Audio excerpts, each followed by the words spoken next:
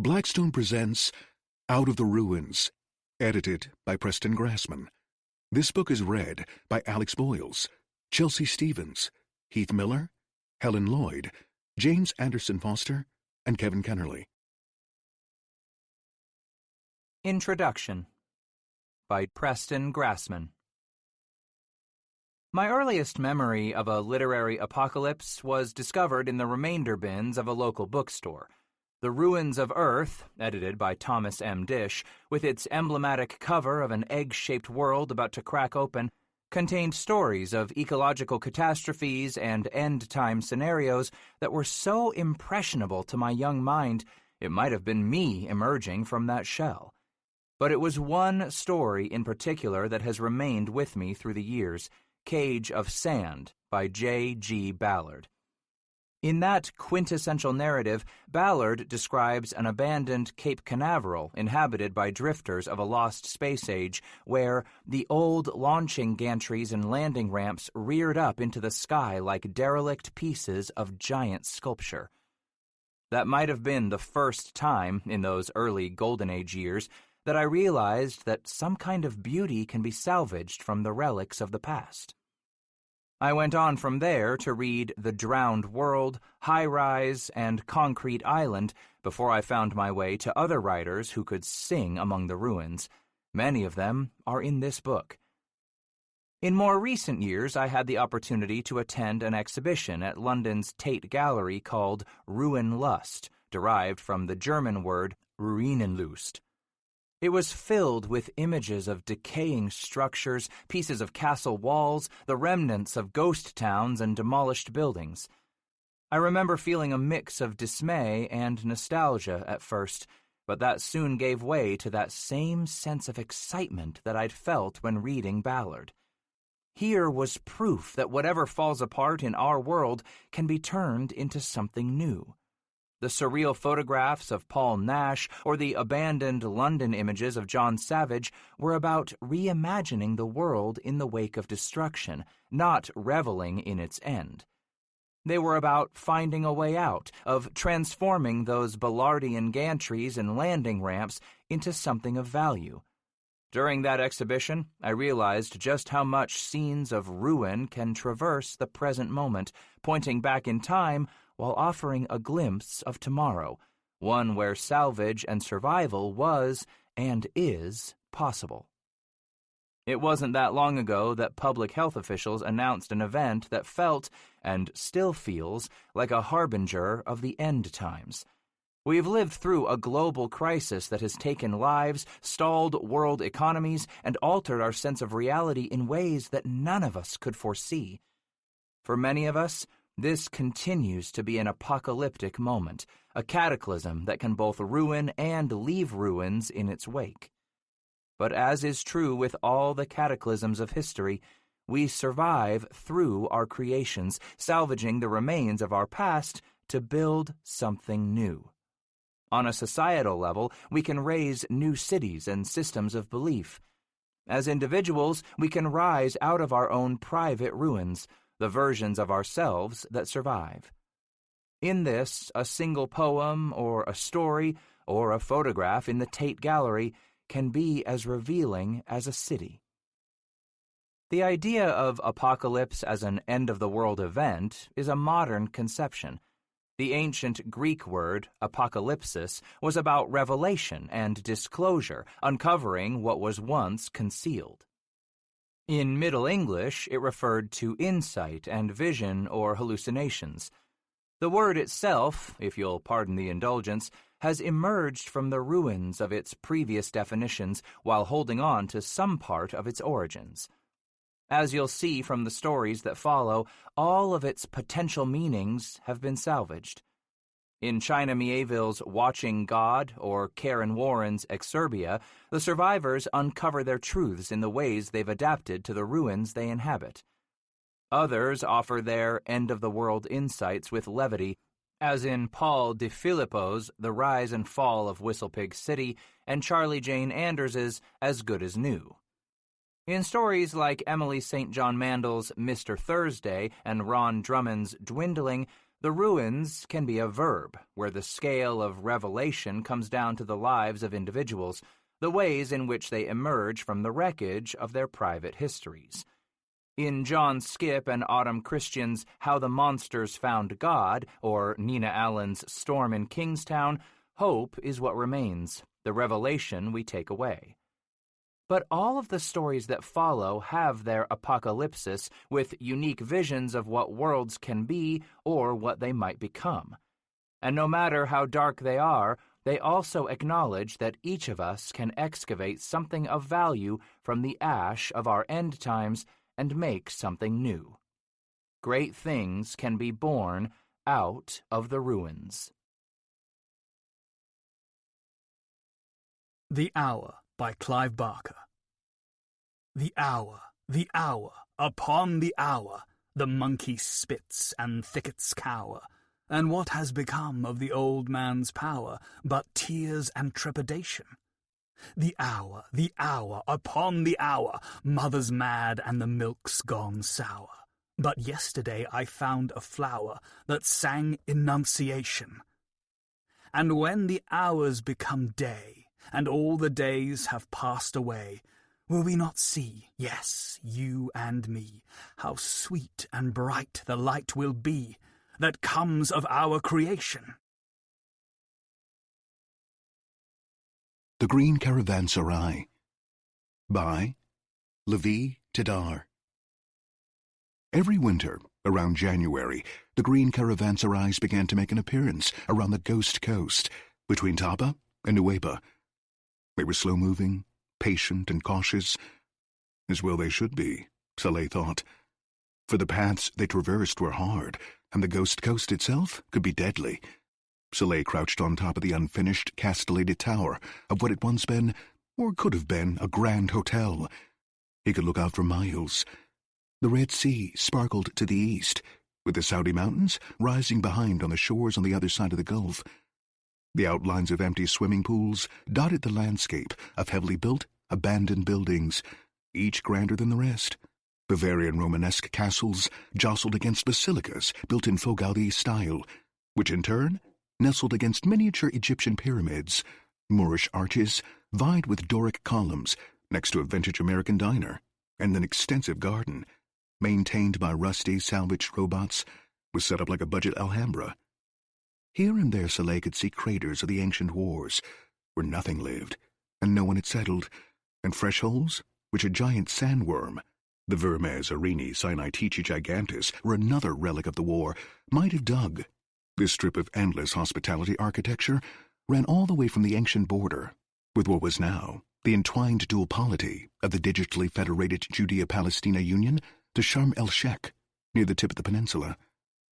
Beyond it lay the desert, eternal and hostile to humans as it always was. It was from the desert that the Green Caravanserai came. Soleil, eyes bright, watched the distant, slow procession. The goats came first, a brown and white herd treading with an easy gait. Robed figures moved between them. Then, behind them, came the elephants. There were several elephant families in the herd. Soleil watched enraptured, for he had always loved elephants. These were sand-colored from the long march, and they moved with a kind of majestic unhurriedness, unencumbered by humans, seemingly indifferent to the elements. They were desert elephants, and in a lifetime could make the slow back-and-forth crossing many times. Moving between them were more humans, robed and with traditional keffiyehs covering their heads. Small robots and drones crawled and hovered and slithered in between, and now Soleil could see solar gliders rising overhead on the hot winds. Behind the elephants came the first the caravanserai proper, though in the idiom of the travelers it was still called by its old name of a khan. Soleil watched as the building slinkied itself across the sands. The old caravanserais, or khans, were rest stops for the merchant trains along the silk and perfume roads. Now the Green Caravanserai brought their own buildings with them, semi-sentient machines that could build and rebuild themselves with ease and adapt to their surroundings, drawing energy from wind and sun. Camels came behind the khan, and hordes of children, horses, wagons pulled by snail-like robots, until the whole thing resembled less a caravan than a carnival. Saleh always looked forward to the caravanserai's arrival each year, though until now, he had never gone near one, for his father was always the one to represent the tribe at the trade meeting, and Saleh was not allowed to come. But not this time, he thought. This time, he had his own thing to trade, paid for in blood and despair. His father was gone. No, this time, he, Saleh, would go. This time, he would meet the elephants. He watched as the green caravanserai reached just beyond the old coastal road that bisected the Ghost Coast from the desert. There they stopped, in successive waves. The cons reassembled and formed into simple, solid shapes that looked a little like round beehives. The small robots formed a fence, and the people of the caravanserai laid down solar sheeting and set up atmospheric water generators. The kids played with the elephants. The goats chewed on the bark of trees. Saleh abandoned the castellated tower of the old hotel. He slid down stairwells and in and out of windows. It was not protocol to go alone. The Abu Allah foraged the Ghost Coast for old machines, and they had long ago made arrangements with the caravanners, so Saleh would be going against both tribe wishes and simple decorum. He paused in the entrance of the old hotel. The sun beat down. The Ghost Coast, this endless strip of vintage neo-kitsch architecture suspended in time and gently falling apart, spread away from him. He stared at the road. Then, almost unwillingly it felt to him, he began to march towards the green caravanserai. Elias scratched hair out of his eyes and looked with curiosity at the boy striding nervously across the road. The boy had no way of knowing this, but right then, he had the attention of several heavily armed drones, a detachment of caravanner rangers, and of old Kulthum, the matriarch of the elephant herd herself, and if he set 1 foot wrong, or drew any kind of weapon, or if he just sneezed, really, he'd turn into hot desert dust long before his brain could even process the idea. Which would be a shame, really, Elias thought, because the boy seemed nice, if rather nervous. This really wasn't protocol. The thing about the Sinai was that, beyond the stretch of the Ghost Coast, and after centuries of sporadic warfare, nothing in the desert was particularly safe. It was littered with old mines, traps, unexploded ordnances, mutated bioweapons, and sentient machines that no one even remembered designing in the first place. The only people to cross it were the caravanners, who went in search of old military tech that had resale value, and to get through it, time and time again, they had become proficient in the art of not dying. They were not specialists in the tech. It was people like the Abu Allah tribe of the Al-Tirabin, for example, who forged the Ghost Coast, that collected the stuff. The caravanners just haggled for it, then carried it back across the mountains and wadis and the desert, ranging from Cairo in the west to the glittering sprawl, Al-Imtidad of Neom in the east, and sometimes even to Djibouti in the south. Elias watched as the boy crossed the road. Elias was mounted on top of the now stationary Khan, and he'd been observing the boy for quite a while now, ever since his heat signature was detected on top of a tower in the dense network of abandoned buildings that made up the coast. Long ago, the coast was a busy hive of activity, as tourists came from all over the world, from Israel and Russia and the European mass, and that big island just off Europe, the name of which Elias could never remember, but was an important polity for a short time back in the sometime or other. But then the tourists stopped coming. The ever more lavish hotel and resort buildings were never completed, and then the wars came, and with them, the leviathans that still haunted the depths of the Red Sea, and the rocks that snatched the unwary and carried them to nests high up in the mountains and laid their larval eggs in them, and the sandworms, and whose stupid idea was that one, that still bred and grew enormous in the sands. There was other movement in the area. One sandworm lay dormant 2 clicks away and deep underground, and a group of non-sentient but mobile unexploded ordnances was gathered in what looked like a Roman villa 4 clicks back towards Taba. But surprisingly, there were no humans, and no Abu Allah, as one would usually expect to find. None, that is, but for the boy. Elias shrugged, put the goggles back on so he could continue monitoring the immediate area, jumped out of the Khan's top deck, and slid smoothly down one of the now tentacular bases. The boy crossed the road and came to the perimeter of the caravanserai and stopped. Elias came and met him. They looked at each other curiously. "Hello?" the boy said, uncertainly. "Yes," Elias said. He knew it was unhelpful, but there were protocols in place, and this wasn't it. "I'm Saleh," the boy said. "Yes," Elias said dubiously. They stared at each other. Saleh wasn't going to let them intimidate him, even though he was intimidated. Badly. 2 tiny crawling robots came over the line and examined him with extended feelers.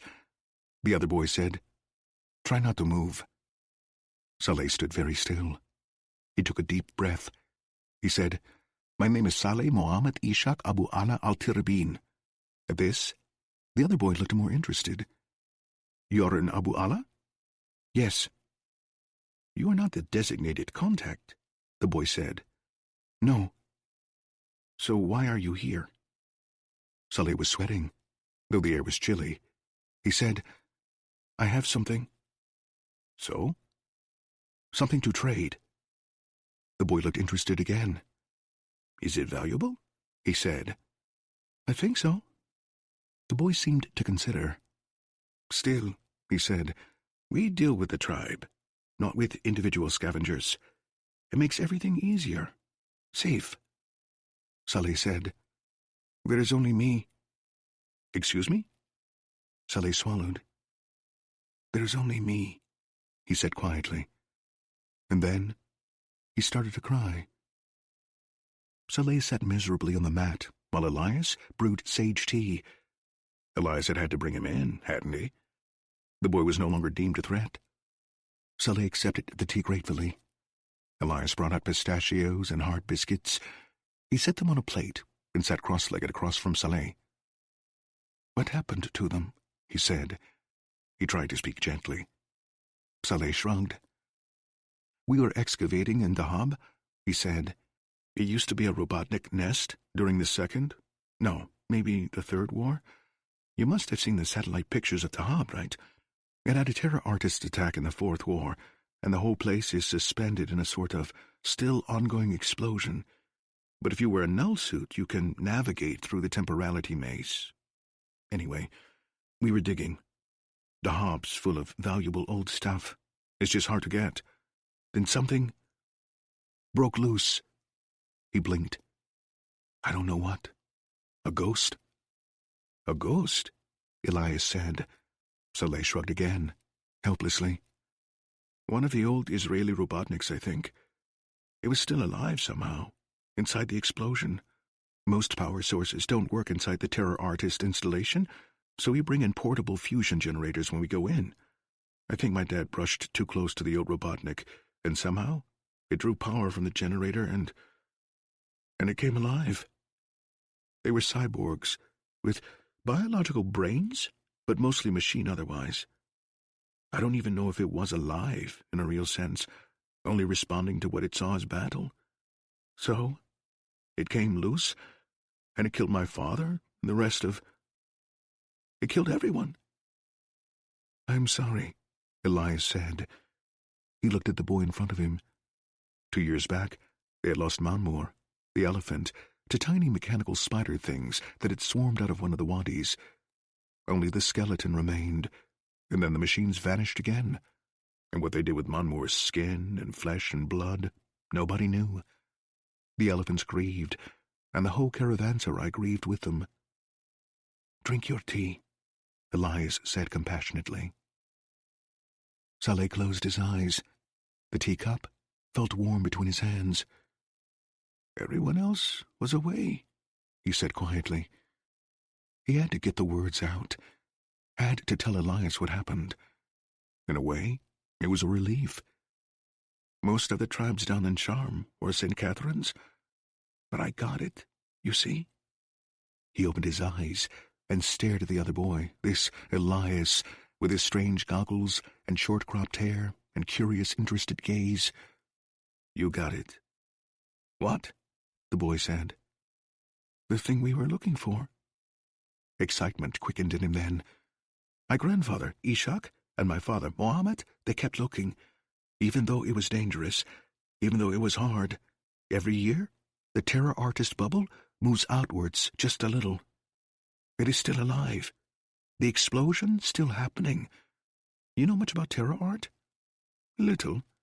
Rohini started it, didn't they? The Jakarta event. Time dilation bombs, Saleh said. Yes, Rohini. There were others. Mad Rucker, who seeded the boppers on Titan. Sandoval, who made the installation called Earthrise out of stolen mines on the moon. There were never many, thankfully. And they were mass murderers, every one. But the art, I know people are interested in it. There are collectors, Elias said. Museums, too. What did you find? This, Saleh said simply. He opened his bag and took out a small metal ball. It felt so light. It's the time dilation bomb. Silent alarms must have gone off somewhere, because a moment later, he had caravanners and drones both surround him. He'd never even heard them coming. Elias let out a slow exhalation of breath. And how did we miss that? He said. It's empty, Saleh said. The explosion? The hub? Everything? It's still going on.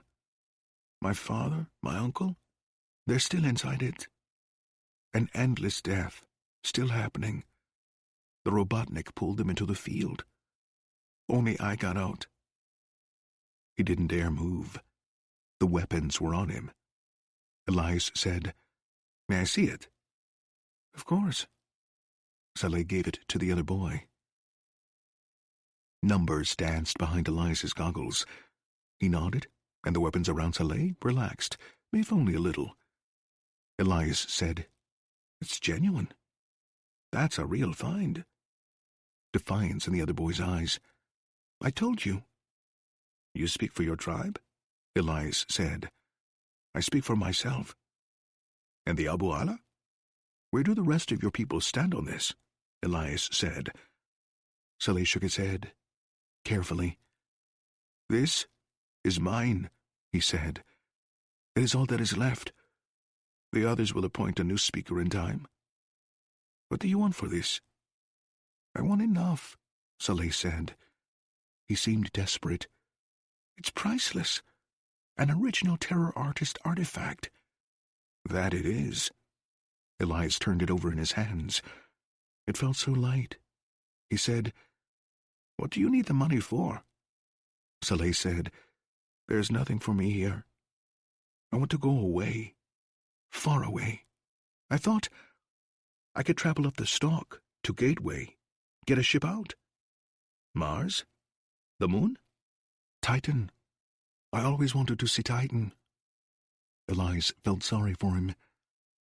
You can't run away, he said, as gently as he could. Even in space, you still just be yourself, and lonelier than you could ever imagine. Maybe, but I have to get out. I'm sorry, Elias said, and he really was. But this was business. He said, It's rare. It's valuable. There's no question about it. But it's just an empty bomb husk. Even with provenance. You'd have to find the right collector, and even then, it won't get you to Mars. It would barely get you a one-way ticket on the stock. We would buy it off you, of course. But we are wholesalers, not collectors. I can't offer you what you want. And even if you could somehow sell it at full price somewhere else, it won't be as much as you'd hope. He saw the light die in Saleh's eyes, saw it, and felt terrible. My father, my uncle, my cousins, everyone. Yes, Elias said. All for nothing, Saleh said. Not nothing, Elias said. Saleh barely heard him. He stared at that awful, empty husk. So many lives, and so many still caught in that outwardly expanding explosion.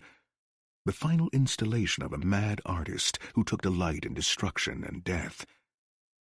He could go back, he thought. Go find the rest of the Abu Allah, follow the coast to Sharm. He didn't want to, he realized. Even before it all happened, he did not want to live his life this way, scavenging old tech in the crumbling, rotting, endless maze of architecture on the Ghost Coast, marrying and having a family, so one day he'd have a son, so one day his name would pass on along with the tribes. He wanted to see Al-Imtidad, he realized.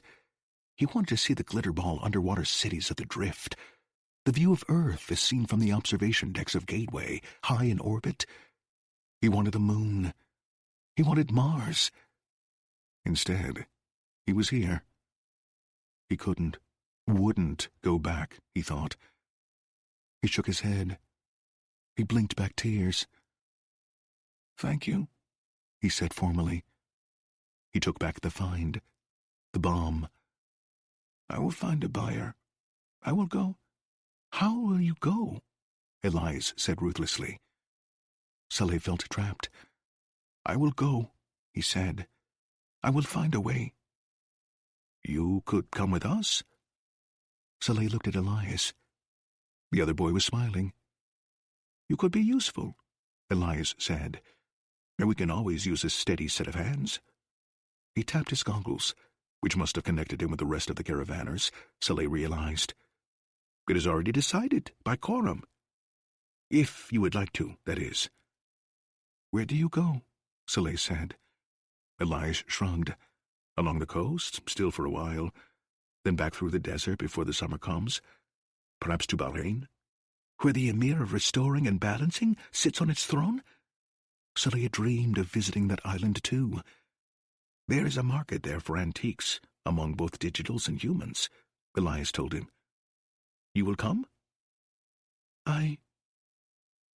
Elias removed his goggles. For a moment, the world seemed lesser, disconnected. Then it resolved into its true shape, and he saw Saleh as he really was. Small, human, afraid. He extended his hand to the other boy. "Yes," Saleh said. His hand was warm in Elias's grip. "Good," Elias said simply. They rose together from the woven mat. "Tell me," Elias said, smiling, "have you ever met an elephant?" Saleh shook his head. He was smiling too. "Then let me take you," Elias said. "They'd love to meet you, you know." And together, the two boys left the Khan, hand in hand, and wandered off into the enclave of the green caravanserai, where a herd of elephant were playing in the mud. The Age of Fish, Post-Flowers, by Anna Tambor. 1. Just when you think you've killed them all, others impossibly wriggle over the wall. Or bore through it, some say, or worse, though this might be another rumor, breed within. As for the sounds, there's lots of speculation, some of it pretty noisy itself. Are the sounds some new tactic to get rid of the Orms? We in the Corps have argued about that, most of us too scared to want to talk about it or to want to hear it discussed, and it could be a pose. A few loudmouths insist on spouting daily assurances that the sound, as they say it capitalizedly, is the newest advance in our age. This might be convincing if they, the optimists, weren't doing the mole act along with the rest of us and running downstairs as fast as they can when the first sounds rumble in the distance every forsaken morning. They answer collateral damage, possible risks, someone will tell us never you mind, and the sun will come up sunny one day. Today we got another report closer to home. An Orm, a relative baby though thick as a man's thigh, its dorsal fin tall as his waist, and its mane thick and coarse as cables. Just a block away, it was caught in the act of engorgement, two legs waving from its maw. The story goes that a man in blue shot it with his harp net. The Orm's tail wasn't properly caught and smashed the guy's stomach to pulp, but the MIB had already called the Orm squad. The person in the Orm, unknown sex, was already a lost cause. That Orm would feed 100 New Yorkers, maybe plenty more from outside. That's what Julio says, because he saw someone who saw the squad loaded into their Omni.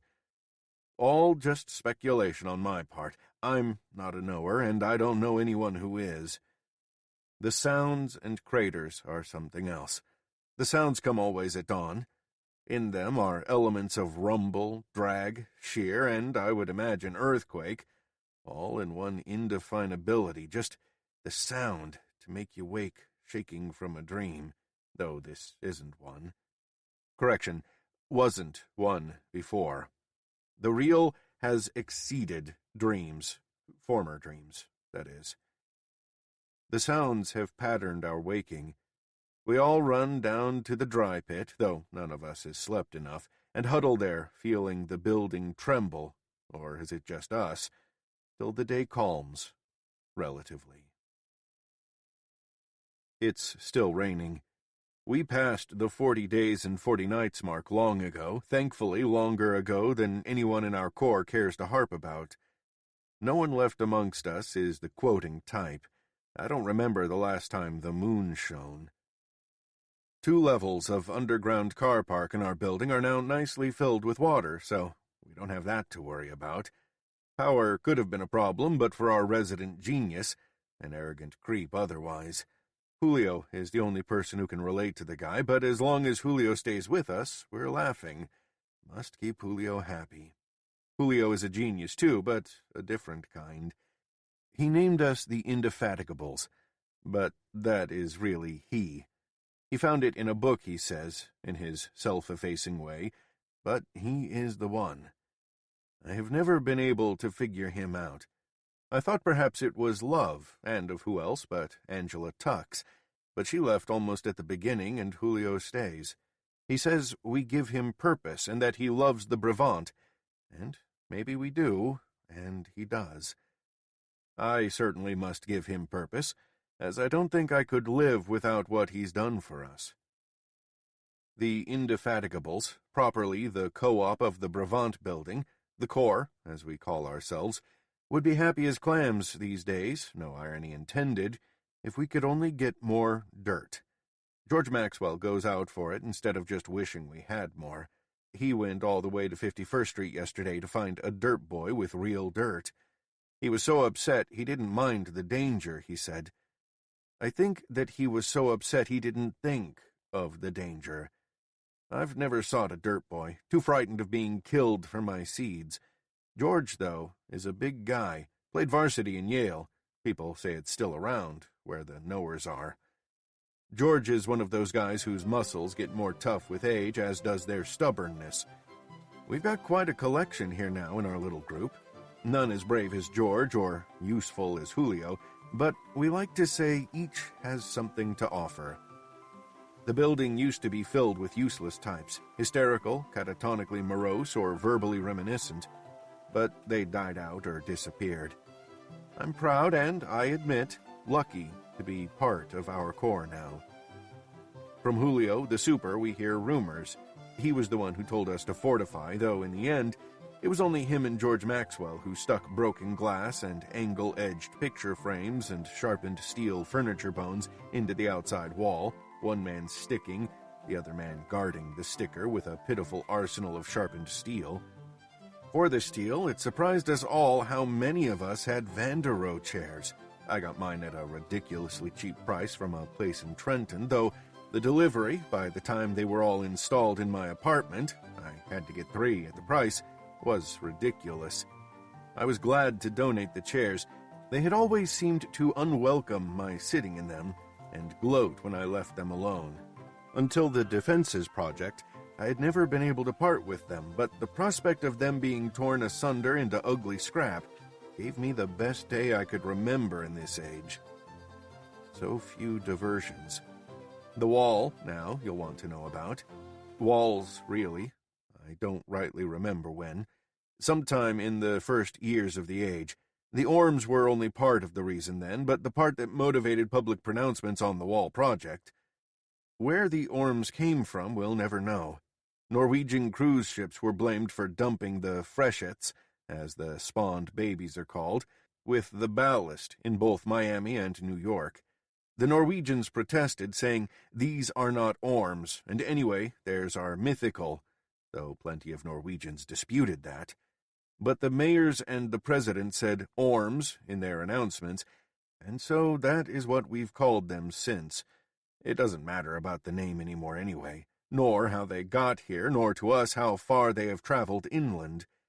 There are rumors that they reached the Great Lakes long ago, and the Mississippi, and that they can travel overland for many miles before they need water. We used to speculate, but as George pointed out, why? We're probably the safest in the country because we protected first, and we have the most organized, not to mention mechanized, protection force in the country, as far as we know. And also, we still have both wall workers, we hear, and men in blue. The wall. The first place of building was the hardest, New York Harbor. Then the wall encompassed more and more of the boroughs, then out to formerly exclusive burbs. The greatest achievement of mankind. It can be seen from outer space. It had massive public support and became a focus of both civic pride and hope. I remember the feeling. The Navy sonared the sea to bejesus, both the harbor enclosed by the wall and out to 3 miles. Then the Army electrified the wall wherever it was land-based. We slept easy, for it must have been close to a year. Then the first orm was found inside. I remember the headlines in the old New York Times. Mib loses fight to orm. Mayor vows to beef force. 11 feet long, it came up through a toilet in Flushing. Yes, Flushing got in, though I don't know why, but maybe it wasn't Flushing, but they said so because it is funny, and let's face it, anything funny runs like a nose in November. By the time the orm was hacked to death with a broken plate glass window stuck to a love seat, by the wife, a weightlifter I remember, but again, I don't know if this wasn't any more true than Flushing, the orm had, supposedly, bitten through the middle of a tall and muscular drywaller, but again, he could have been a flabby accountant. Whoever it was his middle was found in the orm on occasion of the orm's post-mortem. Orms were not then eaten by anyone. The fact is, an orm killed in a safety zone. A massive eradication campaign was launched to kill freshets within the wall and anything that had gotten into the sewer system. The subway was sealed, the vent covers replaced by cement plugs. There was maximum publicity for effort and minimum information of results. Then media stopped, as there was thought to be no further public benefit to be gained from it. The orms kept coming for a while, and then, as far as we heard, died off. Julio says they never died off, which is why we and anyone else of wealth isn't connected anymore to the sewer or to any other municipal system, if, indeed, there's anything left. In one respect, we feel secure. Now, neither people nor orms can climb our walls, nor gain entry through our 2 doors. Our genius designed that protection. Be prepared. Our motto for when we do have to leave the Brabant. Each of us has to, on a rostered basis, for at least a little time. George, the health nut, makes us. You need the air, he says. He doesn't add, you need gut building, but he could. Both muscles in the gut, like George, and some of the guts that gave him the courage to fortify our building. Each of us has to deal with the dealers. That spreads the load. And sometimes one of us doesn't return. We all mourn the loss of the core member and whatever it was that was lost as pay to the dealer. The most valuable pay is, of course, seeds. Dealers being who they are, there are those who think only of a shot of energy, and they want meat. Next to seeds, the next most valuable commodity for forward thinkers is dirt. The dirt boys are just that, boys and dirty. They are the second fastest natural things in the city. They are the only ones who know where dirt is. Mibs kill them if they can corner them because dirt boys dig holes in the wall to go outside to get dirt. That's what's said. I don't know, but they carry the dirt in their clothes. They strip, and you've got to put the dirt into your clothes. Tied-off pants and shirt arms are a giveaway, so there's many ingenious ways that dirt boys hide their load. If we're caught with dirt, we don't get killed, but we do get drafted to volunteer. I've never known a volunteer. Part of Julio's job is to keep us from being volunteers, and so far, The Brevant has been left alone. What we have that is valuable to the MIB besides our seeds, I never know, but Julio does. He usually asks us for old electricals, a shaver, some extension cords, a bread-making machine, and we always give him the stuff. Someday, maybe, we won't have the means to pay, but so far we do. Why the MIB don't just take what they want, I don't know. Maybe they are designed to serve. Lately, I've been thinking of other things, like these craters Julio told us about. Every crater open to the sky is a breeding ground, he says, and he also says it is a matter of time. Since the Orms adapted to the electrification of the wall, the electricity had to be disconnected, and sharp spikes mounted porcupine-style all over the wall. And this means that with rain, danger is increased, as the streets are slick and every pothole is a pool. An Orm and you and water. And as soon as the Orm feels your presence, your body will spit like a frozen freedom fry dropped into boiling oil. The craters are the most recent crisis in our age. I've never seen a crater, but Julio has. Blocks of them on the Grand Concourse in a stripe that is so fat it took away the Jerome Avenue L. Poe Park, he said, is now a much bigger park, and he laughed in a spine-crawling way. And that little house is gone, he said, which is too bad, but the L being gone makes a much nicer vista, he said. How a whole elevated subway could disappear along with all the buildings, we were trying to comprehend, when he said it all made the neighborhood look much better, and he laughed again, even with the craters where all those stubby brick apartment houses had been. Alexander's final closing down sale finally finalized, he chuckled, and then he nearly choked himself pointing to us and cracking up, doubled over like some comedy antique. It was rude of him to make a joke that only he understood, but then his happiness is infectious, and we all ended up laughing anyway. Julio has a way that can bring you out of your cares. He always looks on things in his own way. I wish I could, as I had nightmares for a week from that trip of his to the Bronx, especially the where did everything go part.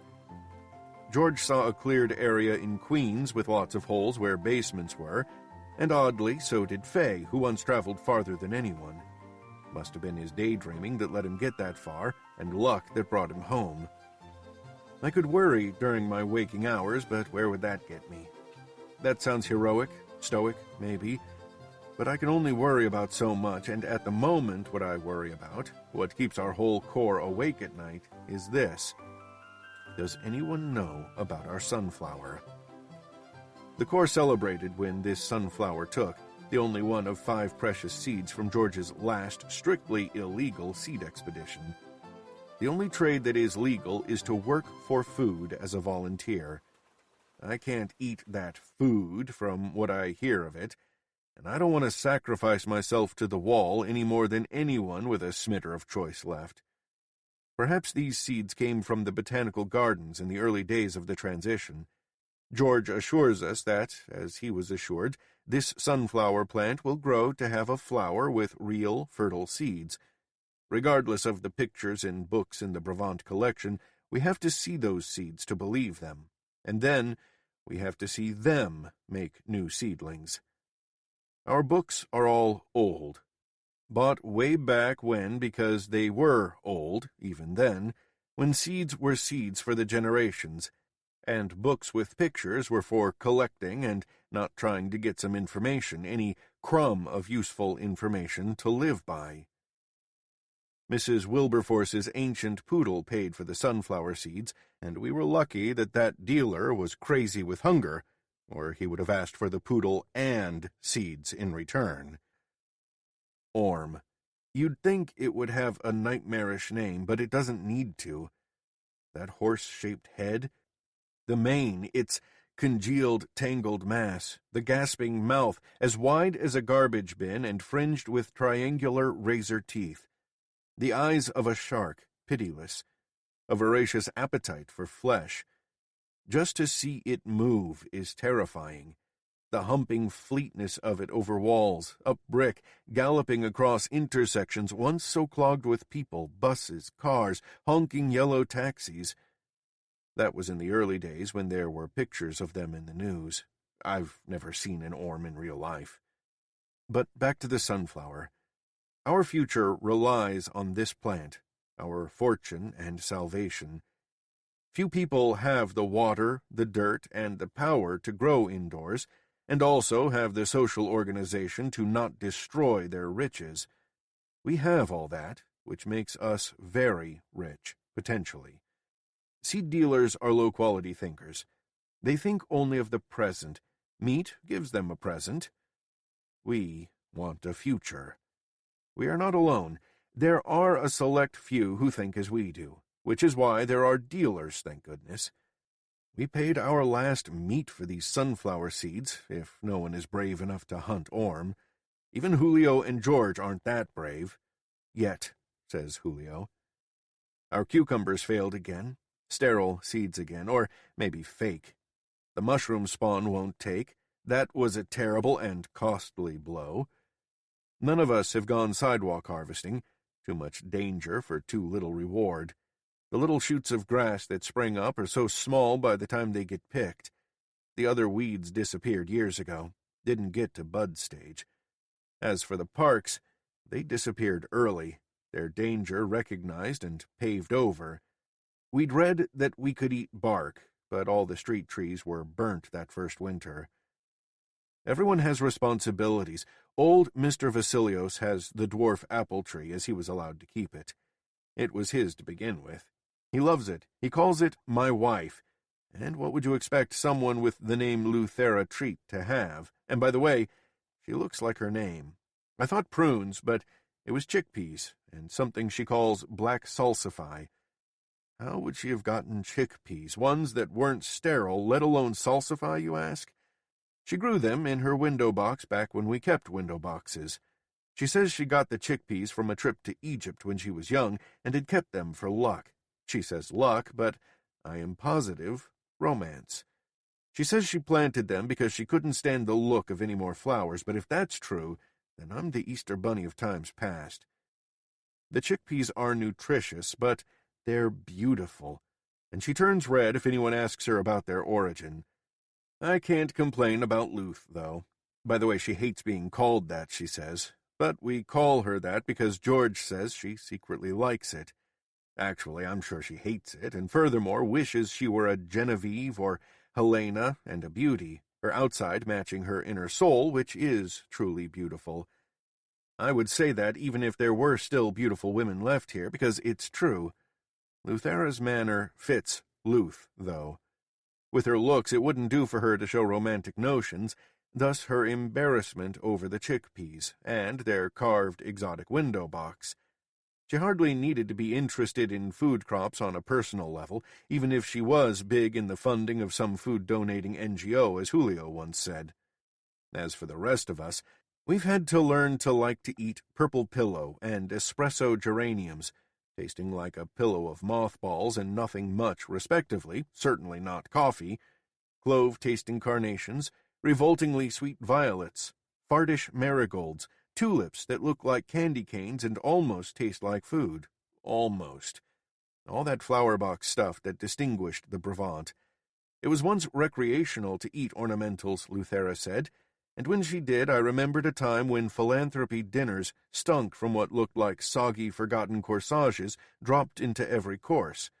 At that time, Luthera, in revolt, threw out her tulips and lobelia, and planted her window box with salsify and those chickpeas. More than any other person's efforts in our corps, her revolution has kept flesh on our bones. The salsify we particularly have grown to enjoy, though the yachties used to complain that it tastes too much like oysters.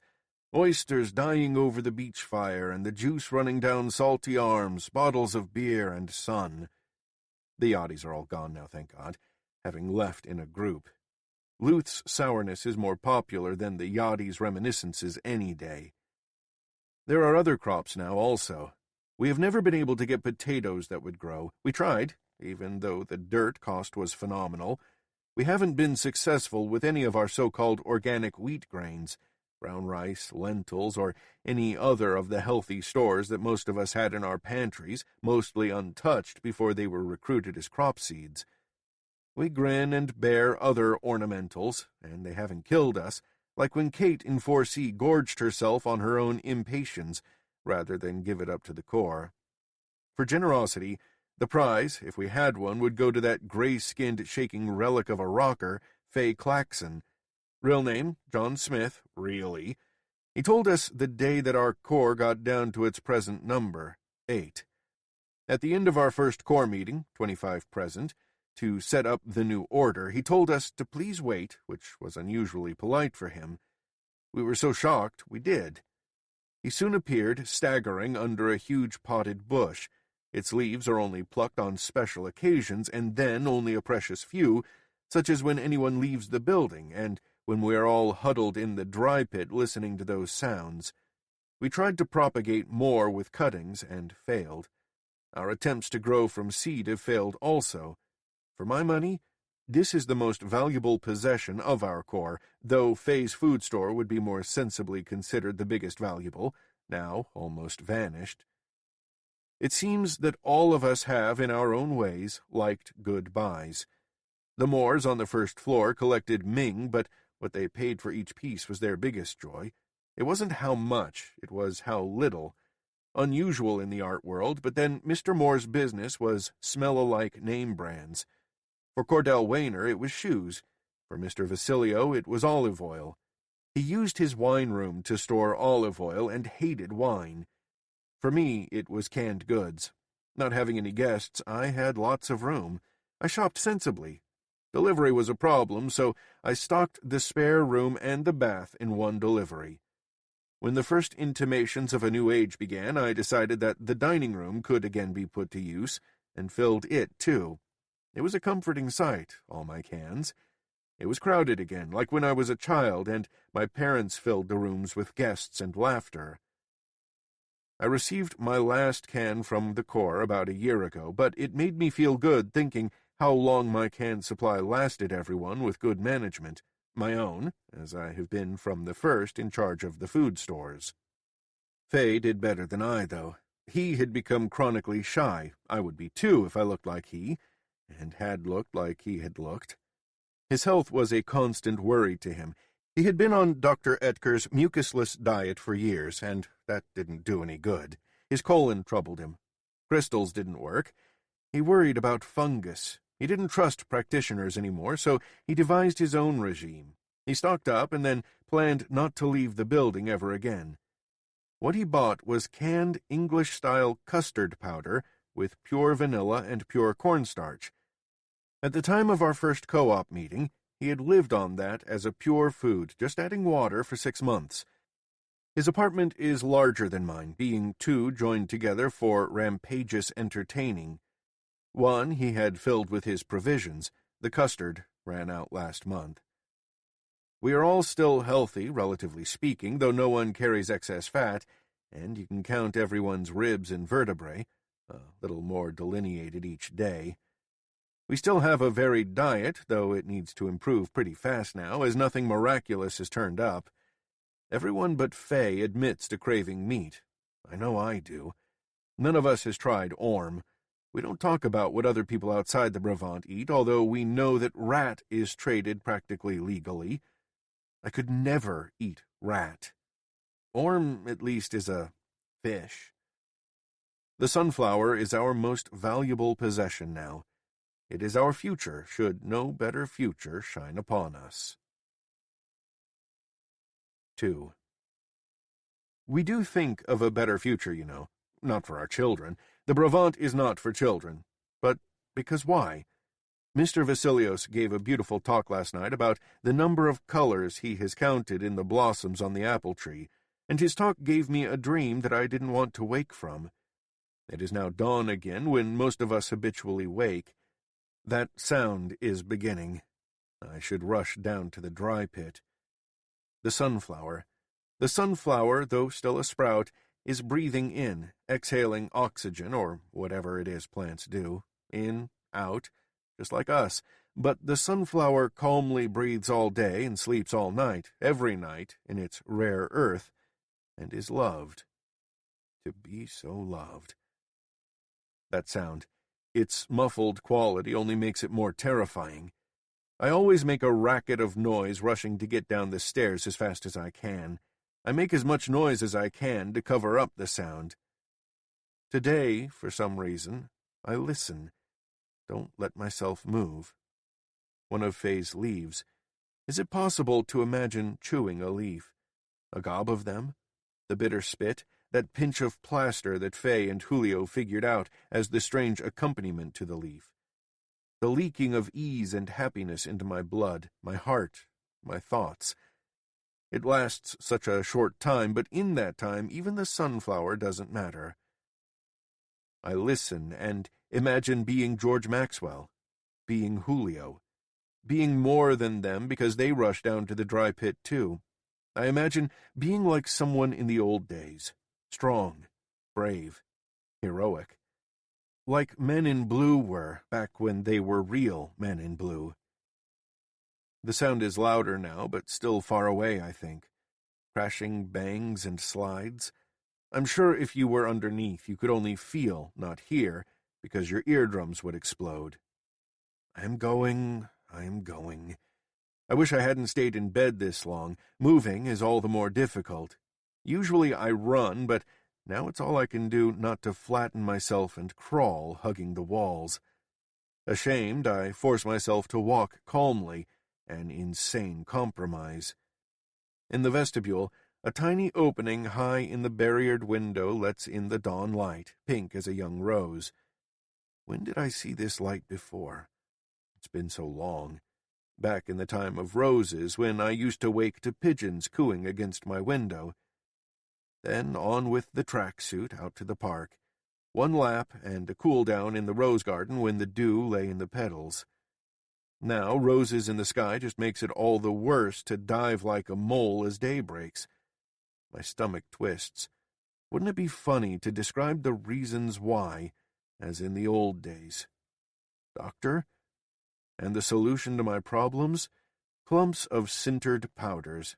That sharp bar of rose-colored light enters my right iris.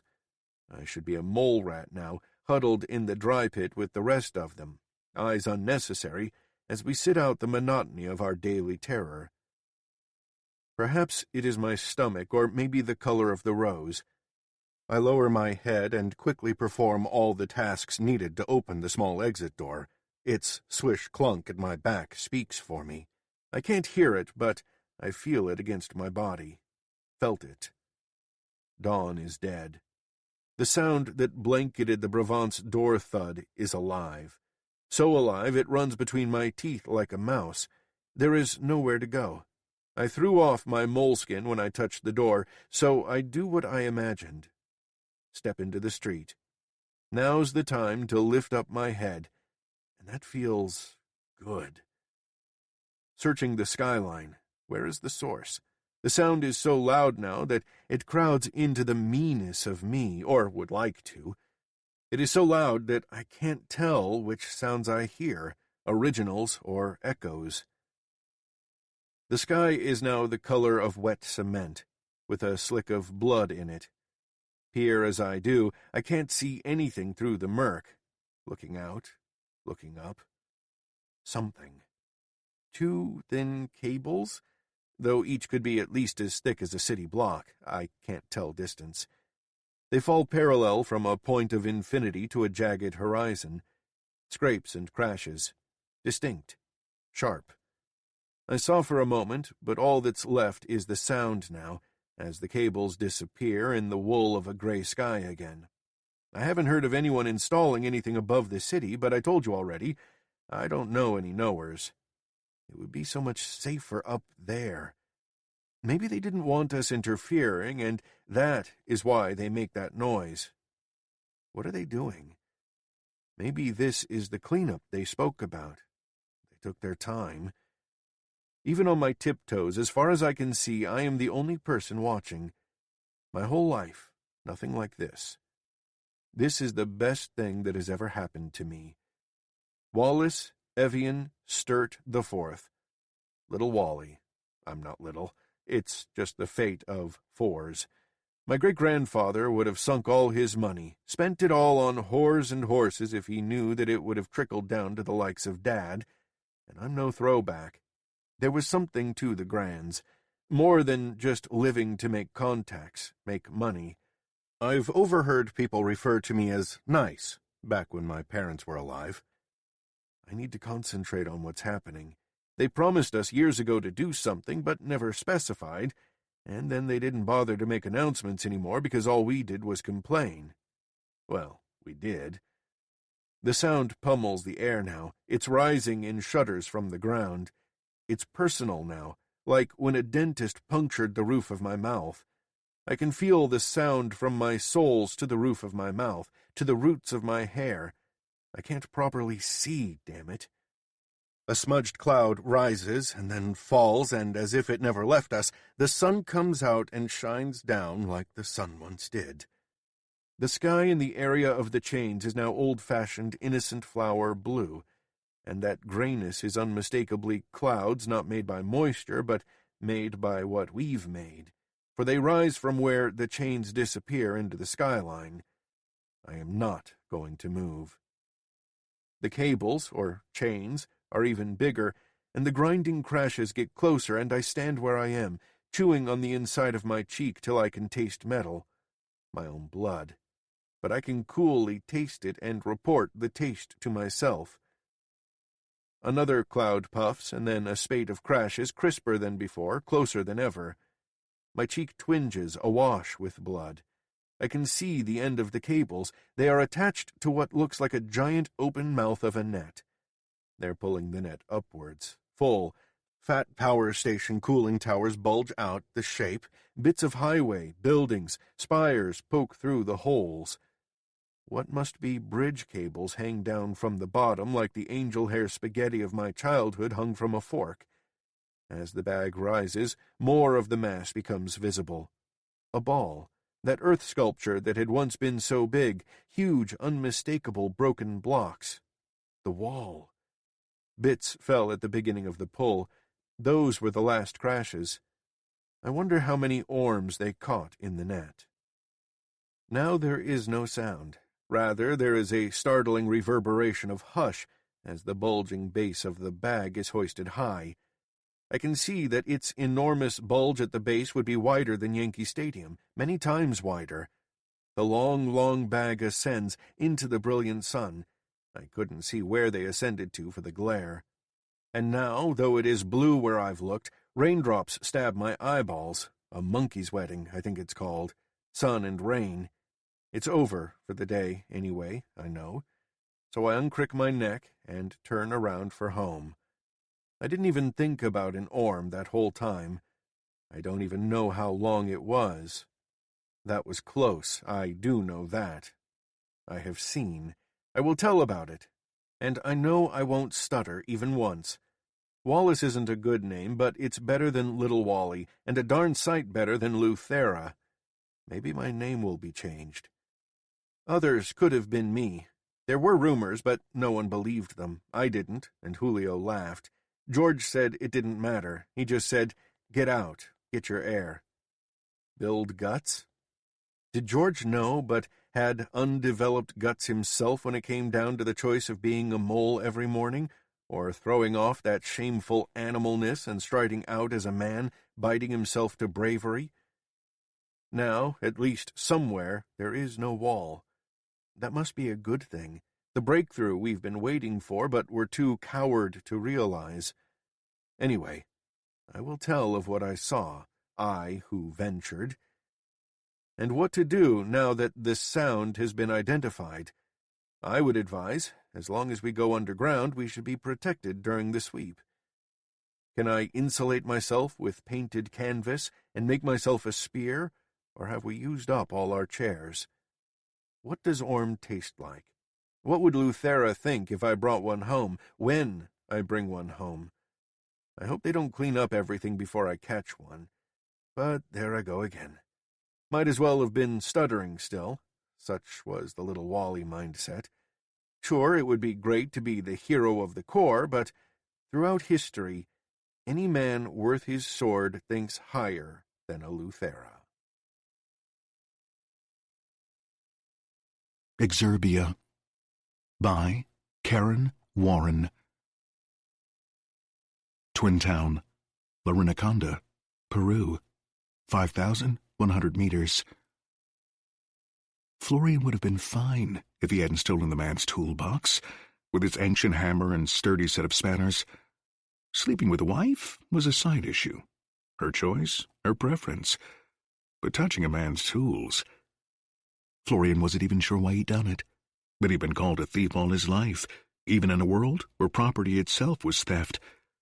They'd spent the day out in the open, in a place Natalie liked to call their patch, but that Florian could never tell apart from the other green spaces in that part of the city. She liked it because it was central, far from the edges that made her nervous.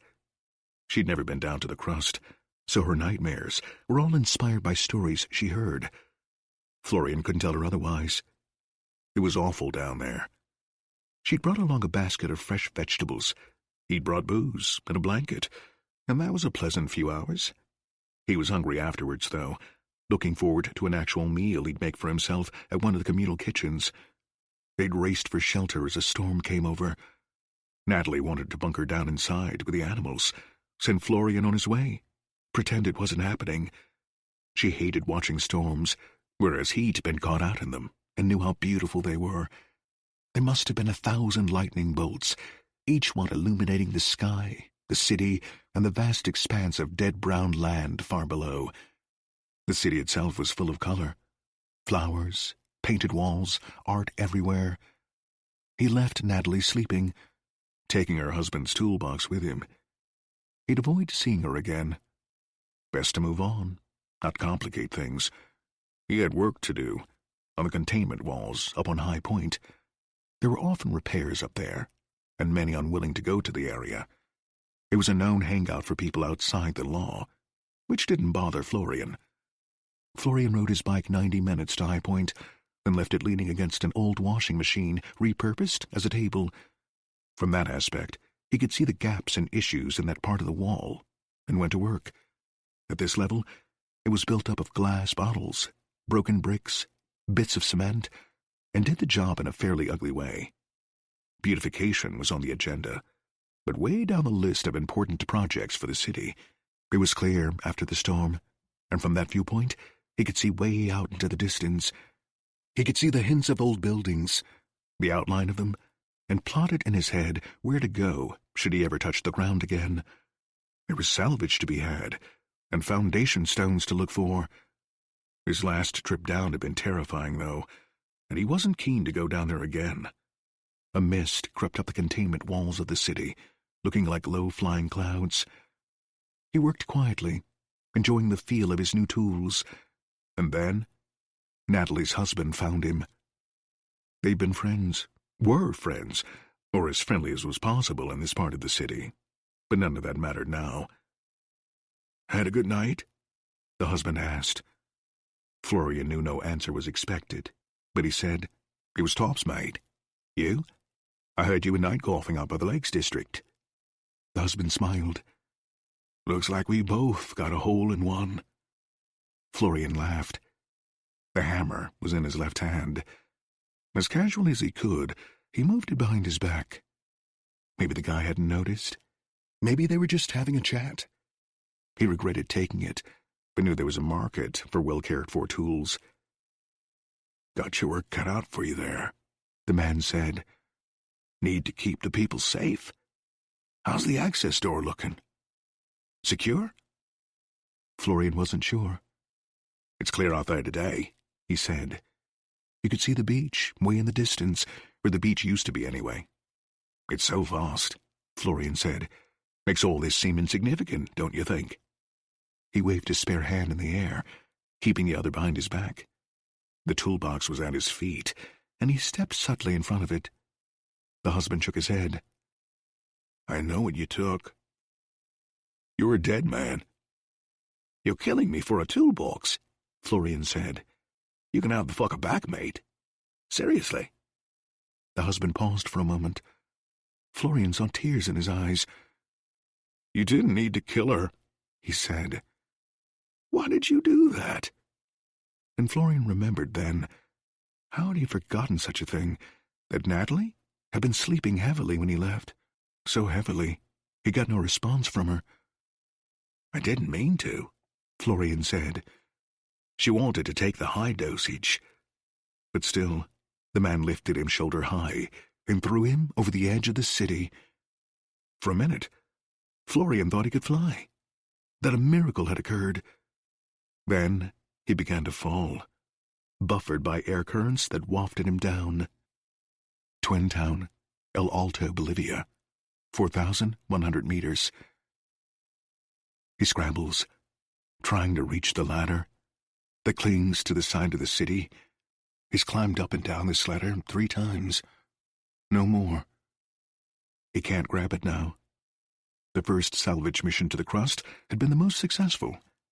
The climb down had killed him, just about, but there was so much embedded in the walls of the city, so many tiny treasures. He took mental notes to collect them on the way up, and he did, making a good week's wages from the sale of them. Along the way, he peered into the rare empty spaces in the wall. In some places, old cars had been salvaged and stacked, even an RV, which, when he looked inside, appeared to be furnished. He wanted to poke his head in, call out, but the others moved on, calling on him to hurry. It'd take 8 hours to climb down, and they didn't want to dawdle along the way.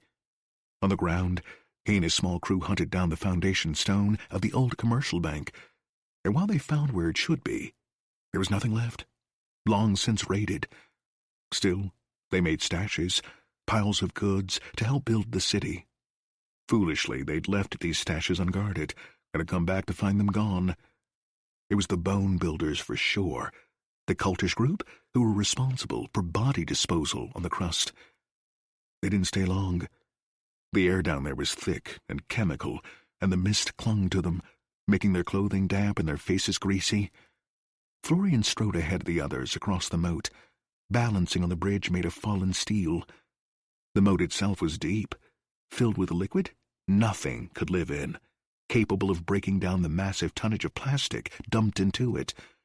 The moat was filmed with a shiny, at times colorful sheen. Twin Town, Lhasa, China, 3,410 meters.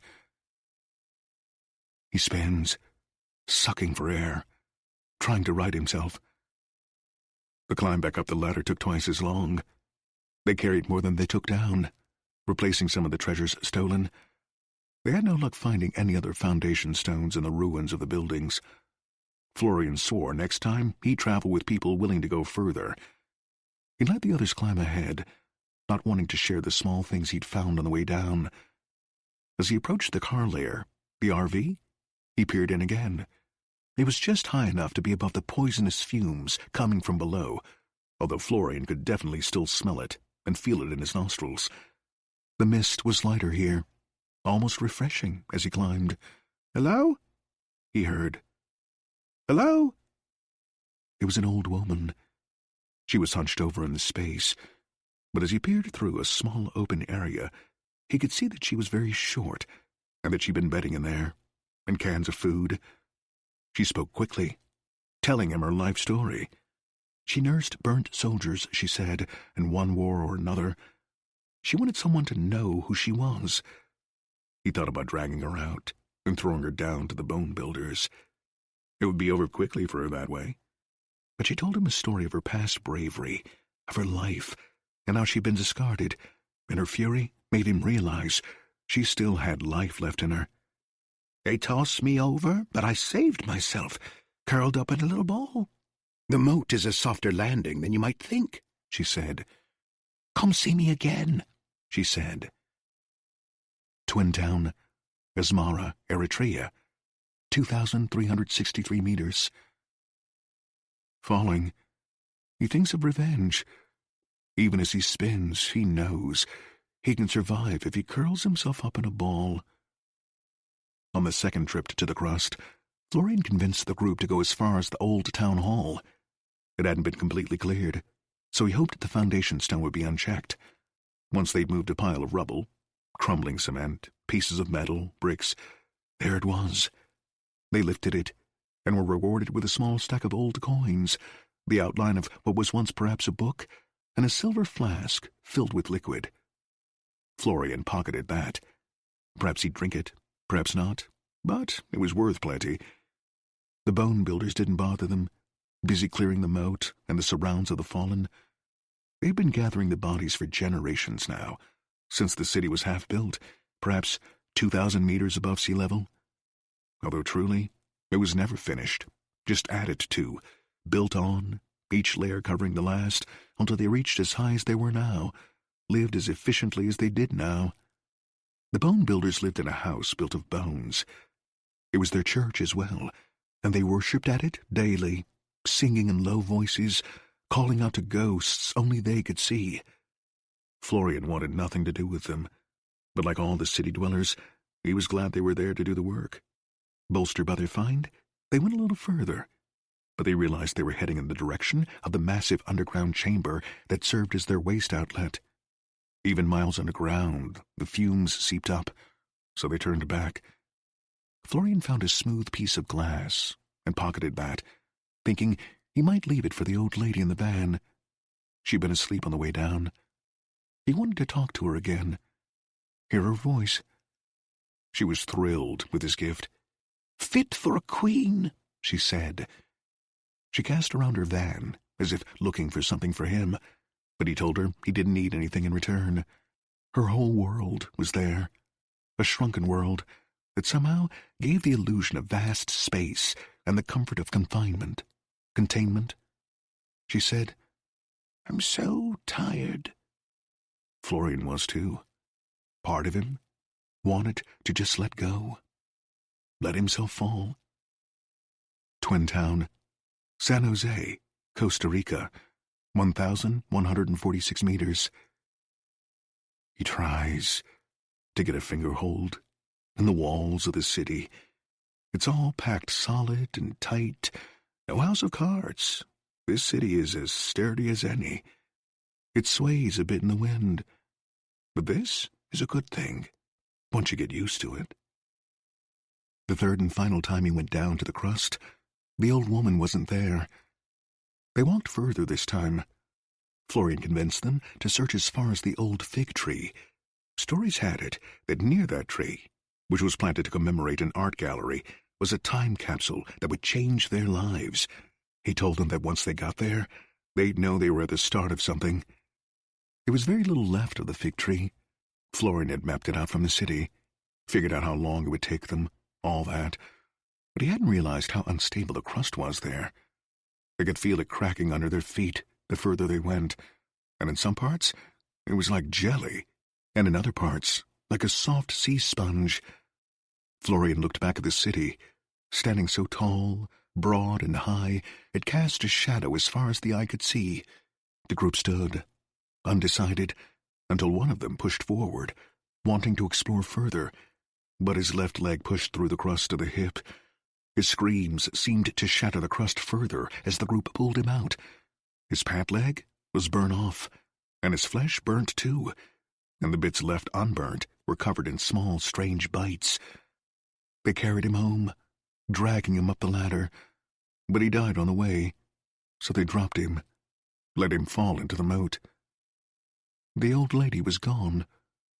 Florian saw books open to where she left off, and he took one or two on his way back up, putting in bookmarks so he knew where she was up to. It was sad she'd never finish the story, but Florian knew he'd be popular back in the city with these old books. Twin Town, Bangalore, India, 920 meters. There is no sign of the old lady as he falls. No sign she ever existed. He took the books to the library. This was one of the reasons he'd slept with Natalie. She was the librarian, and he felt as if the old lady was sending him a message. He'd met her before, knew her as the wife of a mate, but it was different seeing her there amongst the books, without the husband. Just beautiful. He told her about the layers under the city, because she'd never seen them. She was too terrified of heights to look out, let alone climb up and down the ladder. He told her about how shaky some of the layers seemed, crumbling mortar, old wood, and how you could see how the city had grown, like something organic, Twin Town, Abuja, Nigeria, 777 meters. As he falls, steam rises off the moat. It's very warm. Twin Town, Canberra, Australia, 605 meters. He wants support, comfort. He wants someone to say there, and somehow catch him.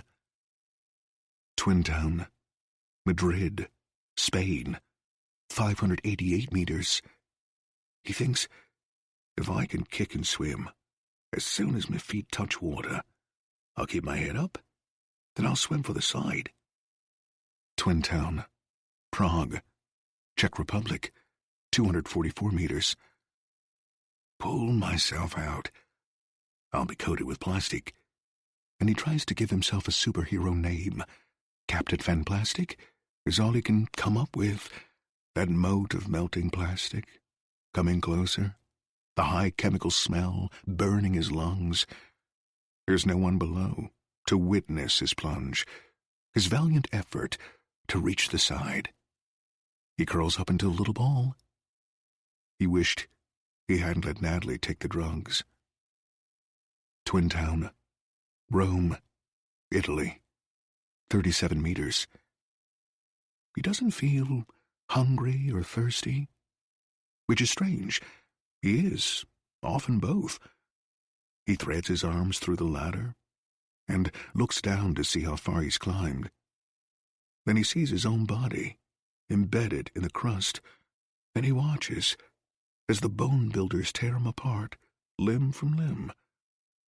And he does float then, becoming a part of the mist that circles his beautiful, imperfect, impossibly high city. Watching God by China Miéville. Nailed to the top of the tower over our town hall entrance is an iron sign that reads, "Every man's wish." Below it, the high stone step looks down a long cut of rock, over the edge of the cliff into the bay and the sea beyond it, and consequently at the ships, when they come. Our town hall has 2 floors, and the tower extends to the height of a 3rd. It is by some way our biggest and tallest building. Every 3 days in the main hall we hold the market where we exchange clothes we have made or into which we no longer fit, vegetables we have grown, and animals we have caught, any small fish we might have netted, and the shellfish we have prized off rocks in the rock pools at low tide. In its other rooms the hall is also our hospital and our library. It is our school and our gallery. Though most of the frames on the walls of the gallery room contain images, a few have quotations within them, some attributed, some not. They are handwritten in fading ink or typewritten with a blocky typeface that does not match that of any of the machines on the isthmus, or torn, it looks like, from books, with half-finished phrases at either end where the page continued. Many of the older books in the library room have torn pages within them, of course, no matter how vigilant Howie the librarian is, but these have not been taken from any of them. Like most of us, I had a period in my youth when I became deeply interested in the quotations, you might say obsessed. I read them all many times and considered which were my favourites. I liked, "I must deliver a small car to a rich Baghdadi." I liked, "choosing the fauna of his next life." One day I found, as do we all, a small gilt frame below a window onto the woodpile, in which, in small smudged print, I read, "Ships at a distance have every man's wish on board." And below it, in smaller slanted letters, "Their eyes were watching God." Adults do not mention this artifact to children, but let them find it according to their own investigations. As is presumably intended by that restraint, I recognized within it the words of my town's battered metal flag, with the tremendous excitement of discovery. For a short, breathless time, I believed I was the only person who had made this connection. I came to understand that it is from the assertion in that frame that stems our traditional attitude to the vessels that visit our waters. Certainly it is a metaphor, But we have tended nonetheless to regard the ships as arriving at just the right moment to load up on those hopes and aspirations we have been accreting and nurturing over the days of their absence, with which we have just, we allow ourselves to think, reached a surfeit when the ships reappear, though many of which we'd find it hard to state. When the ships come into sight beyond the bay, we feel our inner loads lighten, and become aware how freighted we had become with jostling thoughts. The vessels usually sit motionless in the waters beyond the edge of the bay for 2 or 3 days, lit up from within, their portholes glowing. When, it has seemed to us, their holds are full, they move again, up anchors, and sail with our wishes out over the horizon. To the disappointment of my mother and my friend Gam, both intellectuals, I am not much of a reader. But though the library room was never one of my secret monarchdoms, what I liked most was to climb the bleached trees at the edge of the forest, and take birds' eggs, and empty them carefully, and paint the shells, or to build hides with fallen branches and old nails. When I found that framed clause, I did spend hours over many days hunting the spines in the library room. In vain. There is nothing by anyone called "Their Eyes Were Watching God," not among the text in their hard covers, nor in the books of new literature written by townspeople in living memory, and bound in thin wood and rabbit or rat skin. The ships that visit us are of many designs. Some are powered by sails. The wind on the sea-wall and the cliffs has been known to pick people up, and throw them all the way down into the water or onto the rocks. You must be careful. Most move by engines, venting exhaust as they approach the unfinished sentence. There are trunked, single-piped, raked, complex-stacked, split-trunked, and combined outlines and vents. A few of these have chimneys higher than the masts of the tall ships, so they look like they will topple. Some are small and squat, with flared smokestacks like those that front steam trains, of which we know from books. Some of my friends like to watch the ships when they first appear, the only presences in otherwise empty water. I like to watch them as they get closer to the sentence. Most of the oil paintings in the gallery room are of flowers and hills, but there are some of ships, very bright things, with skirts of foam, yawing jauntily. Those, it is easy to see, carry wishes. We have no cameras. Gam tried to make one from a diagram in a book, but only made a box. But we do have some photographs also on display, most black and white and a few in a speckled and unsaturated colour. There are pictures of animals that we don't have on the spit, but that we know from books, of huge cities taken from up high that look like ink-smeared blocks put together badly, and of ships. You have to look closely at those photographed ships to make much of their shapes. Some are just dashes at the edge of water, only a bit less grey than they are. Some are black tangles. Some look almost like cracks or mistakes on the lens. Some are like shadows come up out of the water. The greater the distance at which they sit, the harder it is to imagine them carrying any wishes with them. I think Their Eyes Were Watching God was looking at a painting, not a photograph, to write those words. I don't know why every woman's wish is not listed as on board the ships too. There is sea to the north, the south, and the west. A few miles to the east you get to the forest and the ravine, and no one can get past that. The ships always come into view from the same quadrant, following the coastline a mile or more out. When we were children we would wave at them, but no one ever waved back that we saw. We have no telescopes, though we know what they are. Tyrus and Gam worked for a long time, and made something that looked like a telescope, even with an almost round bit of glass at each end. But when you looked through it, it didn't make things any bigger. Some people like to try to make things from the books. Gam gave the telescope to me. Mostly no one pays much attention to the ships. If you are walking past a neighbour on the cliff walk when a new vessel has just arrived, you might, when you say good morning, that it's a fine day, also mutter that this one has a particularly tall mast, or that it's a long one, or that it's flat in the water, but you would be as likely to say something about a nice tree or a flower bush, or as likely to say nothing. My mother always seemed embarrassed when I talked about the ships. Children do talk about them, and when I got a bit older I asked her why, and asking her made her uncomfortable. No one minds those few adults who do want to discuss them doing so with each other, so long as they don't involve the majority who would rather not. Tromberg used to light big smoking fires on the stones of the beach when the ships appeared, burning bits of plastic and rubbish and wood and inedible fish, trying to make signals and smoke. So you would see horrible big globs of stink going up into the air, and if the wind changed it made the town smell bad. So everyone asked him to stop doing it, and, though with his usual bad grace, he did. There are those who think that there are no people on the ships at all. We know what sailors are, but there may be none on any of these vessels. 2 ships have sunk in my lifetime. The first went down when I was with my mother in the woods, picking mushrooms and checking traps for rabbits. I carried the bag while she carried me. I was little, and we came out of the trees and saw pretty much the whole town gathered in front of Misha's workshop, arguing excitedly. People started shouting at my mother as soon as they saw her, telling her what had happened and what they had seen.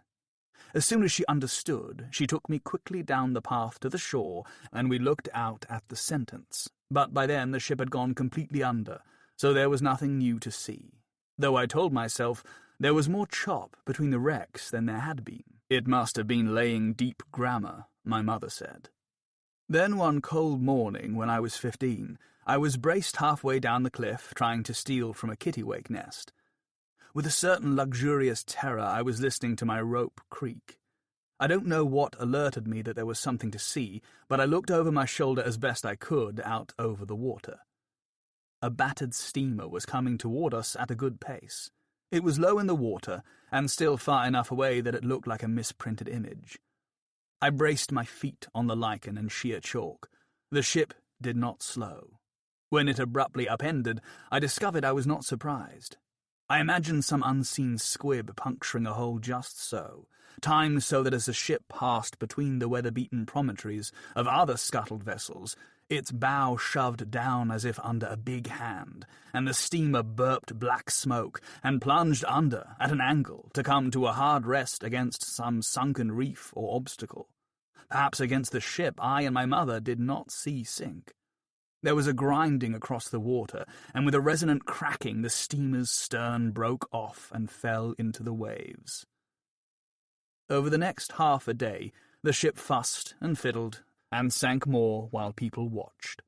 It settled finally in a last configuration, jutting like an overhang over the scattered bits of its own broken tail that stuck up from the underwater rise on which they had landed. The wreck took its position in the graveyard place, among the other remnants, rusting humps of chimneys, the stumps of masts breaking the water like reaching fingers, flanks, decks, the keel of an upturned cargo ship. These shallow acres where rocks wait below sight are the waters of the sentence. The dead vessels obtrude from the surf and discolour it in their new broken shipwreck shapes. Each is a word, assiduously placed, set to self-ruin precisely. I spoke to Gam, who was one of those intent on decoding the sentence. You could often find Gam drawing on rough paper, marking the positions and shapes of the sunk ships from one or other point on the cliff or the shore, connecting them variously with scribbled lines, measuring the spaces between them, and applying various keys. Gam was sure that, seen from the right place in the right way, the sentence would make sense. Once I saw Gam sketching from the town hall roof. No one was supposed to go up there. I promised not to tell. "Look," I said, "they keep adding words. You can't decode it or translate it yet. It's not finished." No ships have come for a long time. Before this, the longest I remember without visitations was a little over a week, and it has been much longer than that. For several days no one said anything. You might have started to detect a little anxious crinkle around their eyes when you said hello to people. You might have thought the wind felt a bit colder. More people seemed to me to be at Gam's station, standing out under the grey sky at the cliff's edge, staring at the sentence with more concentration than I'd ever seen before. a certain panic has entered our days. You may not know you notice them, but all of us have had ships creeping almost silently, except perhaps for a very faint sound of engines or the crack of a sail, in and out of our vision our whole lives, and their absence is frightening. Though their presence has been a fearful thing too. It is not good form to admit that. Now that there are no ships, people have started to talk, like children, about what they might be and where from, what they do, theological questions normally avoided. If they've been observing us, some are asking, have they stopped? Have they got what information they wanted? Why have they never come ashore? They can't, of course, is what others say. They have to be at a distance, to stay there, to have every man's wish on board. There will be a meeting in the town hall to discuss what to do. Kathy, by a long way the oldest person in the town, says everyone is making a fuss over nothing, that we shouldn't worry, that she remembers a time, before anyone else was born, when a fortnight passed and no ships came. But Kathy has license to say all kinds of unlikely things. She lives near our graveyard, and likes to scandalize everyone by saying that we'll thank her soon enough, less effort to get her there. Even she admits that this shipless period seems longer than that other in her faint memory. I will not go to the meeting, because I know there is nothing we can do to bring the ships, if we want to, and all the talk of calling them that has started, of getting their attention, of invoking them is foolish. I hope it is foolish, because if it is not, it is sinister, or will soon be. Another 2 or 3 shipless weeks, and the worst people in town will start eyeing the weakest. I will not go to the town meeting, because I know it will be an argument between those with sense and panickers, whose eagerness for sacrifice is unseemly. There will be one of the regular upsurges of rumours. Instead of that pointless meeting, I am going into the woods and asking Gam to come with me, to help me with a project. I decided to make a start on a raft, when I found the big clearing full of dead and fallen young trees. I did so always listening and ready to hide at the sound of anyone approaching, but I was undisturbed. To the dry wood I strapped big plastic containers that had once held water and were now floats full of air. I think lightning must have struck there, I don't know, but I had been working to strip and shape the blackened wood with tools I borrowed from Misha's workshop, and then strap and nail them together, and I had made a reasonable start, but I had got bored, and without either patience or expertise, had stopped. I showed Gam what I had done, and said I wanted help to start again. Gam made unconvincing, cautious noises, but got started immediately. Of course, I'm not the first person to build a raft, or a canoe, or a coracle. It is not allowed, but people do it sometimes. Mostly they get found before they put out to sea. Sometimes townspeople disappear, and the story goes that they rowed out, and their craft held, and that now they are somewhere else. Or if, as is often the case, they disappear when a ship is visible on the horizon line, stories inevitably start that our lost neighbours are on that ship. Broken boats do wash ashore. Gam worked out how best to tie the thin trunks together. I said the raft didn't have to be strong, or to last long, only strong enough to go out a way and back again. Gam asked where we were going, and I looked in a way that said don't be stupid. I said that maybe what we needed was to see the sentence up close, that maybe that was how you crack it. We finished some time after dark, but I had a hand-cranked torch, and I was certain the meeting would continue into the small hours. It did. Gam and I lifted our raft, and each with a crude oar over our shoulders, we hauled it through the fringes of woods and down a long route, away from the town, though its low light still illuminated us through the bushes where it was closest, past fat pillars of rock and to the sea. Every few minutes Gam would say that this was a bad idea, and that we should not do this. Not, to be fair, because it was not allowed, but because it was dangerous. Neither of us could swim more than a bit. I did not argue, because I knew curiosity would win by the time we were by the water. It was cold, but not too cold at first, and the wind was low. The spray slapped us like angry hands and made us gasp, but that was all. We pushed the raft out into the low surf.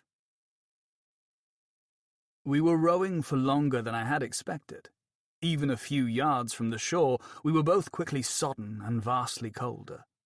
There was an almost full moon, but the diffuse grey light was impossible to do much with.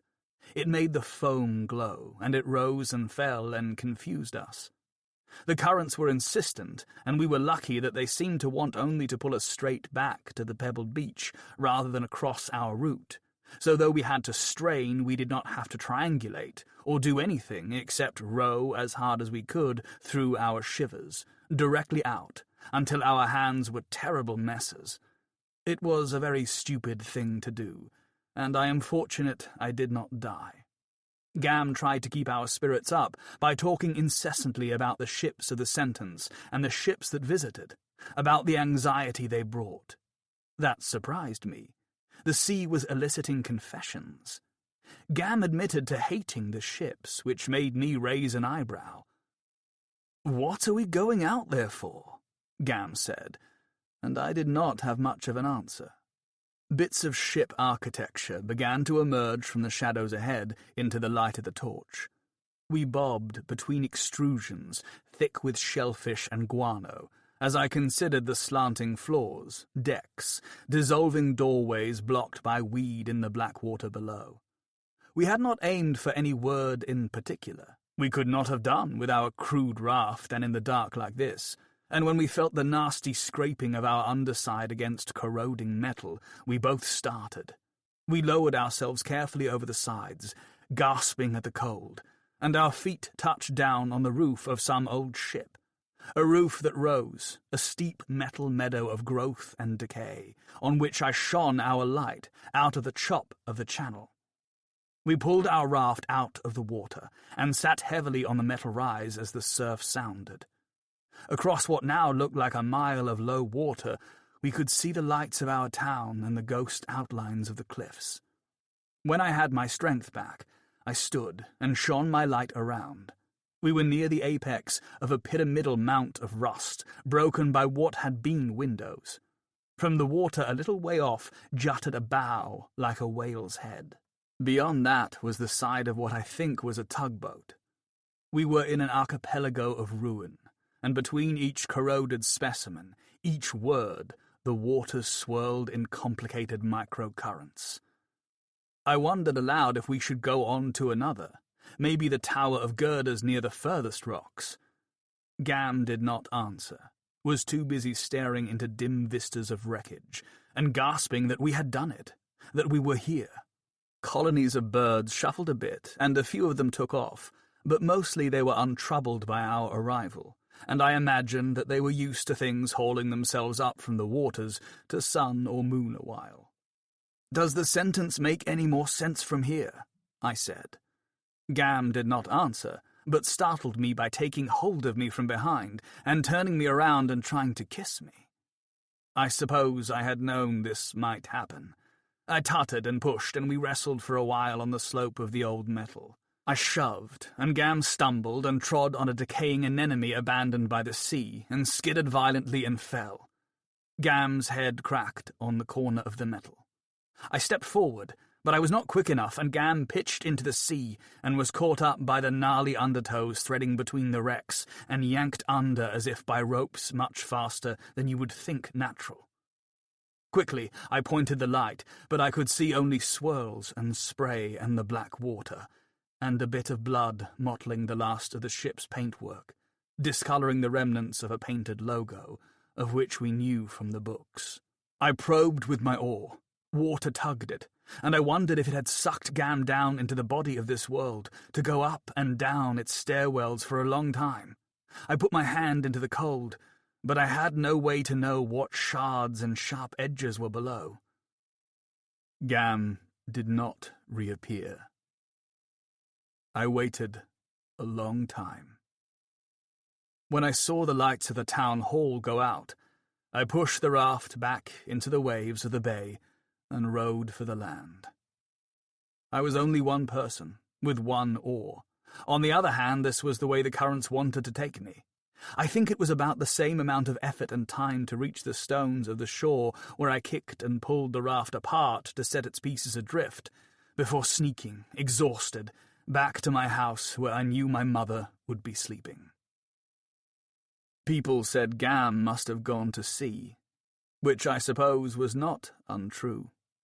Some wondered if, rather than by water, Gam had picked through the trees and down the sheer channels of the gorge, impossible and impassable as we all know they are, and had got to the mainland that way. That would be enough to have Gam spoken of in approving, disapproving awe forever. But on top of that, some people are saying that it's Gam we have to thank for the return of the ships. In the late afternoon of the third day after we paddled out to the sentence, and Gam didn't come back, there was a sudden, immense rumbling in the bay. I was not there, but I heard about it from Tyrus, who was looking sadly out to sea. There were a series of percussions and booms, and the biggest wrecks of the sentence all lurched ponderously, suddenly, at once in many directions.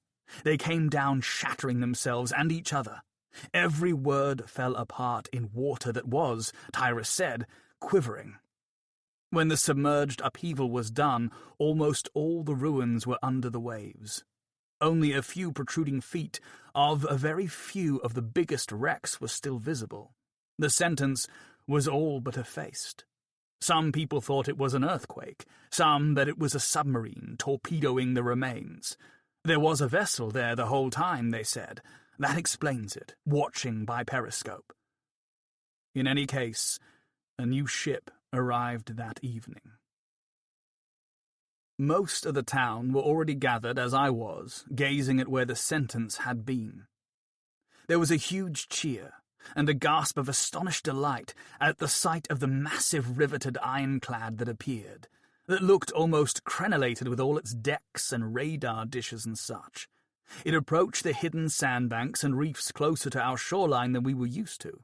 We could make out more details of its topside. We could see no people. Despite this new proximity, there was a quality to the ship that is hard to describe, whereby it seemed even less in focus, even more like an imperfect reproduction, even more as if it were copied from a photograph than the ships to which we were used. Taking up a huge area on its flank was a symbol, stark and black and white and blue. It was the sign of a company.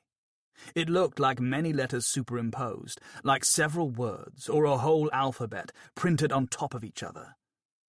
People did not take long to simmer down. It was twilight, and the vessel's unfamiliar outlines picked out against a vivid red sky made us uneasy.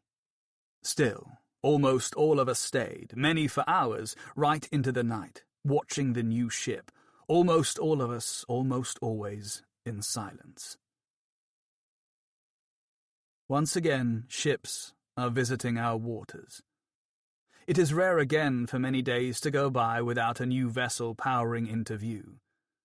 They are still of countless different designs, but they are almost all now larger, newer, more studded with equipment we do not understand than those ships we grew up watching. And every one is painted with that same big, dense logo as was, and is, the first. The second ship appeared 2 days after that first, and no one knew what to do. Once again we gathered. Of all the novelties of our recent situation, this one we all found the most troubling. That the new ship was churning straight for our waters, as ships have done for as many years as we have records, but that its predecessor had not yet gone.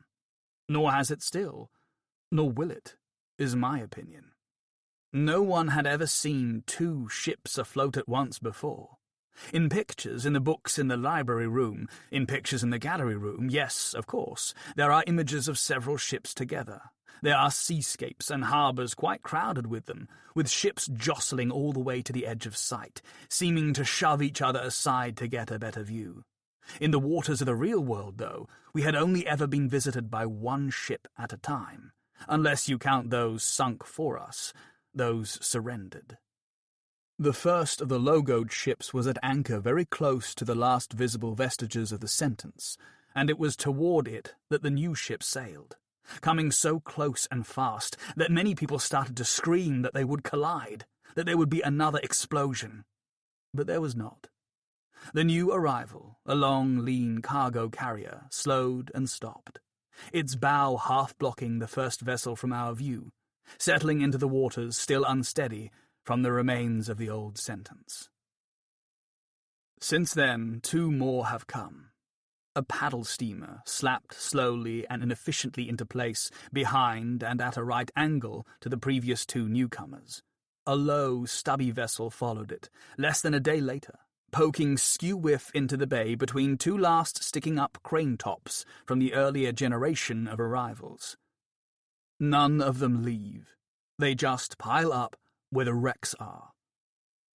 I have a premonition that time will move quickly for these new ships, that they will not sink, but that it will not take long before the first of them is a floating ruin, a skeleton, a series of shored-up iron ribs in a crumbling corpse, buoyed up by its fellows. They are writing a new sentence. If the wrecks ever were or are a sentence, more quickly than before, in bigger, louder words, words all of the same brand, the brand of the new company, the company that has won control of this route in a hostile takeover. This new carrier cannot speak whatever it is saying truly into silence, of course. Whatever it is building to with the bodies of its ships, it does on older wreckage. I have tried to descend the ravine, but I can find no way through the trees or down the rock face. I was not the first to decide to take a raft to sea, and I will not be the only one who decides to go to sea again, now, in this new situation, to walk on the beginnings of a new sentence. I am, though, unless someone in the town is visiting at night and returning before the morning, which, looking at these new ships, seems to me unlikely, does not seem to me something these vessels would allow, the first to have decided to do so. You might not have thought it to watch me, but I paid close attention when Gam fixed up the first raft, and I have made another all alone. It is too cold tonight. I do not want to row with cold deep in me. But as soon as the cloud covers us a little and insulates us from the freezing sky, I will go back out to the sandbank, no matter how dark it is. Last night, Kathy and Misha and my mother said surely we all felt lighter now. Said, no, we don't know exactly what's happening, but we know that there are ships at a distance again. I think Gam was right. This is a drop-off, not a pick-up. Ships at a distance come not to collect, but carrying freight. They come carrying fear. And it is our fear, but it is not our cargo. It has been ordered and is being delivered on behalf of someone else. They bring it to be rendered. It is on their behalf that it will be rendered here. A Storm in Kingstown by Nina Allen. Wyke is not the manner of place that goes in for murder, not unless you're counting the crimes sanctioned in the courthouse, the sailors breaking each other's heads outside the harbour-master's arms of a Friday night. Through the hours before morning, and with the storm hammering, Doris sits unmoving by the barroom stove, going over what she saw, or thinks she saw. For the longer the night goes on, the more she comes to doubt herself, feeling her limbs grow heavier, heavy as the word itself. Murder. Twinned blows of pick and shovel, the muted, dead fall thump of body to ground. The city of Wyke lies many leagues north of where we now sit, a port on the River Humber, where the great ships of Bremen and Rotterdam bring in their trade. Wyke is not sea-facing so much as estuarine. Here the sinuous, malodorous creep of the word, the seeping of extraneous water from underground vaults, the half-hidden truths, the pull of quicksand, the stench of brine. The quayside rings with the chimes of hammer blows and the cursing of sailors. Herring gulls writhe in a grey-winged swarm above the newly birthed fishing smacks. Ships' decks glistening and slippery with mackerel guts and scales. Innkeepers and sous chefs argue over prices. The one-eyed captain of the carrier Hildegard oversees the tagging and loading of 36 Yorkshire lambs and a prize-winning bull. Back from the harbour we find the inns, the card parlours and the gaming rooms, the ale-houses and poor-houses, the tottering, rat-infested hostels that form the filthy underside of the city's trade, where privateers drink side by side with schoolmasters, where a curate, named Roland Parfit, exhausted by the backstabbing bureaucracy of the parish meeting-room, might find himself seduced by a guardsman's flattery, at least for one evening. Behind the harbour-master's arms, a cobbled road leads uphill into the tangle of muddy streets, where the townspeople plot their rebellions and nurse their sick children. Since the pestilence took hold in the north, there has been a counterpoint to the gaiety, to the shambolic splendour of Wyke on a Friday evening. The weekend carousing still takes place. The seamen still stand in line for their purses, then head for the land. But knowing a stranger walks among them, the pious and perfidious of Wyke alike all turn their backs. They hope not to be noticed, hope to slip past unseen, hope never to glimpse the ravaged face at the hostelry window in the humid night. The plague, affirms Martin Latimer, town councillor, is the putrid fruit of ill discipline among the lower classes, the butchers and leathermen with their blood-caked fingernails, the foul-mouthed sailors, the gossiping washerwomen with their filthy buckets, the rat-catchers and their reckless disposal of the fruits of their labours, filth flooding out of the sculleries of the undeserving poor, seeping like rancid fish stock into the general water supply. Latimer calls for tighter controls on the sale of alcohol, together with a ban on seamen from foreign ports. The plague, insists Florian Schwartz, physician, is a misfortune directly attributable to the miasma that is the defining characteristic of estuarine environments. The stink of rotten fish, the damp, the constant ingress and egress of foul effluent and fouler citizenry. The watery nature of Wyke itself encourages pestilence in to set up its quarters. He advises beacons to be lit along the city's western boundary, insisting that the burning of bracken and gorse and desiccated cattle dung has long been proven as a prophylactic against disease. He has sent to his uncle in Hamburg for the latest scientific treatise from the university. "The plague," proclaims William Dearborn, witchfinder, "is divine retribution from God, and no more than we deserve." In a booming, desolate voice he puts forth a declaration from the steps of the townhouse. "Thou shalt not suffer a witch to live." He further adds that any citizen caught in the act of sheltering, conversing with, or failing to report the known whereabouts of a witch shall be judged as complicit in her witchery and sentenced accordingly. "With the soul of the city in peril, no quarter shall be given, no rotten, creaking floorboard left unturned." The plague, declares Sir Stuart Laycock, King's Justice, is a breeding ground for larceny, for looting, and for black marketeering, for thieves and profiteers, damn all of their kind. "The plague," says Sister Clare, Mother Superior of Wyke Abbey, "is our own peculiar fate at this place and time.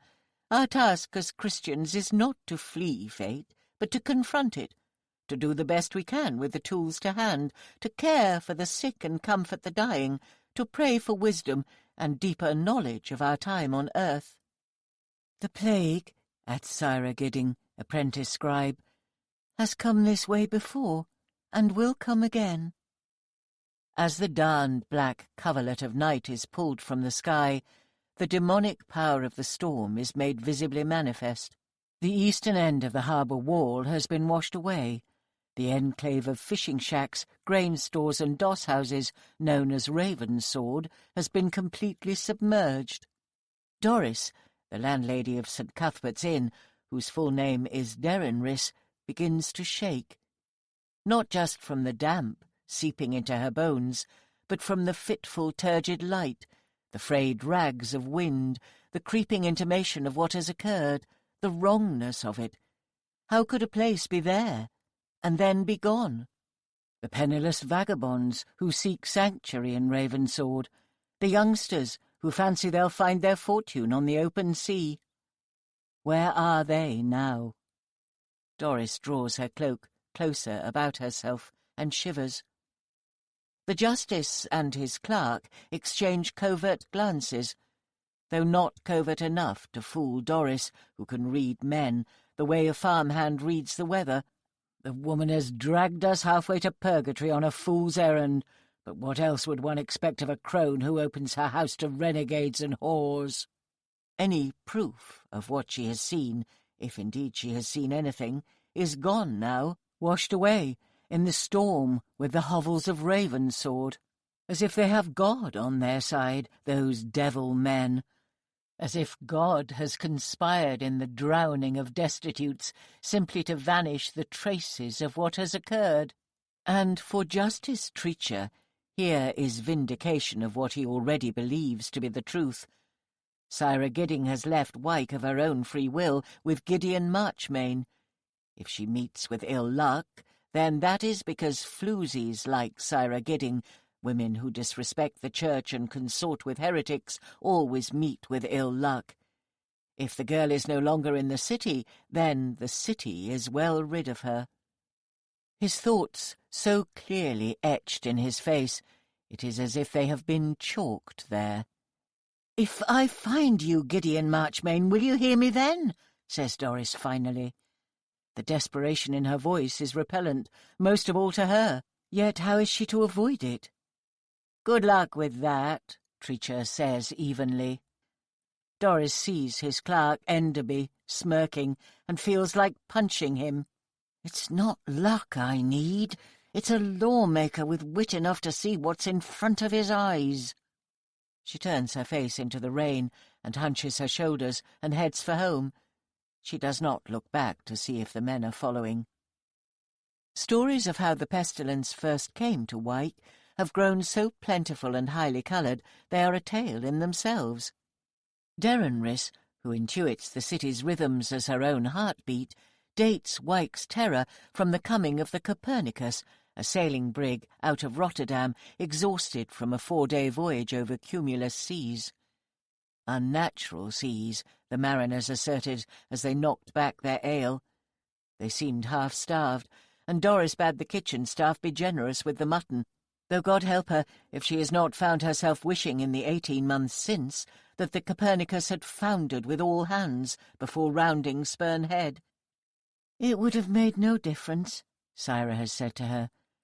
"If not that ship, then another. The plague cares not for nations, and knows no boundaries." The first deaths passed unnoticed, as misfortunes among the poor and illiterate tend to do.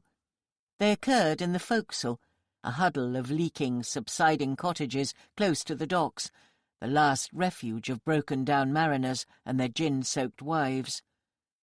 From the harbour slums, the plague spread to the filthier gaming rooms and drinking parlours of the eastern port side, before scuttling up through the maze of back streets into the row houses and schoolrooms of the city's mill workers. Now folk noticed all right, and the scourge seemed unstoppable. "This city will be the death of me," Doris thought, as she scrubbed the bar-room flags with soda wash and bored the scullery maid into a coma with her lectures on personal hygiene and frequent hand-washing. The fates of the stricken families chilled her worse than frostbite, yet not once did she think of abandoning the St. Cuthbert for her sister's farm near Harrogate, as Beth had begged her to do. Bethesda, who had married well and was profitably widowed in less than 5 years, who now held the management of 300 acres with its 4 tenant farms, Beth, who hated Wyke, filthy Wyke she called it, who hated the inn, who hated still more the sight of Doris working the tap-room and kitchen alongside her servants. Servants, Beth might well have added, and most likely had, employed at rates that could not be judged as anything but detrimental to her sister's own interests. Most of all, she hated the fact that Doris had never come to her for help. Doris and Beth had always been different, even as children. Beth with her hankering for finery, and Doris with her constant wandering, as if she'd been searching, even then, for the place where her habit of speaking her mind would cause least offence. Beth was scared of Doris's imaginings, and Doris found the company her sister moved in unutterably dull. Yet there have been times, Doris has to admit, when she finds herself missing her, the closeness they shared without ever naming it, all the ways of knowing the other that could never be replaced, and never, though she might often wish it, escaped. Could it be this longing for sisterhood that has drawn her so to Syra, the bare-faced, obstinate girl who appeared before her in the bar-room one evening, in nothing but the clothes she stood up in, an old gardener's smock that reached her knees, and covering what Doris realized with shock to be a postulant's habit? "I have left the Abbey for good," Syra said, staring Doris full in the face, as if to head off her challenge before it arrived. "I was told you might find a place for me. I'm not afraid of work." As different from Beth as salt was from coal. And yet the feeling of Syra about the place takes Doris back to her girlhood, to when the thought of being apart, of growing apart from Beth, was like the thought of death, so distant and incomprehensible it could be safely ignored. The pestilence here, and Syra gone, such a foul exchange. Derrenris, who has to deal each day with mutineers and pickpockets, with drunks and thieves and charlatans of every kind, lambasts herself for her foolishness, for allowing herself to forget the world's duplicity, even for an hour. She asks Padraig, who looks after the wood store, to make inquiries as to the whereabouts of Gideon Marchmain. Don't let on who's asking. I don't want him scuttling back into the woodwork like the louse he is. Doris does not believe young Marchmain to be a louse, and if there is harshness in her voice, it is on account of Syra, of the fear she keeps suppressing that she is already lost. Marchmain irks her through his naivety, that is all. The lad is gifted, no doubt about it, yet seems oblivious to the dangers that surround him.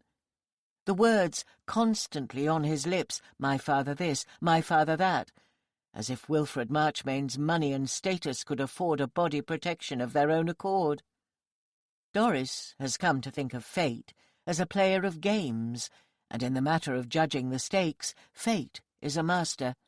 The higher the stakes, the greater the risk. Yet being dealt the upper hand does not mean risk is nullified. Wilfred Marchmain has both money and the ear of the king. But he is still just a man. For 2 days Doris hears nothing of Marchmain, long enough for her to begin to doubt herself, to wonder if the rumours are true after all, that Syra and Gideon have left the city together. Either that, or the student prince has been murdered also. She pushes the thought aside, and on the 3rd day, at dusk, with the bar-room crammed with strangers, and Doris heaving the slops out to the pig-pen simply to afford herself a rest from the incessant din, a figure approaches. His features are shadowed by the hood of a cloak, a voluminous thing from a story of wizards and spies. "Paddy tells me you've been searching for Syra," the figure whispers. "He says you glimpsed her at Ravensword the night of the storm." Doris wipes her fingers on her apron, puts her hands on her hips. "I told Pat not to tell you who was asking." "Paddy said nothing. Not before I asked him. He's done nothing wrong." "Where is Syra, Gideon? Have you spoken with her lately?" He shakes his head, and Doris thinks how naked he looks, how sorrowful, and this in spite of his book smarts and that ridiculous cape. She remembers how his mother perished, falling from horseback, when her curly-headed boy was but 8 years old. Gideon is like her, everyone says so, weakened by fancy and a dearth of labour, a lover of poems. "I have been frantic, Mrs. Baines, since the night of the flood. Syra told me she had made a discovery, that there was someone she needed to speak with, a physician, a confidant of the Mother Superior at the Abbey. Syra still keeps friendships among the nuns. She visits them sometimes in secret. She believes I do not know this, but I do. "A discovery," says Derenris. "What did she find?" "I do not know. She assured me she would explain everything once she had spoken with Mother Clare, but I have not had sight of her since that evening, since she set out."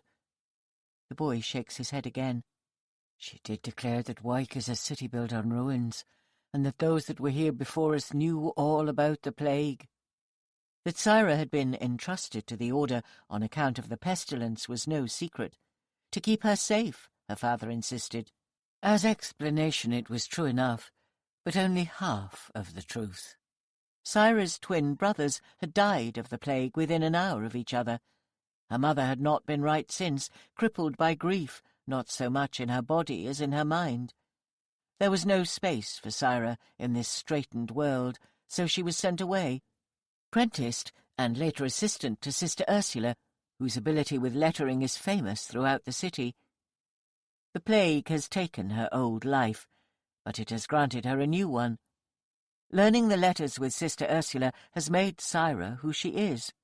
Such riddles are beautiful in their symmetry, though they be harsh, a reminder that the truth of the world is elusive and hard to decipher. That there is more to Wyke than can be seen on the surface is self-apparent. But this talk of secrets and a cure for the plague, to Doris such claims have the ring of wishes, illusions with as little substance as fairy gold. What she saw on the night of the storm, though, that was real. First there came Syra, calling to her through the kitchen hatchway that she needed to go out, she had business to attend to, she would be back before closing time. Business. Doris had smiled to herself. It was her lad she was after seeing, the Marchmain boy. Doris had no objection to Syra taking time off, though she had concern for her gadding about the streets on a foul night like this. "The wind's getting up," she called back. "Be sure and take care." Her memory plays tricks at this point. Was she worried about the storm, or about some other thing? Would she have paid heed to the weather at all, had it not been for Rodney Doyle, first mate aboard the Saskatchewan, hunkered down in his corner, not saying a word? When Doris asked him how he was faring, he had shaken his head, then said there was a storm brewing, he could feel it in his bones. "A storm unlike other storms," he added, "a storm like the wrath of God and the fire of the devil." "You ship's fool," Doris had said, trying to jounce him from his gloom. "You thrive on such catastrophes, the recounting of them anywise." She had refilled his tankard free of charge, yet the man had just stared at her, as if the calamity in his mind's eye had already occurred, the memory of a disaster he had failed to avoid. "Shutter your windows," he had said quietly. "I have heard the wind telling tales, and they are not kind." He slurped at his replenished ale, spooned his mouth full of stew. "There are boats at sea this eve that will not see landfall." When Doris went out to the wood stack, she found the wind had raked off the tarpaulin, and the rain had started, swift, cutting shafts of it, bright as icicles, and as sharp, the kind of evil autumn downpour best observed from the comfort of the chimney corner. There was no one abroad, which made sense, yet still the foulness of the wind in the empty alleyways struck her as eerie. She turned to go back inside, and it was then she saw them, 2 figures, with a third between, a third being dragged like a sack of potatoes along the lane that tracked west from behind the coachyard towards the fish market, then on to Ravensword, all the way to Spurn Head if you followed it far enough, though Doris had not been to the coast herself since she was a girl. She was soaked through already, the power of the downpour increasing even as she stood there, as if it meant to drive her back inside through sheer evil-mindedness. And yet Doris stood firm, shoving her sopping hair back from her face again and again, as she strained not to lose sight of them in the darkness, these furtive figures, for that was how they seemed to her, furtive. A word that chimed with the filthy night, yet stood at odds with it too. How could one be furtive when there was no one in sight to give a damn what you were about, when the need to be out of the rain would have banished the curiosity of the meanest gossip. Doris stepped forward, her soaked dress slapping against her thighs and ankles like a flap of torn sail. The glow from the carriage light turned the rain in its circle to the form of one creature, a million fragments, shimmeringly unified, a liquid-limbed beast. "Hello?"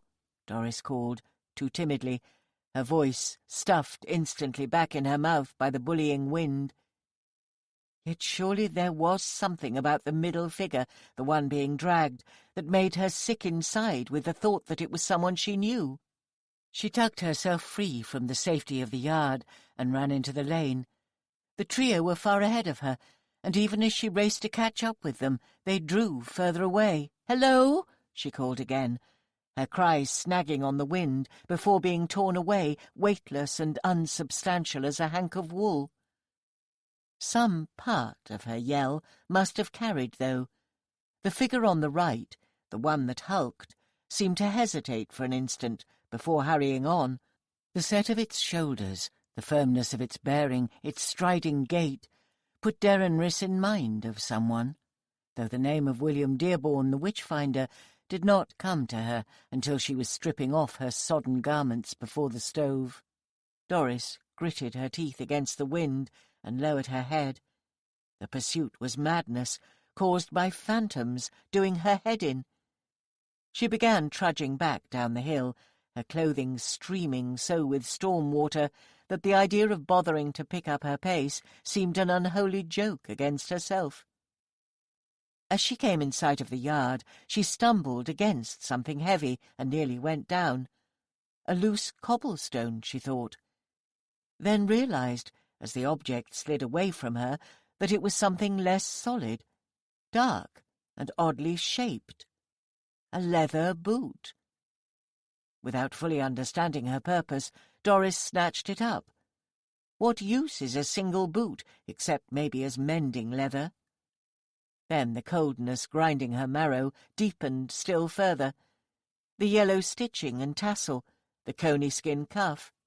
This was Syra's shoe she was holding, cast carelessly aside. Yet who would lose a shoe in the rain and not hurry back for it? One who could not hurry back, you fool. A prisoner or a corpse, a body dragged between two captors along a wind-swept road. And the wind was beginning to scream, a lunatic howling. The storm itself has taken her, Doris thought. Her fingers gripping the boot cuff felt icy and stiff, and lifeless as sticks of bone. On the third day after speaking with Gideon, Doris leaves Clara in charge of the barroom and goes to see Beth. She will be absent 3 days at the minimum, and with the roads in their present condition it will likely be longer. "If anyone's asking, I'm away to aid my sister, nothing more to it than that." The fare to Harrogate is a thorn in her side, but Doris has the coin, thank God. The management of the inn takes all of her, and as she seats herself in the conveyance, she wonders when was the last time she travelled further than her own backyard. When chanced she to purchase for herself a new gown or cloak, a silver chain, a pamphlet of those baffling poems so much admired by Gideon Marchmain? For the lark a speeding arrow through the sun, the toad adoring the lark, brings the world to fluid life in the cradle of her dreams. Claptrap, young people today! Yet the words still dance, flickering and swirling like dust motes in the stuffy vastness of a sun-warmed barn. Doris thinks of the stream that marks the boundary of her childhood home, bannered with toads' eggs in spring. She and Beth, waist deep in water, their skinny arms beribboned with its glossy beads. The fat toad that dwells in the cellar, Doris calls him Mr. Goldeneye. She has warned Padraig, who has a fear of cold creatures, that she will let him go on the spot if the beast comes to harm. The steady rhythm of the conveyance, lulling her to drowsiness and unkempt thoughts. On her lap lies Syra's prayer book, her prentice piece, together with the other book, the one Doris found by accident, the book that has no business in existing. Yet now she has it in her possession, she finds it comforts her. The faded roan of the cloth-bound covers, the frightful candour of the words within. She will not whisper them even to herself, yet the brazen heresy of what the book contains seems somehow to offer the hope that Syra is alive. Such fires do not go out. Doris moves her lips silently, remembering how she rushed to Syra's room at the height of the storm in the hope of finding the second boot, kicked out of sight beneath the bed, say, or nosed up against the wall. Not to be, not to be. She sat down on the narrow cot, tucked under the eaves, the roof tiles lifting and settling like sticks of raffia, placing the boot she had rescued from the street on the floor beside her like a piece of treasure trove. This must count as evidence, Doris assured herself, then felt the tears starting. You found a clapped-out boot in the street, woman. So what? The prayer book was lying on top of the chest, where Syra kept her linens, the other book beside it. The simple fact of it, lying there so openly, as if the witch-finder and his instruments of torture took up so little space in her mind, they were of no account. Bravery or foolishness, the simple-minded valour of the young and righteous. More than anything, Doris hankers to show what she has found to Beth. Beth, who knows nothing of Syra Gidding or Gideon Marchmain, though she will surely ken his father. Of the witch-finder Dearborn she will have heard the usual stories. The whole country hates the man. Doris will have to begin the tale from scratch, from the moment Syra arrived in the bar-room asking for work. Beth had a child born dead, then a husband lost to the plague. Hammer blows enough to forge a woman to steel. Such a long time since they have spoken in earnest. Such firebrands they were in their girlhood, passion and wisdom. Should Doris have sent word on ahead to tell her sister of her coming? She imagines Beth's scorn that Doris could think of entrusting her distress and suspicions to such a clod as Justice Treacher, and feels there is no need. There are trees down, roads blocked. At Tadcaster she leaps from the carriage to help the driver and his man saw and clear the twisted branches of a fallen oak. And yet away from the coast it is clear the predations of the storm have been less extreme. She sees the farmhouse at last from the road, its frost-grey outline jutting starkly against the horizon. Doris's heart, in spite of itself, leaps up. She asks the coachman to set her down at the familiar turning, and then shoulders her baggage. When she comes properly in sight of the house, she is astounded to see Beth already on the doorstep, awaiting her arrival. Standing beside her, a dove-coloured pinafore neatly patched with a purple square, is Syra Gidding. "I took my chance when the waves overwhelmed the defences at Ravensword," Syra explains, "and they lost me in the storm. I know a place in the Abbey wall where, so long as you can squeeze yourself small, you can slip inside. Mother Clare put up the funds for my passage to Harrogate. By good fortune she knew of Beth, and where I should find her. She told me I should take refuge here to wait for you, and now you are come." Beth and Doris gaze at one another like rival privateers, forced into a nervous alliance by the presence of the customs men. "Yes, we are sisters, and haven't we always been? This is our story, and we're inclined to stick to it, thank you very much. Who can say where habit leaves off and love begins?" Doris feels she is 9 years old again, cooking up some piece of innocent subterfuge to outwit their father. "I can't abide that William Dearborn," Beth is saying. "Who died and made him Lord High Executioner all of an instant? That's what I'd like to know." Doris is so relieved and incredulous at seeing Syra that her breath seems to stop. Is this what it feels like to give birth to a daughter? She thinks of the child Beth lost, and her heart wants to break.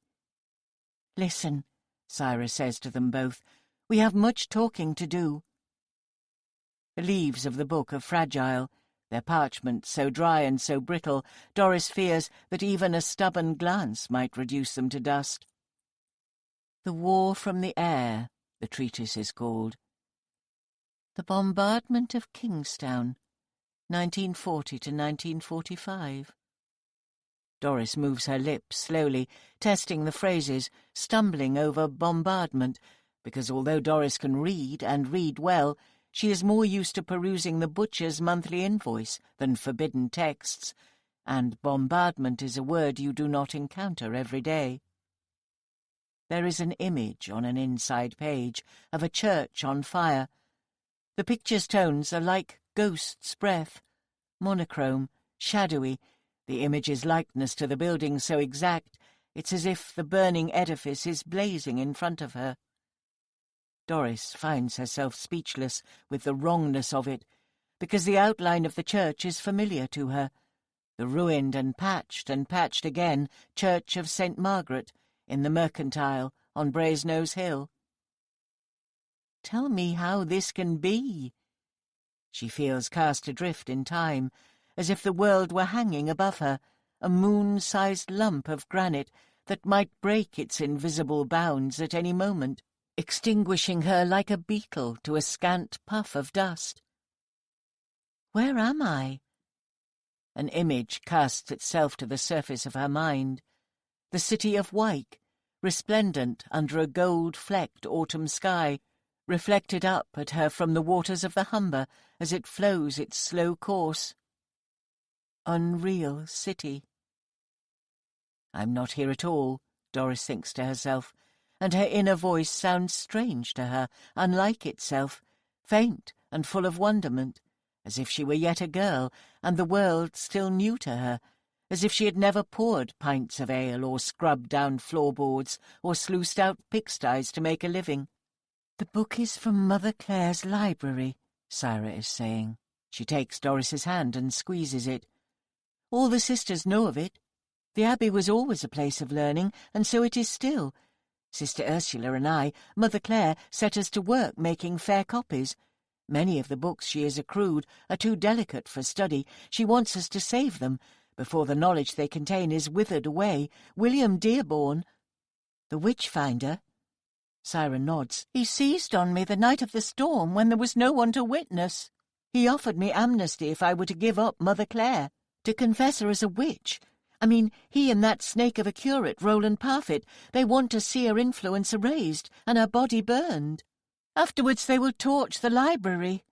But the law states no man may enter the Abbey and retain the king's favour. William Dearborn knows this, and so for now he is powerless. I am afraid for the future, though. Men such as Dearborn will always find a way to set themselves above the law, sooner or later. We have to move fast. I don't understand, Doris says, why the man is so exercised. Heaven knows book learners are few and becoming fewer. Why not decry this ancient volume as a children's fantasy, a tale of gods and monsters? His task would be accomplished and no harm done. You know the answer as well as I, Beth says impatiently. Dearborn lives for witch burnings. One might say he has a calling. And besides, it's not just the book. Syra found something else.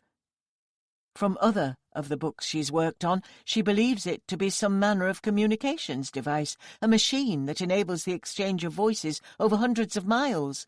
This sounds like witchcraft to you and me, so take a moment to imagine how it might sound to William Dearborn. There is a lad on the estate, the son of our foreman, Diggory Palmer.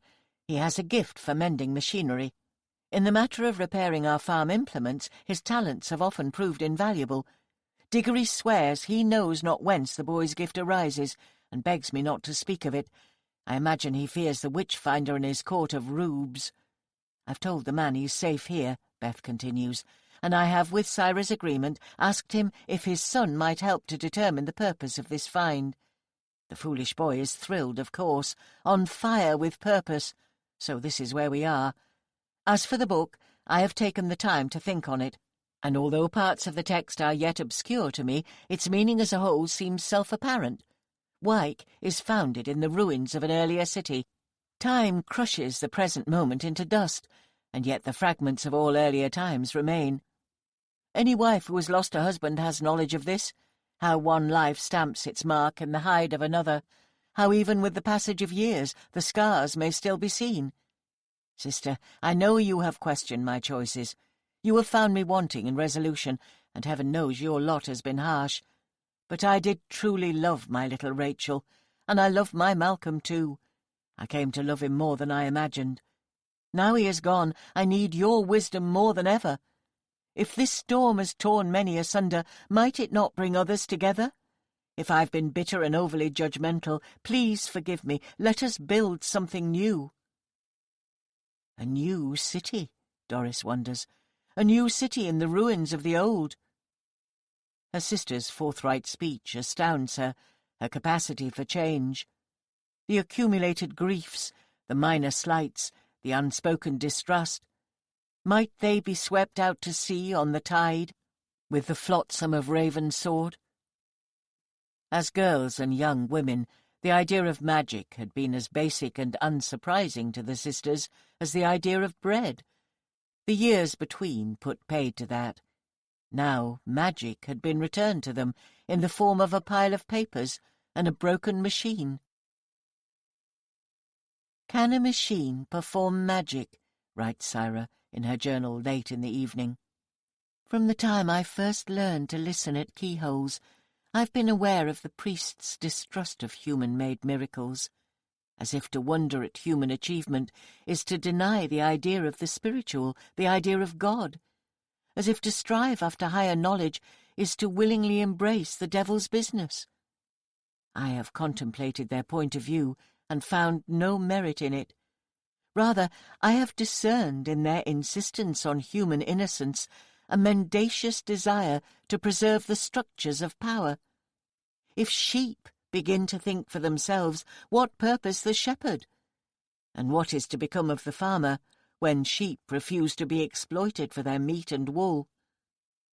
The priests depend on human submissiveness for their credibility. A godly city is a city in thrall and easily ruled. Mother Clare says God's purpose is not immediately apparent to humans, and to men least of all. Learning is a form of enlightenment, and what is enlightenment but prayer answered? In the time before the dark, the city flourished. Wyke continued to reinvent itself, its structures fashioned from human ambition, its spirit imagined into being through human communion with a higher power, its energy fueled by the clash of kings and angels, bishops and generals, shopkeepers and highwaymen, merchants and slaves. The merchants brought the rats, says Mother Clare, and the rats brought the plague. The city crumbled, and the churchmen lamented the devilish prevalence of human sin. The plague is divine retribution, they wailed in their pulpits. The idea of plague as a natural phenomenon, a heretical negation of the idea of God. The dreaded pestilence raging through the shipyard tenements and the poorhouses, the garrison and the workhouse, the slums of Ravensword and Humberside, the mills, the slaughterhouse, the almshouse, the cottages of washerwomen and of textile workers, ill-lit, running with mildew, infested with rats. Knowledge, says Mother Clare, is a dangerous thing, not because it comes from the devil, but because it runs in harness with the need to act. To speak of a pestilence spread by vermin, by fleas on rats, is to suggest that the plague is down to cause and effect, a calamity whose course might be stopped or altered by human action. Where does that leave God? Demands Dearborn the witch-finder. God helps those who help themselves, says Mother Clare. The city is war, and the city is peace, and the city is icicles hanging from roofs on a January morning. The storm surge and the gale, the tearing might of the River Humber, the glinting of sunlight on the steaming flanks of the estuary sands. The city is books, and women reading, children racing across the rooftops on a summer's night, stars in the firmament, and rats in the gutter, pestilence and the death of mothers and the birth of poets. The city is slate and iron and glass. The city is granite. The stench of horse dung and motors roaring, the sparring of philosophers in the coffee-house, The contemplative silence of mathematicians in the library reading room, the cursing of sailors and the singing of drunkards, the sighs of harlots and the praying of nuns, the jewels, the coal, the fire, the slate, the water, the wood, the brass, the nails, the grain, the cord, the disdain, the mercy, the magnificence and the ruin, the prisons and palaces, convents and collieries, whorehouse and bakery, the palace and the playhouse and the officers' mess, the love of me for you and you for me, the past and the future and the heavenly now, the being and the dying, the written and the read. Doris is shocked at how young he is, the boy, this son of a foreman with a preternatural knowledge of machines. 12, maybe 13. 14 years old at the most, and he is small for his age, the boy. Leave him out in a winter's gale and he will blow clean away. The lad is christened Diggory, the same as his father. The thing on the bench in front of him looks more like a carton of junk than anything working, a mute assemblage of metal coils and wooden pegs, inexplicable forms fashioned from a dark brown material the boy calls baker light. Doris remembers how she and Beth had found such rudiments occasionally, objects that wormed their way to the surface of the earth in the wake of a rainstorm, a smooth red drinking cup, a hollow dwarf with a long white beard, what looked like coat buttons. Witch finds, Beth had called them. Jokingly or not jokingly, what these things were, or where they had come from, they never dared ask. Young Diggory calls his found machine a radio receiver. For capturing voices, he explains, for luring music down out of the ether as my father lures trout from their shaded hideaways among the sedge. He shows them how to activate the machine by twisting a handle skillfully forged from a length of wire, explains how the turning of the handle converts the body's energy into an invisible fuel called electrical power. "How might you know this?" asks Doris, astounded.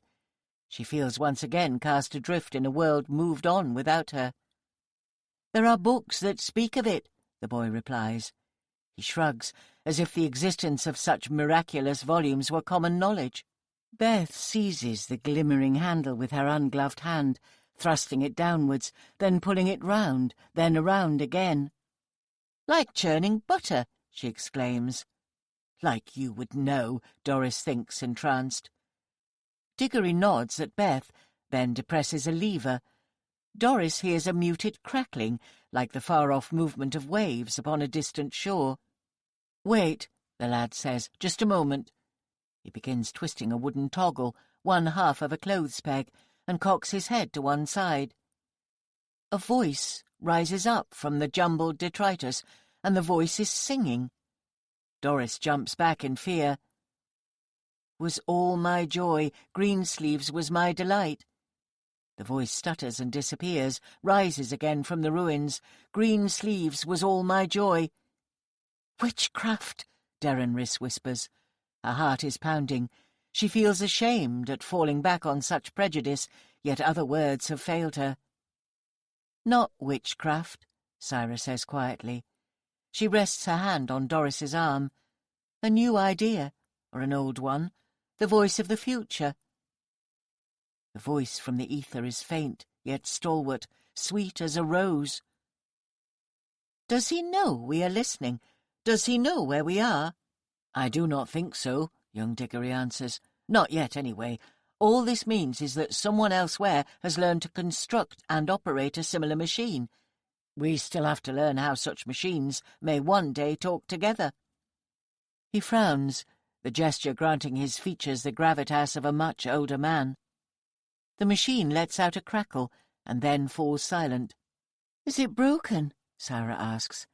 "It has lost the signal, that's all, but it will come back." Beth grabs Doris's hand, her face alight with excitement. Doris imagines herself a girl again, with the whole of life a mystery to be solved. Of all the apostles, Doris has always found most sympathy with doubting Thomas. In the past, she has seen this preference as a moral weakness, a bulwark against the pain of disappointment. And yet, The world is bigger and stranger than she has imagined. She believes she would find comfort in confiding her astonishment to Mother Claire. As Good as New, by Charlie Jane Anders. Marisol got into an intense relationship with the people on The Facts of Life, to the point where Tootie and Mrs. Garrett became her imaginary best friends, and she shared every last thought with them. She told Tootie about the rash she got from wearing the same bra every day for 2 years, and she had a long talk with Mrs. Garrett about her regrets that she hadn't said a proper goodbye to her best friend Julie and her on-again, off-again boyfriend Rod before they died along with everybody else. The Panic Room had pretty much every TV show ever made on its massive hard drive, with multiple backup systems and a fail-proof generator, so there was nothing stopping Marisol from marathoning The Facts of Life for 16 hours a day, starting over again with Season 1 when she got to the end of the bedraggled final season. She also watched Mad Men and The West Wing. The media server had tons of video of live theater, but Marisol didn't watch that because it made her feel guilty. Not survivor's guilt, failed playwright guilt. Her last proper conversation with a living human had been an argument with Julie about Marisol's decision to go to medical school instead of trying to write more plays. "Fuck doctors, man," Julie had spat. "People are going to die no matter what you do. Theater is important." Marisol had hung up on Julie and gone back to the pre-med books, staring at the exposed musculature and blood vessels as if they were costume designs for a skeleton theater troupe. The quakes always happened at the worst moment, just when Joe or Blair was about to reveal something heartfelt and serious. The whole Panic Room would shake, throwing Marisol against the padded walls or ceiling over and over again, a reminder that the rest of the world was probably dead. At first, these quakes were constant. Then they happened a few times a day, then once a day, then a few times a week, then a few times a month. Marisol knew that once a month or two passed without the world going sideways, she would have to go out and investigate. She would have to leave her friends at the Eastland School and venture into a bleak world. Sometimes Marisol thought she had a duty to stay in the Panic Room, since she was personally keeping the human race alive. But then she thought, what if there was someone else living, and they needed help? Marisol was pre-med. She might be able to do something. What if there was a man, and Marisol could help him repopulate the species? The Panic Room had nice blue leather walls and a carpeted floor that felt nice to walk on, and enough gourmet frozen dinners to last Marisol a few lifetimes. She only had the pair of shoes she'd brought in there with her, and it would seem weird to wear shoes after 2 barefoot years. The real world was in here, in the Panic Room. Out there was nothing but an after-image of a bad trip. Marisol was an award-winning playwright, but that hadn't saved her from the end of the world. She was taking pre-med classes and trying to get a scholarship to med school so she could give cancer screenings to poor women in her native Taos. But that didn't save her either, nor did the fact that she believed in God every other day. What actually saved Marisol from the end of the world was the fact that she took a job cleaning Burton Henstridge's mansion to help her through school, and she'd happened to be scrubbing his fancy Japanese toilet when the quakes had started, within easy reach of Burton's state-of-the-art Panic Room. She had found the hidden opening mechanism some weeks earlier while cleaning the porcelain cat figurines. Burton himself was in Bulgaria scouting a new location for a nanofabrication facility and had died instantly. When Marisol let herself think about all the people she could never talk to again, she got so choked up she wanted to punch someone in the eye until they were blinded for life. She experienced grief in the form of freakouts that left her unable to breathe or think, and then she popped in another Facts of Life. As she watched, she chewed her nails until she was in danger of gnawing off her fingertips. The door to the Panic Room wouldn't actually open when Marisol finally decided it had been a couple months since the last quake, and it was time to go the hell out there. She had to kick the door a few dozen times until she dislodged enough of the debris blocking it to stagger out into the wasteland. The cold slapped her in the face and extremities, extra bitter after 2 years at room temperature. Burton's house was gone. The Panic Room was just a cube half buried in the ruins, covered in some yellowy insulation that looked like it would burn your fingers. Everything out there was white, like snow or paper, except powdery and brittle. ashen. She had a Geiger counter from the panic room, which read 0. She couldn't figure out what the hell had happened to the world for a long time until it hit her. This was fungus. Some kind of newly made, highly corrosive fungus that had rushed over everything like a tidal wave and consumed every last bit of organic material, then died. It had come in wave after wave with incredible violence until it had exhausted the last of its food supply and crushed everything to dust. She gleaned this from the consistency of the crud that had coated every bit of rubble, but also from the putrid sweet and sour smell that she could not stop smelling once she noticed it. She kept imagining she saw the white powder starting to move out of the corner of her eye, advancing toward her. But when she would turn around, there was nothing. The fungus would have all died out when there was nothing left for it to feed on, Marisol said aloud. There's no way it could still be active. She tried to pretend some other person, an expert or something, had said that, and thus it was authoritative. The fungus was dead. It couldn't hurt her now. Because if the fungus wasn't dead, then she was screwed. Even if it didn't kill her, it would destroy the panic room and its contents. She hadn't been able to seal it properly behind her without locking herself out. Hello? Marisol kept yelling, out of practice at trying to project her voice. Anybody there? Anybody? She couldn't even make sense of the landscape. It was just blinding white as far as she could see, with bits of blanched stonework jutting out. No way to discern streets or houses or cars or anything, because it had all been corroded or devoured. She was about to go back to the panic room and hope it was still untouched so she could eat another frozen lamb vindaloo and watch season 3 of Mad Men. And then she spotted something. A dot of color a long way off in the pale ruins. The bottle was a deep, oaky green, like smoked glass, with a cork in it, and it was about 20 yards away, just sitting in one of the endless piles of white debris. Somehow it had avoided being consumed or rusted or broken in the endless waves of fungal devastation. It looked as though someone had just put it down a second ago. In fact, Marisol's first response was to yell, "Hello?" even louder than before. When there was no answer, she picked up the bottle. In her hands it felt bumpy, like an embossed label had been worn away, and there didn't seem to be any liquid inside. She couldn't see its contents, if there were any. She removed the cork. A whoosh broke the dead silence. A sparkly mist streamed out of the bottle's narrow mouth, sparkling like the cheap glitter at the arts and crafts table at summer camp when Marisol was a little girl, misty like a smoke machine at a cheap nightclub. And it slowly resolved into a shape in front of her.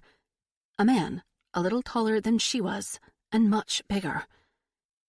Marisol was so startled and grateful at no longer being alone that she almost didn't pause to wonder how this man had appeared out of nowhere after she opened a bottle that had survived when everything else was crushed. Then she did start to wonder, but the only explanation seemed too ludicrous to believe. "Hello and congratulations," the man said in a pleasant tone. He looked Jewish and wore a cheap suit, in a style that reminded Marisol somewhat of the Mad Men episode she'd just been watching. His dark hair fell onto his high forehead in lank strands, and he had a heavy beard shadow. "Thank you for opening my bottle. I am pleased to offer you 3 wishes." Then he looked around, and his already dour expression worsened. "Oh, fuck," he said. "Not again." "Wait," Marisol said. You're a genie?" "I hate that term," the man said. "I prefer wish facilitator, and for your information, I used to be just a regular person. I was the theater critic at the New York Times for 6 months in 1958, which I still think defines me much more than my current engagement does. But I tried to bamboozle the wrong individual, so I got stuck in a bottle and forced to grant wishes to anyone who opens it." "You were a theater critic?" Marisol said. "I'm a playwright. I won a contest and had a play produced off-Broadway. Well, actually, I'm a pre-med student, and I clean houses for money, but in my off hours, I'm a playwright, I guess." "Oh," the man said. "Well, if you want me to tell you your plays are very good, then it will count as one of your 3 wishes. And honestly, I don't think you're going to benefit from good publicity very much in the current climate. He gestured around at the bleak white landscape around them. My name is Richard Wolfe, by the way. Marisol, she said. Marisol Guzman. Nice to meet you. He extended his hand, but didn't actually try to shake hers. She wondered if she would go right through him. She was standing in a world of stinky chalk, talking to a self-loathing genie. After 2 years alone in a box, that didn't even seem weird, really. So this was it, right? She could fix everything. She could make a wish, and everything would be back the way it was. She could talk to Julie again and apologize for hanging up on her. She could see Rod and maybe figure out what they were to each other. She just had to say the words, I wish. She started to speak, and then something Richard Wolfe had said a moment earlier registered in her brain. Wait a minute, she said. What did you mean, not again? Oh, that. Richard Wolfe swatted around his head with big hands, like he was trying to swat non-existent insects. I couldn't say. I mean, I can answer any question you want, but that counts as one of your wishes. There are rules. Oh, Marisol said. Well, I don't want to waste a wish on a question, not when I can figure this out on my own. You said, not again, the moment you saw all this. So this isn't the first time this has happened. Your bottle can probably survive anything, right? Because it's magic or something. The dark green bottle still had a heft to it, even after she'd released its contents. She threw it at a nearby rock a few times. Not a scratch. So, she said, the world ends, your bottle doesn't get damaged. If even one person survives, they find your bottle, and the first thing they wish for is for the world not to have ended. Richard Wolfe shrugged, but he also sort of nodded at the same time, like he was confirming her hunch. His feet were see-through, she noticed. He was wearing wingtip shoes that looked scuffed to the point of being scarred. The first time was in 1962, he said. The Cuban Missile Crisis. They called it afterwards. This is not counting as one of my wishes because I didn't ask a question, Marisol said. Fine. Richard Wolfe rolled his eyes. I grew tired of listening to your harangue. When I was reviewing for the Times, I always tore into plays that had too many endless speeches. Your plays don't have a lot of monologues, do they? Fucking Brecht made everybody think 3-page speeches were clever. Fucking Brecht. I didn't go in for too many monologues, Marisol said. So, someone finds your bottle, they wish for the apocalypse not to have happened, and then they probably make a second wish to try and make sure it doesn't happen again. Except here we are, so it obviously didn't work the last time. I could not possibly comment, Richard Wolfe said. Although I should say that everyone gets the wrong idea about people in my line of work. Meaning wish facilitators, not theater critics. People had the wrong idea when I was a theater critic, too. They thought it was my job to promote the theater, to put buns in seats, even for terrible plays. That was not my job at all. The theater has been an endangered species for a long time, Marisol said, not without sympathy. She looked around the pasty-white yeast-scented deathscape. A world of Wonder Bread. I mean, I get why people want criticism that is essentially cheerleading, even if that doesn't push anybody to do their best work. Well, if you think of theater as some sort of delicate flower that needs to be kept protected in some sort of hothouse. And at this point, Wolfe was clearly reprising arguments he'd had over and over again when he was alive. Then you're going to end up with something that only the faithful few will appreciate, and you'll end up worsening the very marginalization that you're seeking to prevent. Marisol was being very careful to avoid asking anything resembling a question, because she was probably going to need all 3 of her wishes. I would guess that the job of a theater critic is misunderstood in sort of the opposite way than the job of a genie, she said. Everybody is afraid a theater critic will be too brutally honest, but a genie... Everybody thinks I'm out to swindle them. Richard Wolfe threw his hands in the air, thinking of all the soorists he had endured. When in fact, it's always the client who can't express a wish in clear and straightforward terms. They always leave out crucial information. I do my best. It's like stage directions without any stage left or stage right. I interpret as best I can." "Of course you do," Marisol said. This was all starting to creep her out, and her gratitude at having another person to talk to, who wasn't Mrs. Garrett, was getting driven out by her discomfort at standing in the bleached white ruins of the world kibitzing about theater criticism. She picked up the bottle from where it lay undamaged after hitting the rock and found the cork. "Wait a minute," Richard Wolfe said. "You don't want to—" He was sucked back inside the bottle before she finished putting the cork back in. She reopened the bottle once she was back inside the panic room, with the door sealed from the inside, so nothing or nobody could get in. She watched 3 episodes of The Facts of Life, trying to get her equilibrium back, before she microwaved some sukiyaki and let Richard Wolfe out again. He started the spiel about how he had to give her 3 wishes over again, then stopped and looked around. "Huh." He sat and sort of floated an inch above the sofa. "Nice digs. Real calfskin on this sofa? Is this like a bunker?" "I can't answer any of your questions," Marisol said, "or that counts as a wish you owe me." "Don't be like that." Richard Wolfe ruffled his two-tone lapels. "I'm just trying not to create any loopholes, because once there are loopholes, it brings everybody grief in the end. Trust me, you wouldn't want the rules to be messy here." He rifled through the media collection until he found a copy of Cat on a Hot Tin Roof, which he made a big show of studying until Marisol finally loaded it for him. "This is better than I'd remembered," Richard Wolfe said an hour later.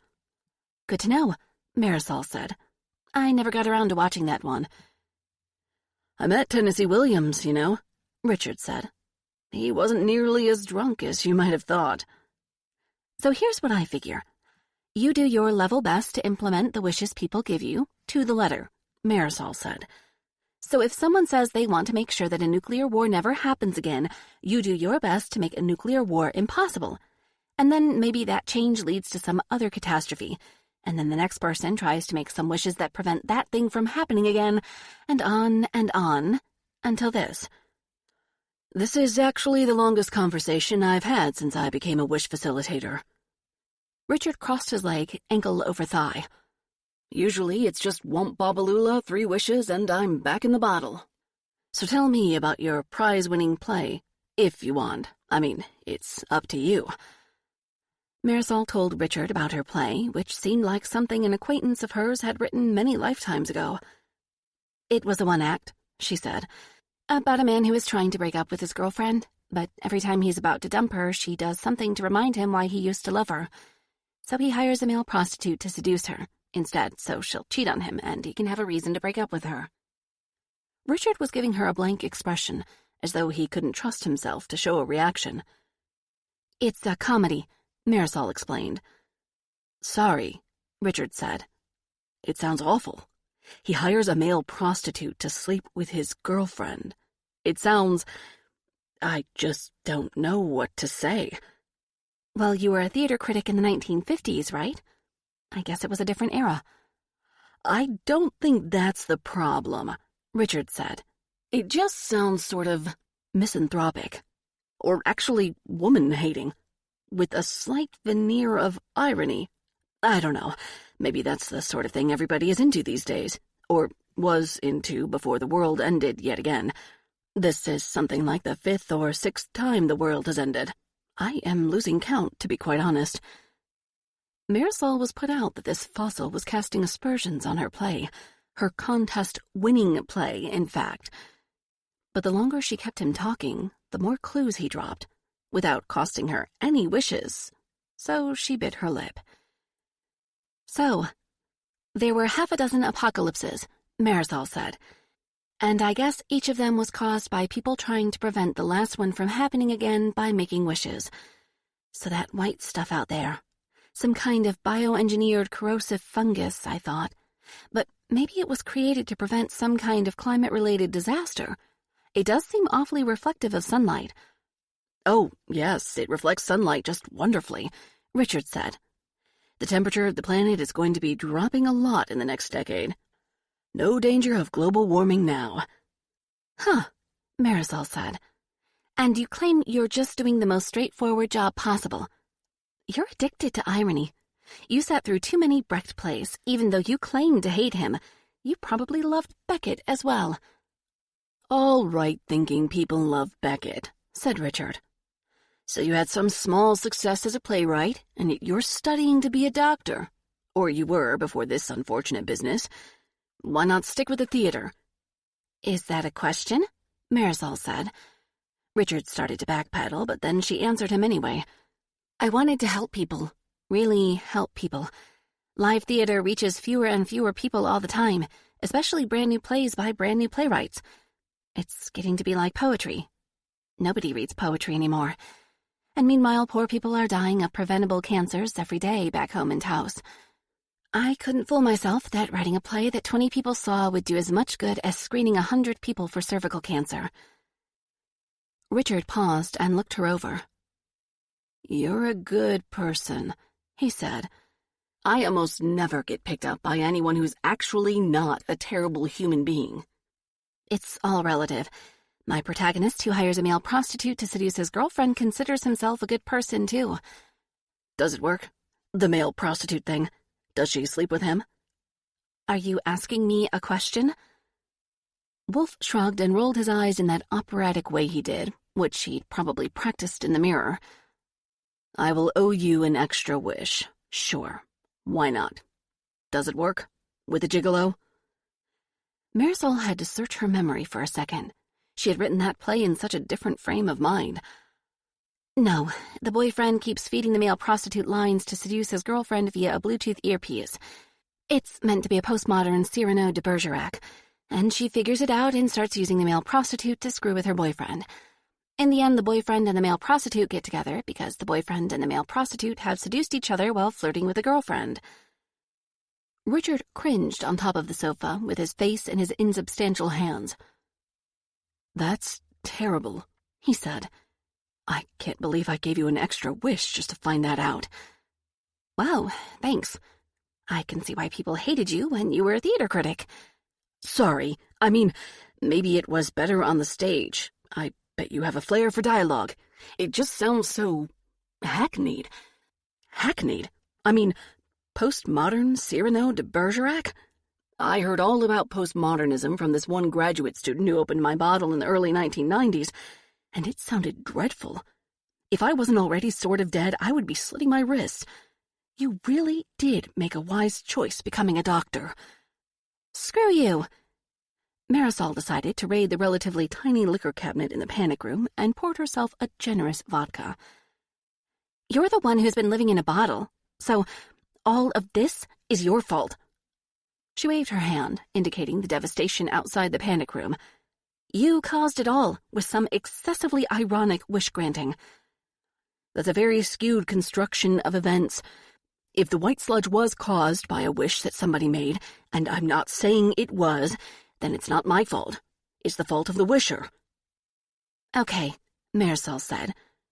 Richard drew to attention, thinking she was finally ready to make her first wish. Instead, she said, "I need to think," and put the cork back in the bottle. Marisol watched a season and a half of I Dream of Jeannie, which did not help at all. She ate some delicious beef stroganoff and drank more vodka. She slept and watched TV and slept and drank coffee and ate an omelet. She had no circadian rhythm to speak of anymore. She had 4 wishes, and the overwhelming likelihood was that she would foul them up, and maybe next time there wouldn't be one person left alive to find the bottle and fix her mistake. This was pretty much exactly like trying to cure a patient, Marisol realized. You give someone a medicine which fixes their disease but causes deadly side effects, or reduces the patient's resistance to other infections.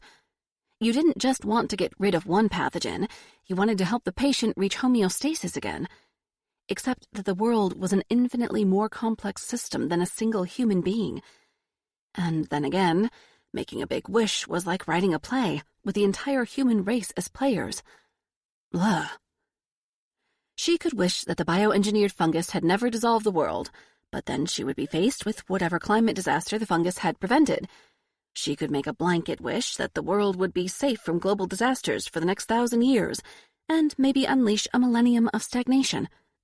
Or worse, depending on the slippery definition of safe. She guessed that wishing for 1,000 wishes wouldn't work. In fact, that kind of shenanigans might be how Richard Wolfe wound up where he was now. The media server in the panic room had a bazillion movies and TV episodes about the monkey paw, the wishing ring, the magic fountain, the Faustian bargain, the djinn, the vengeance demon, and so on. So she had plenty of time to soak up the accumulated wisdom of the human race on the topic of making wishes, which amounted to a pile of clichés. Maybe she would have done more good as a playwright than as a doctor after all. Clichés were like plaque in the arteries of the imagination. They clogged the sense of what was possible. Maybe if enough people had worked to demolish clichés, the world wouldn't have ended. Marisol and Richard sat and watched the facts of life together. Richard kept complaining and saying things like, "This is worse than being trapped inside a bottle." But he also seemed to enjoy complaining about it.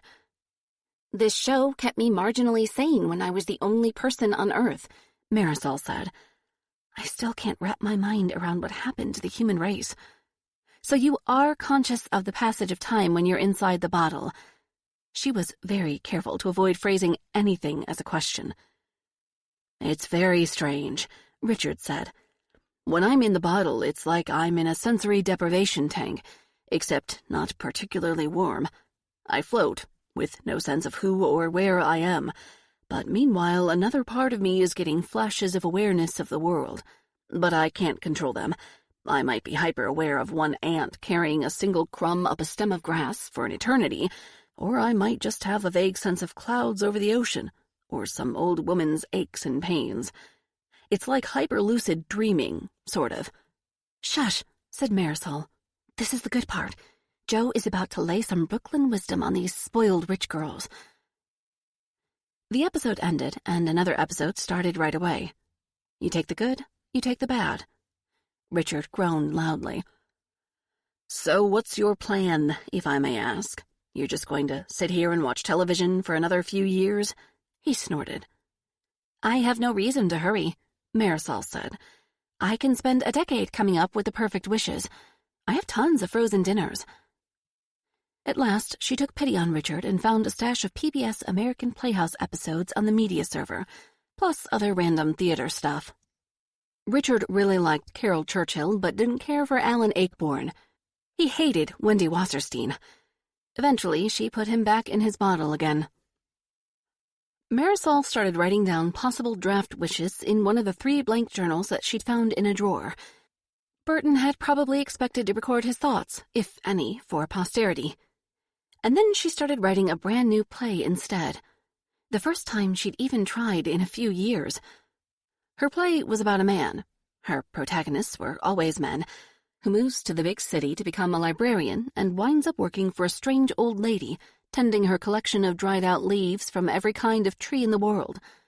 Pedro is so shy he can't even speak to more than 2 people, but so beautiful that everybody wants him to be a fashion model. He pays an optometrist to put drops in his eyes so he won't see the people photographing and lighting him when he models. She had no clue how this play was going to end, but she felt a responsibility to finish it. That's what Mrs. Garrett would expect. She was still stung by the idea that her prize-winning play was dumb, or worse yet, kind of misogynistic. She wished she had an actual copy of that play so she could show it to Richard and he would realize her true genius. But she didn't wish that out loud, of course. And maybe this was the kick in the ass she needed to write a better play. A play that made sense of some of this mess. "I figured it out," she told Richard the next time she opened his bottle. "I figured out what happened those other times. Someone finds your bottle after the apocalypse, and they get 3 wishes. So the first wish is to bring the world back and reverse the destruction. The second wish is to make sure it doesn't happen again. But then they still have 1 wish left. And that's the one where they do something stupid and selfish, like wishing for irresistible sex appeal. Or perfect hair," said Richard Wolfe, doing his patented eye roll and air swat. "Or unlimited wealth, or fame, or everlasting youth and beauty, or the perfect lasagna recipe. They probably figured they deserved it. Marisol stared at the pages of scribbles in her hands. One set of diagrams mapping out her new, as yet unnamed play. A second set of diagrams trying to plan out the wish-making process, act by act. Her own scent clung to every surface in the panic room. The recirculated and purified air smelled like the inside of her own mouth. I mean, they saved the world, right? So they've earned fame or sex or parties. Except I bet that's where it all goes wrong. That's an interesting theory, said Wolf, arms folded and head tilted to one side, like he was physically restraining himself from expressing an opinion. Marisol threw out almost every part of her new play, except the part about her main character needing to be temporarily vision impaired so he could model. That part seemed to speak to her, once she cleared away the clutter about the old woman and the leaves and stuff. Pedro stands, nearly nude, in a room full of people doing makeup and lighting and photography and catering, and they're all blurs to him. And he falls in love with one woman, but he only knows her voice, not her face, and he's afraid to ruin it by learning her name or seeing what she looks like.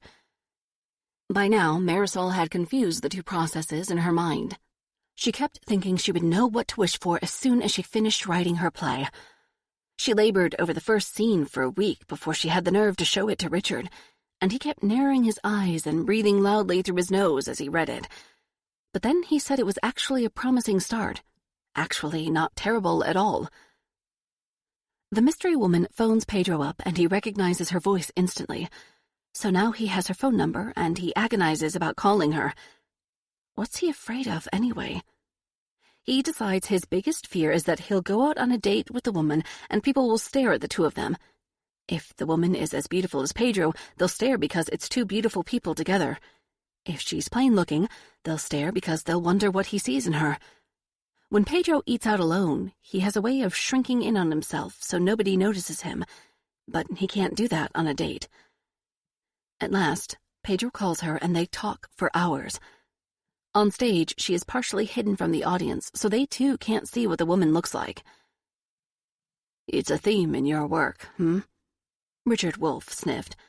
The hidden person, the flirting through a veil, the self-loathing, narcissistic love affair. I guess so, Marisol said. I'm interested in people who are seen and people who see, and the female gaze and whatever. She finished the play. And then it occurred to her that if she made a wish that none of this stuff had happened, her new play could be unwritten as a result. When the time came to make her wishes, she rolled up the notebook and tucked it into her waistband of her sweatpants, hoping against hope that anything on her immediate person would be preserved when the world was rewritten. In the end, Pedro agrees to meet the woman Susanna for a drink, but he gets some of the eye-dilating drops from his optometrist friend. He can't decide whether to put the drops in his eyes before the date. He's in the men's room at the bar where they're meeting, with the bottle in his hand, dithering. And then someone disturbs him and he accidentally drops the bottle in the toilet. And Susanna turns out to be pretty. Not like a model, but more distinctive. She has a memorable face, full of life. She laughs a lot.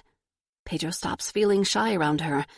And Pedro discovers that if he looks into Susanna's eyes when he's doing his semi-nude modeling, he no longer needs the eye drops to shut out the rest of the world. It's a corny ending, Marisol admitted. But I like it.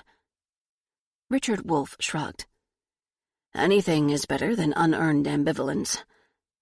Marisol decided that was a good review coming from him. Here's what Marisol wished. 1.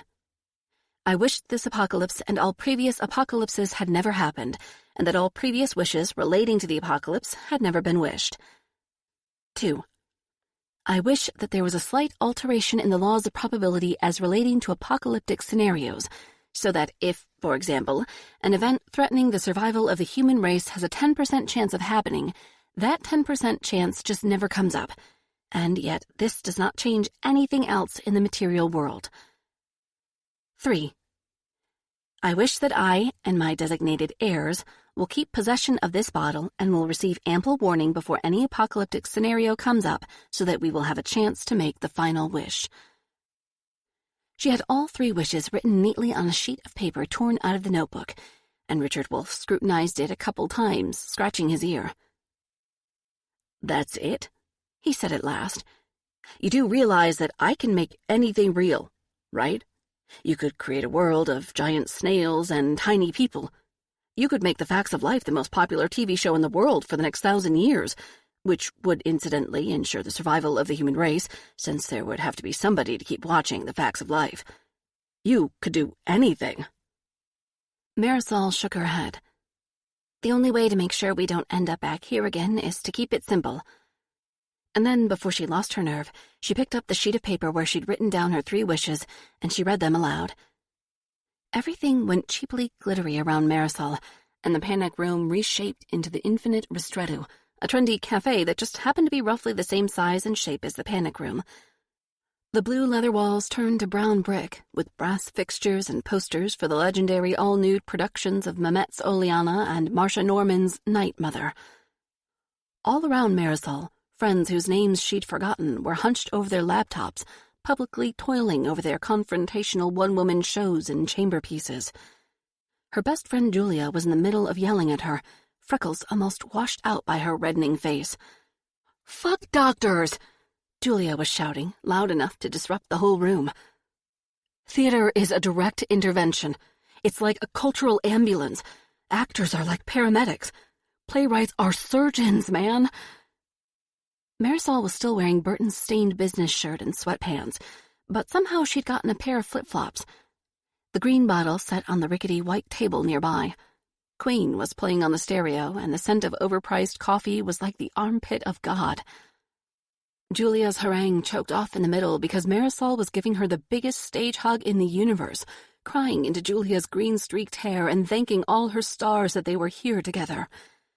By now, everyone was staring at them, but Marisol didn't care. Something fluttery and heavy fell out of the waistband of her sweatpants. A notebook. "I have something amazing to tell you, Jules," Marisol breathed in Julia's ear. She wanted to ask if Obama was still president and the Cold War was still over and stuff, but she would find out soon enough, and this was more important. "Jules, I wrote a new play. It's all done, and it's going to change everything." Hyperbole was how Marisol and Julia and all their friends communicated. "Do you want to read it?" "Are you seriously high?" Julia pulled away, then saw the notebook on the floor between their feet. Curiosity took over, and she picked it up and started to read. Marisol borrowed $5 and got herself a pour-over while Julia sat, knees in her face, reading the play.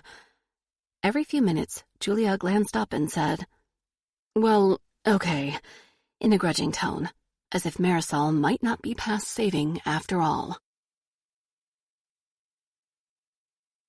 Reminded by Ramsey Campbell. As Val plants 2 mugs of coffee on the breakfast table, she says, "We haven't any children, have we, Phil?" "I don't believe so, Val. I expect they'd have been in touch by now." "They'd have remembered us, Phil, you mean?" "You'd hope so, Val." "I'm keeping all my hopes for us today, Phil." Her forehead grows ridged in a bid to clench on her thoughts. "But we're married," she says. "Aren't we?" This throws him so much that he neglects to use her name. "Remind me." "That's what this meant." She points to a ring on her left hand. "Don't you remember putting it on?" He strains his mind until it feels close to blotting out the moment. "I wish I could." "I can remember for us." Her brows relax, letting her eyes widen while her small, neat face regains some peace. "We had to register the marriage in An effort that feels like scraping the inside of his head lets him say, "In a registry office. A room full of chairs and people on them. Didn't they join us afterwards for drinks?" "I'm sure they did," Val says, and clasps his free hand while he swallows a fierce jolt of coffee. "See? It's coming back." He hasn't remembered the wedding. He simply guessed that was how such occasions worked. Though isn't that a memory too? When he tries to trace it back to their experience, it leads him into empty darkness. "Do you remember any names?" he risks asking. "Only ours." "We'll remember them together," she says, squeezing his hand to confirm her determination. "Shall we put it on the app before we have breakfast? to make sure we don't forget. We said last night we wouldn't eat much. You remember what today is? I haven't forgotten, Philip. The name she uses makes her resentment plain as she brings up the Remind app on her phone. Good morning, Valerie Elizabeth Devine, it says with relentless cheerfulness. What do you have for me today? I've remembered I'm married to Philip Anthony Devine. I knew we were together, but now I know we're wed. When she ends the recording, the face that lent the app its voice appears, the head of Gov's round chubby face, flanked by a pair of fists with their thumbs stuck up. Thank you for adding to our memory store, it says. Together we'll put it all together. It's a new slogan. When did he stop saying, thank you for your thoughtfulness, and every day you're more yourself? A few seconds later, Phil's phone starts to buzz and crawl about the table like a rudimentary toy, while the Remind icon, a tiny brain lanced by a zigzag of lightning, develops a pulse. The sight prompts Phil to remark, Shelley, he wrote, didn't he? Don't tell me, wait a minute, he wrote verse. Poems. Poetry. Producing the words feels like regaining more language. But he wrote a book about a brain as well, Phil says. They send it up a tower to catch the lightning and bring it back to life. I think I remember something like that. He shouldn't have given her more to attempt to recall, today of all days. I'll keep it in my mind for you, he says, and pokes the Remind icon. Philip Anthony Devine, can you confirm you are married to Valerie Elizabeth Devine? Mustn't it be on record somewhere? Has nobody recaptured enough competence to check?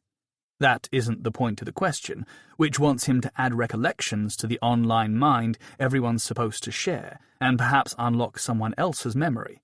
But Phil can only say, happy to confirm. The site rewards him with the fisty face and all its words, while Val consults the Rational Rationing app. We haven't had this week's yet, she reminds Phil. Maybe we'll be able to drive to the shops later. Maybe sums up too much of their lives just now. As Phil saws through the thin remnant of a loaf for toast, he sees Val trying to hide her concern. He knows what he's about. He isn't going to forget halfway through, and only her scrutiny makes the serrated blade splinter the tip of his thumbnail. He withholds a wince, but once he has dropped the slices into the toaster, he sucks his thumb, a surreptitious gesture that feels like reverting to infancy. He gives Val the crust from the loaf, and she insists on cutting it in half to share. When did she first do that? A room you could have lost half a dozen of their kitchen in, tables draped with white cloths that almost touch the floor, chandeliers dangling elongated drops of frozen light. But he can't see how young Val was. He can't even make out her face, and the memory fades into the dark. Breakfast doesn't take long, and they stow the used items in the washer, leaving it dormant in case the power fails while they're out of the house. They can't turn the alarm on either. They've forgotten the code, and if they ever wrote it down, they have no idea where it is. At least the metal limpet on the outside wall may warn off looters, though the village has yet to attract them. The Devines step out beneath a grey April sky, as blank as a scrubbed mind, and Val says, "Good luck to us?" Their cars are parked on the concrete that has erased the front garden. Both roofs bear a sign proclaiming, "Val and Phil's VP tuition, come to pass." "That's us," Val declares, and barely hesitates at the gate. "Left," she says. "Left to the village hall." "Left like your hand with the ring?" "Yours too, look. If we'd realised, we wouldn't have had to spend all that time thinking up ways to remember." "Whatever keeps our minds alive must be good for us, don't you think?" "I'd rather we used them to find ourselves and each other. What did remembering our wedding feel like?" The reminder enlivens Phil. Even the sky and the street lined with immobilised vehicles, all labelled "Stopped by Gov," seem to brighten. "Like getting married again." "I thought that too. Didn't people do it sometimes?" "Careful what you think up," a voice says, though not Phil's. "Remember what Gov told us. Beware of false memories, Valerie Elizabeth Devine. We mustn't undermine anybody's progress." Eric Craxton has poked his head above the hedge of his terraced cottage opposite. His garden looks like a determined bid to win a competition, and Phil hopes he'll continue tending it, but Craxton tramps across the road. His drooping, jowly face has reddened with the effort or with dedication to his mission. "I didn't hear you use each other's names," he complains. "Watch out nobody reports you to Gov." "Is that necessary, Eric?" The man's heavy stare requires Phil to add, "Craxton." "Names are Philip Anthony Devine. If you'd used yours, you might have noticed you were married." "We knew we had the same one," Val protests. "I could have taken Phil's without a wedding. I'm sure people did." "Guessing's not remembering. You know we've been warned not to speculate." Craxton moves aside, but not far. "Well, I shouldn't keep you," he says. "You're on your way for testing, are you not? Quite a few of us are hoping you'll be assets to the village." "I believe we were," Val retorts. "Not just to the village, either." "Then perhaps you should devote yourselves to restoring that." Val doesn't bother waiting for him not to hear her say, "We're devoted to each other." The hall is on the far side of the village. As the Devines hurry past the produce shops, several of which look erased by shutters, a delivery truck the length of half a dozen cottages pulls away from the supermarket that has summarized its neighbors. Its towering slogan says, "Even more help from your friend Gov." A laugh that sounds like a search for a reason for mirth makes Phil look back. A stumpy, close-cropped, grey-haired woman is gripping her extensive hips while she glares at the slogan. He's met her before, and he has to know her name. "Mrs. Lomax," he succeeds in retrieving, and then the rest. "Rita. Mrs. Rita Lomax." "Leave out that nonsense." Her glare intensifies, as if it's finding room for him. "One more way they're trying to reduce us all to children," she says, apparently about the slogan on the truck. "No friend does that to anyone." "It may reassure some people," Val says. "Mrs. Lomax, I said not to bother with my name." Just as uninvitingly, Mrs. Lomax says, "Have you both been good subjects today?" "We're on our way to be." "I'm asking, have you done your exercises your friend Gov says everybody has to?" "A lot more than an exercise," Phil says. "We've remembered getting married." "I could have told you you'd done that." Leaving no gap for an answer, Mrs. Lomax says, "And did you do your public duty with it?" "We put it on the app." As Mrs. Lomax emits a noise like a denial of a laugh, Val says, "What else have you remembered about us?" "I couldn't say just now." By way of explanation, Mrs. Lomax adds, "I don't trust that thing they've put on everybody's phone. It's a way of controlling our minds if we let them." "But you've been using it," Val says, as if there can't be any question. "I'll let you guess. That's part of what your mind's for," Mrs. Lomax says, and stalks under a trellis twined with defunct roses, up the path to her cottage. As her door slams, the Devines hear a vehicle ahead. Is somebody being tested? Phil and Val thought they were first in the schedule, or have their minds let them down? No. The vehicle is a black van with no windows on its side, just the words, "Friend Gov." Perhaps they're all there's space for, but the phrase feels less friendly than imperative. The van halts outside Rita Lomax's cottage. "Phil?" Val murmurs. "Have they come for her? What do you think they'll do?" "We haven't time to find out now," Phil says, as the driver, a stocky man wearing a black Gov for You jacket, climbs out and unlocks the back of the van. "If we're late, they may think we forgot we're supposed to be there." "He's letting someone out," Val says, having glanced over her shoulder. "They're all going to her house." Phil is anxious that neither of them should be distracted from the task ahead, but diverting Val's attention might distract her too. He hears Rita Lomax's front door slam again, and Val gives up looking back. They're in sight of the village hall when she falters. A middle-aged woman is leading a man about as old towards them by one arm. "Scrubbed," Val whispers, as if her voice is shrinking from the spectacle. You can tell the worst victims of the catastrophe by their look. The man's face is so loose it lacks definition, and it's expressionless apart from the eyes, which are doggedly eager but flicker with bewilderment. The woman looks as desperate, though in a different way.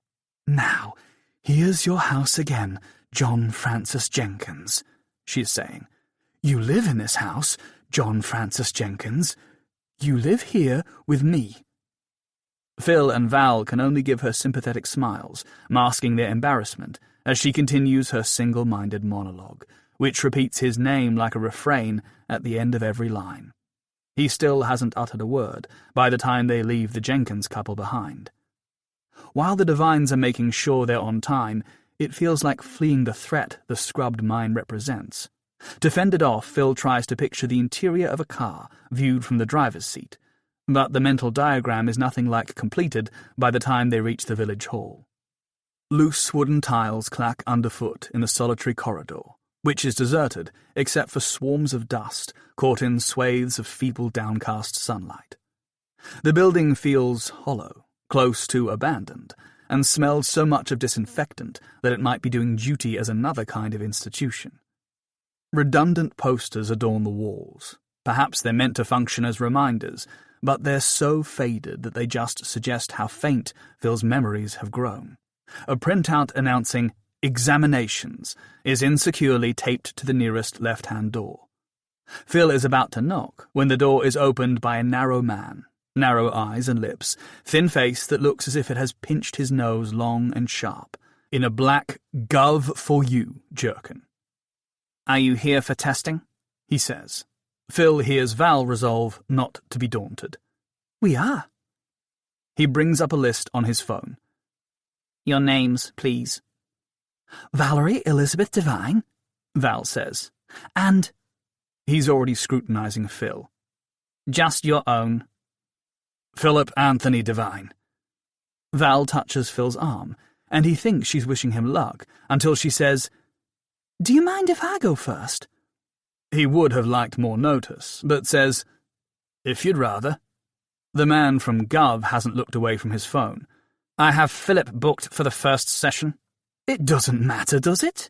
We're together." As if this is bound to persuade the official, Val says, "We're married." "I have Philip booked for the first session." With no change of tone, not that he offered much to start with, the man says, "Valerie, if you would like to wait in the office."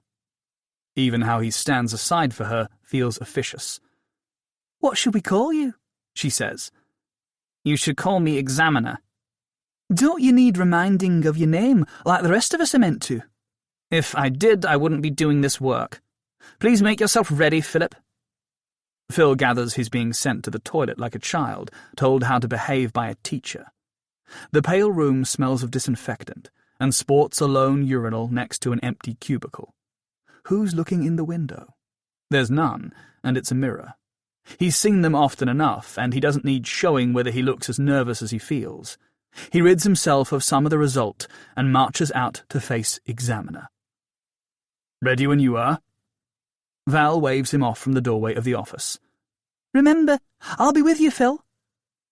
She's reminding him how they've been practicing in each other's arrested vehicles for weeks, performing all the actions of a driver while pronouncing them aloud. For the last few days, they've described their routine in chorus. Outside the building, Examiner turns to him as if he expects an answer to a question Phil didn't hear. "I assume you remember how to proceed?" Phil reads out the registration number of a car some distance away, and then, to prove that's not a fluke, the one beyond. Examiner barely nods, perhaps just to indicate his vehicle, a small black saloon crowned with a Gov Test sign. It's not a brainy car, but the Devines never used to give lessons in those, believing pupils needed to learn how to operate manual controls before they let the car take over. Phil tries to find some comfort in the driver's unyielding seat as Examiner straps himself in. "Whenever you're ready, Philip." Phil ensures the car won't buck when he starts it, and is inserting the key when Examiner says, "You need to describe the process, Philip." "I'm putting the key in the slot." "We require the precise words, Philip." Val said it. She said it several times, which has to mean he can remember. but the attempt feels like trying to close an insubstantial grasp on a void. "I've put the key in the ignition," he blurts, as he manages to recapture the term, and in case this is expected, adds, "Examiner." "Please proceed, Philip." "I'm starting the engine." He tries not to twist the key too hard, for fear it will betray his anxiety, and the engine responds with a purr he could find smug. "I'm looking in the mirror," he says, not a window, a mistake he can't believe he made. "I'm pushing up the lever to show I'm pulling out. I'm going to. I'm treading on the pedal. That's the clutch. I'm letting this lever down. That's taking the brake off. I'm treading on the next pedal as well, the speed one, the accelerator, only not too hard. Now I'm letting the clutch up and I'm turning the wheel." Surely his companion's silence denotes satisfaction. Or should Phil keep calling him Examiner? He tries that as the car gathers speed along the road devoid of traffic. Not just the man's chosen name is coming easier to Phil. His body has recollected how it feels to drive, an experience so liberating he has to rein back his enthusiasm. He keeps consulting the speedometer and saying so, and describes all the maneuvers Examiner directs him to execute, dealing with several village roundabouts and a variety of junctions, backing into a space not much larger than the car, turning it across a narrow road. He's on the way back to the village hall, feeling nearly confident enough to ask whether he's succeeded in his task when he sees Rita Lomax. Two men, whose faces make it plain their minds have been scrubbed, are leading her by the arms to the Friend Gov van. "I'm not like them," she's protesting. "I'll never be like them." Curtains blink beyond neighbouring windows, but nobody risks being seen. While the men's vacuity resembles gentleness, they lift her off her feet to plant her in the back of the van. As soon as they've followed her, the driver locks the rear doors. Moments later the van speeds away, and nobody in it makes a sound Phil can hear. He's unsure, he wants to learn. What will they do to her? "She'll be educated."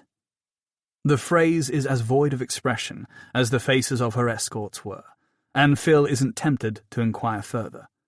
He remarks on his actions until the car is parked outside the hall and he has returned the keys to Examiner, by which time he's eager to ask, "How did I do?" "You failed to specify some of the actions you took before starting the car, Philip. Your driving was inappropriate to the current traffic situation, and you allowed yourself to be distracted by the educational intervention." Phil tries to find a reason to appeal. "Maybe I took more care than we have to, but I wouldn't mark a pupil down for that." "You may present yourself when I return in 3 months if you wish. Now I need to test Valerie before I move on." Phil is desperate not to infect her with failure, but as soon as she comes out of the room, she reads the truth he's struggling to mask. "Oh, Phil, what went wrong?" "Forget about me," he says, which Examiner gives a sharp look. "Go and win for the team, Val." "If you'll wait in the office, Philip," Examiner says, like an injunction of silence. The room is no longer an office, if it ever was. Did Examiner forget the correct word? Phil wants to find this heartening, but can't decide whether it is. Straight chairs face their twins along two sides of the room, which is as bare as the walls. Phil perches on the nearest chair and listens for a car. Is Val encountering some trouble? When at last he hears the car start and recede beyond his senses, he tries to summon up scraps of the past to share with Val when she comes back. He can't distinguish any memories they haven't added to remind.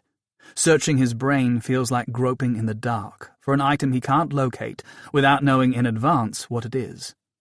Eventually he settles for reading on his phone the latest theories about the situation. Everybody's memories were wiped by cosmic rays let in by climate change. Or the event was a preamble to an alien invasion. Or it was caused by a new breed of phone masts.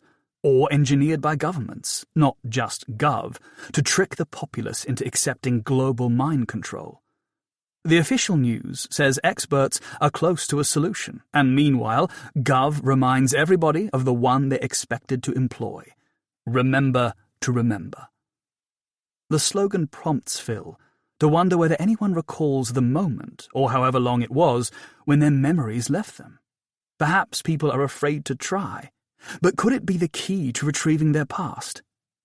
He shuts his eyes and clasps his hands in something akin to a prayer, and sends his mind back. Never remember forgetting. The slogan returns to him, just too late to be heeded. Reliving the moment of loss feels like plunging into a bottomless, utterly black void that engulfs his mind. His eyes jerk open, and he stares at the unrewarding room. He has to wait here, wait for Valerie Elizabeth Devine, while she's tested in a car. He clenches his fists, as if this may help him keep hold of the knowledge, and fights not to let anything else into his mind. He has no idea how long he stays like this, before he hears loose objects clatter in the corridor. Val appears in the doorway, looking wistful. "You didn't pass either," Phil says, and almost gasps with relief at remembering his own attempt. "I did, Phil. I'm just sorry you didn't as well." He follows her and her companion to another anonymous room, which is equipped with safes. The man shows one a code on his phone to unlock it, and finds a metal object he hands to Val. Although it's labelled with her details, Phil has no idea what it's supposed to be. "You should receive your authorization within the next few days," the man tells Val, "and then you can recommence giving tuition. Drivers are among our urgent needs." "You can look after the distributor for me, Phil." So that's what it's called, and Phil feels more trusted than perhaps he ought to be. As they head for home, Val says, "Let's go for a drive to celebrate. If you like, you can take over, once we're out, where there'll be nobody to see." He's glad when she retrieves the component from him, since this saves him from betraying he's forgotten where it goes. She fits it into the engine as he takes refuge in the seat next to the driver's. He sees how delighted she is to be back in control, and doesn't want to spoil her triumph. He thinks it's wisest to stay silent while she drives into the countryside. They're on a straight, deserted stretch of road between meadows like emblems of rebirth, when she turns to him. "Shall we swap, so you can practice?" she says, and blinks at him. "Did you want to ask me something, Phil?" He has to risk admitting his state, however shameful owning up threatens to feel. "It's just slipped my mind for the moment. What did you tell me this morning I ought to know?"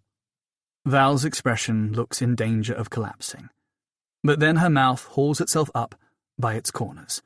"I know somewhere you'll remember," she says.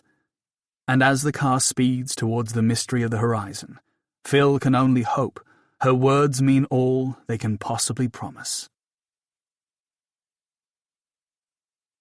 The Splendor and Misery of Bodies, of Cities, by Samuel R. Delany. There are on In-Ring, so GI told me, a few small areas that have been built up. My destination point was not, however, one.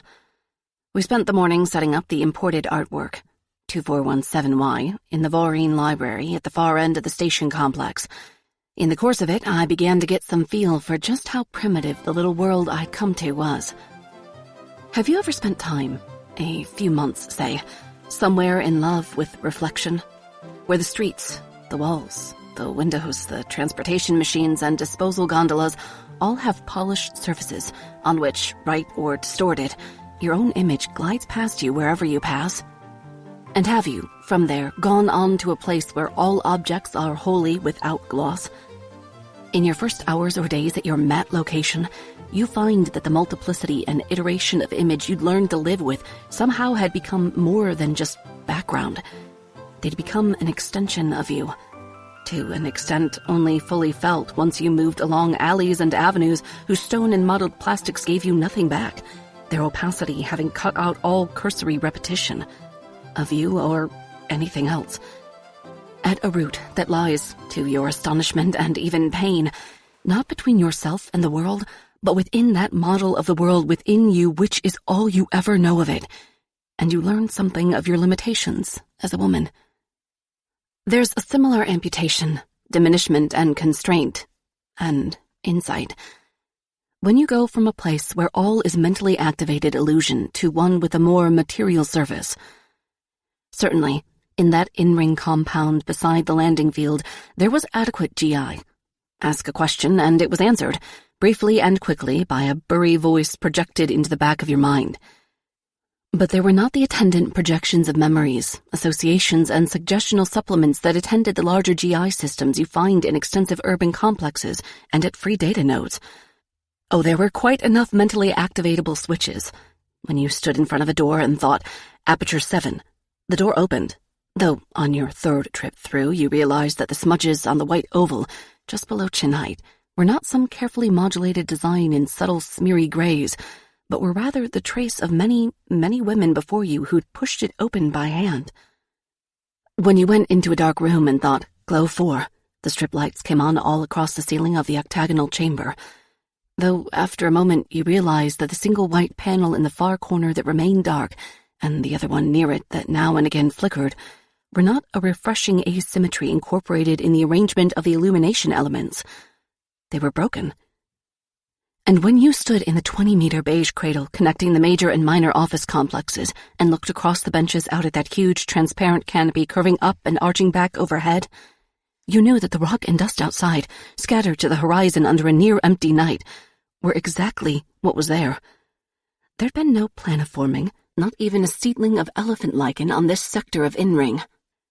And there were no numbers or words or colors or smells in any codic combination you could think of to change it.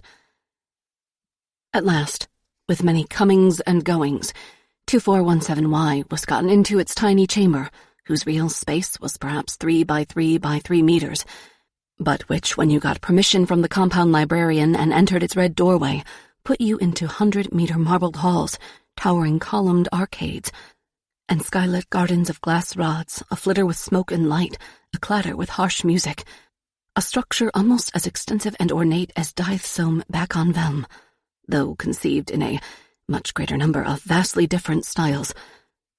But helping set it up in the Voring projector with my new employer.sub.1 that morning, the kind of thing an industrial diplomat may be called on to do if the destination point is backward enough, I'd already noticed her bearded face had about it the set of lip and slightly narrowed eye we humans display on almost any world when disappointed.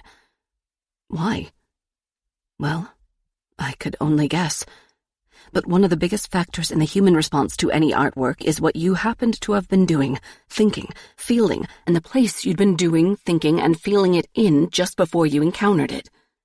Art makes its entire effect by developing things from your landscape, denying other things in it and replacing still others with the artist's vision.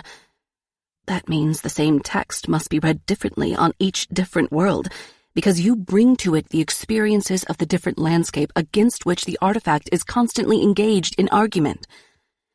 And despite the little I knew of it, I could say for certain that Chrome's landscape, and 2417Y's origin, was not in rings.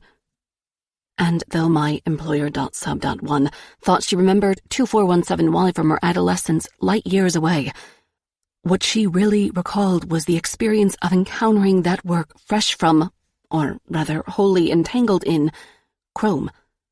But whether 2417Y would prove to be a rich and decentering and or stabilizing experience here, or simply become a vastly expensive irrelevance off in a little room, visited less and less frequently till the projector was shut down and the importation costs, and my fee, were written off, I could not tell. Nor, indeed, could my employer.sub.1, at least not till she'd shaken that memory loose. For it was only as 2417Y was absorbed by, as her disappointment had begun that absorption and transformation of in-ring's scape, could anyone here understand anything of 2417Y, even unto its alien history on another world? You don't look comfortable, my employer, sub.1, said, when, once we were through, she had strolled back with me to the cradle. She herself wore at least 15 pounds of metal medallions at knees, elbows, and waist, as well as light plastic tubing about her neck, thighs, and armpits. Glimmering rings hung by delicate coils to her sternum, navel, knees. Her beard, which had been red in the morning, was now, after an hour each of blue, yellow, and green, black. It's pretty rough out here, We get a lot of folks from all parts of the planet passing through. They don't like it either." She frowned. "Not many from off-world, though." "I'm comfortable," I said. "In fact, I like it here. Actually, I was thinking of staying." "Nobody else would," she said sadly. "Folks come by from over in Quick. You can tell them because they're all hung around with those silver furs and big blocky whatchamacallits on their elbows. We always say, 'Take something off. Relax.' Then the ones from down in Littimus, they come up here and just stride on through with nothing on at all. You're always sitting around and saying to them, 'You sure you don't want to put something on, like everyone else? You'll feel more at home.'" She sighed. At my neck, I closed another fastening on what they're actually called a spacesuit. Down in the bulky boots were these loops you were supposed to slip your toes through. In the right one, it had gone fine. In the left, however, 2 of my middle toes had missed. Or the loops were broken or something. And I was kind of wiggling my foot around to try and find out what exactly it was, and what I might do about it, and not making much headway. And that's the kind of thing a primitive GI is no help with at all. "I think that 2417Y, my employer.sub.1 said, is the most important thing that's ever happened on In-Ring. Certainly it's the most important thing that's ever happened on this part of it. It's about the only piece of real culture we've got. It'll stabilize a whole new breed of tourist, of thinking, of life here at the complex. Don't you agree?" I pulled down the headguard, whose airtight clasps went critter-click, critter-click, critter-click all around my neck. "You may be right," I said, not sure if my external speaker was on or not. Then I nodded at her with whatever smile I could mechanically muster and started toward the bronze circle, the bottom half of which was in the beige wall, the top half in the clear canopy. I cropped toward the energy sheet that, like rippling water over glass, served as the cradle's airlock. Though I'd worked with her for most of In-Ring's very non-standard day, handing things, holding things, pointing and prodding with her, I realized I hadn't even bothered to notice her hands, which, for me, was once about as automatic as the click curses constantly expostulated in both laughter and rage among the shale farmers of the equatorial zones of Cell of 9, or the leisurely pursing of the brows before answering just about any question at all among the polar butane workers of Hototki 7. As the night wavered a moment in my eyes, and sparks struck silently from my hip and head as I went through the shield, I realized again that I was a repository of a vast womanly experience of cultural relativity, so much vaster than man's could ever be, which was the way we humans once characterized ourselves when we'd been confined largely to a single world. From the hundreds of worlds I had visited in my job.sub.1, and among the thousands more I had not visited, or even perhaps heard named, yet that relativity was precisely what I'd come here to lose, to leave behind, to forget. I wanted only something simple, absolute, monumentally upshifting and still. I stepped over the threshold onto the outside terrace, leaving the artificial gravity for the far less intense down of the natural world. I swayed under those few distantly spaced stars. We were well out along the thinner parts of the galactic arm that, almost since the beginning of colonizing, put us extremely far away from anywhere. The cluttered night above those worlds lost in the hub is equally a sign that one is far away from any place else on the edge of the unknown. Most of our exploration and colonization has been along the mid-arms, but that was not where I was. And again, I tried to shake out of mind that urge that always made me see everywhere in terms of somewhere else. I made my way forward, aware as I strode over the dusty flags that a few rocks had been kicked or thrown or even presumably set there by others suited against the near-vacuumed as bulkily as I.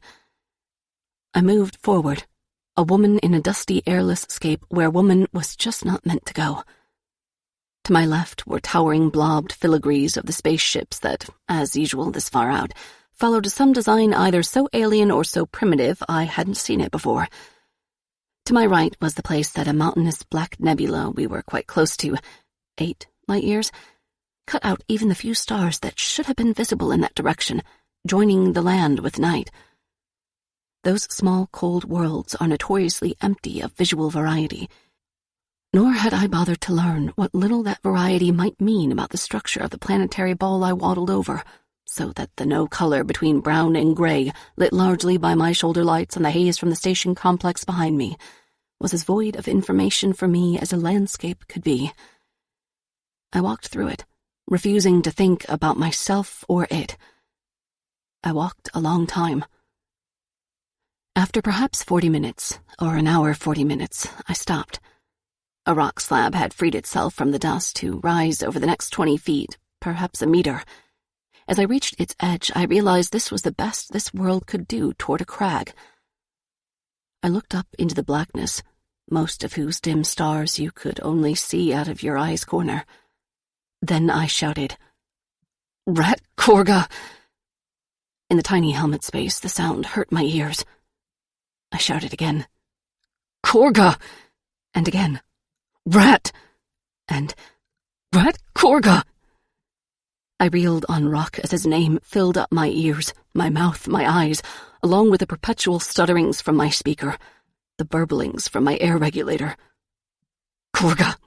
Rat Korga!" I looked up at a darkness that might as well have been a ceiling 10 feet overhead, though it was made up of thousands on thousands of light years of nothing. "Korga! Rat!" I shouted and shouted. I tore my throat and battered my ears. In that air globe where his name roared no farther away from my face than a few thicknesses of my hand, on that night-bound rock hardly heavy enough to warrant the word world, with each shout I announced some appalling fact to a blackness that would show no wonder from its presence, no horror at its absence, that hung, vast and ignorant, before each iteration my raw tongue rasped from under a burning palate, as though each shriek were my first vocable. For moments, the darkness was an infirm ear bent toward me. To each scream, the universe mumbled, "Pardon? What was that? I didn't quite catch you. Come again?" While for the 40th, 47th, and 50th time I shouted, shaking at night. For a while I stopped. Then I shouted some more. I was sitting now on the stone, leaning on one thick mitten. My throat was too sore to go on, so I just muttered it, hoarsely, as though his name were the access code that repeated enough would change the universe, would make this most marginal rock a center of labor, art, and community. I looked up to rasp, near voiceless again. "Rat!"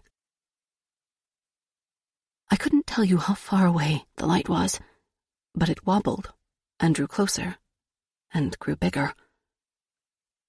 "Korga!" Which came with no voice at all, a movement of muscle and bone in my chest and jaw, making no sound in the soundless dark. At first, I didn't look. Then, because here and there in it were such bright lights, I couldn't look. It came toward me. There was someone inside it. Her vacuum suit was far more compact and streamlined than mine. Her shoulder plates glimmered. Rings of lights around her calves blinked. My own lights reflected in her faceplate. For whatever reason, any number of web officials might have chosen just then to look me up. Halleck, Fens, Marta, Japril, Serena, Yin. Any number of in-ring locals I'd met in the course of delivering and setting up 2417Y might have decided to come after me just then, from the rather jovial library assistant of that morning's installation to my employer.sub.1 herself, or even that fellow debarkee with whom I had brief and listless sex shortly after I'd landed earlier in In-Ring's long, long day, and who I thought had gone off afterward to other geosectors. The figure climbed the rock. Her faceplate cleared of glare. I frowned. "You are not," it was a painful whisper, "whom I expected to see." I took a breath. "Here." "Ah, Skynosh, Mark, but I did expect to see you. Here. Well, one takes what one can get," Joe Bonnet said. "But then I have been looking for you, while you have not been looking for me. Isn't that right? Very logical, yes?" She looked up at blackness, around at darkness. "You have really managed to get quite far away. One would almost think you were running off. You have come so far. But then as I was following you, I heard your call over my earphones. Behind the plate, she scowled, and one hand went up to rub at where her ear would have been on the head mask. Very loud, as if you were calling, perhaps, for something. Someone. Some rat Korga. And yet, she scowled harder, looking around once more. I do not think here, by any means, is the most reasonable place to find her. Joe Bonnet, I said. Lust is not logical. Lust is what you have, she said. Love is what you want. Ah, the intricacies of desire. I don't know how you got here, I said. I don't know why you've come. But right now, I only know what I don't want, and I don't want anything to do with life. That is wanting to die, Joe Bonnet nodded. I don't want to die, I said. I just don't want to live. Inside her mask, Joe Bonnet looked at me strangely. She reached toward me. That is dreadful, she said. Her hand came toward and did not quite touch mine, like my little white sister light years away. I took another breath. The effort was painful, not only to my throat. Dreadful, she repeated. But we can change all that, yes? She spoke bluntly, brightly. That's all you have to say? There on the dark rock, I shook my head. That's no in one language, yes in another, she commented. Joe Bonnet, no. Yes, she said, like some childhood GI instruction series correcting a wrong answer. Mark Dieth, what do you know of the Zilv? I looked up, frowning. Do not worry, she said briskly. In some ways, you have picked a very good place to come. We're well outside web security. Yes, I can see that you've heard of them before, the Zilv. But then we've mentioned them within each other's hearing, haven't we? I to you, you to me, back home, at your home, on Velm. I know the Zilv are something the web says I'm not supposed to know about. An alien race with interstellar travel that woman has not yet established true communication with. And I know the Zilv and their mysterious ships were circling Rhiannon when Korga's world was destroyed. You said they were circling mine when he was taken away. You never struck me as a woman who liked to be told what she could or couldn't know, Mark Dieth. I hate it, I said, and began to cry.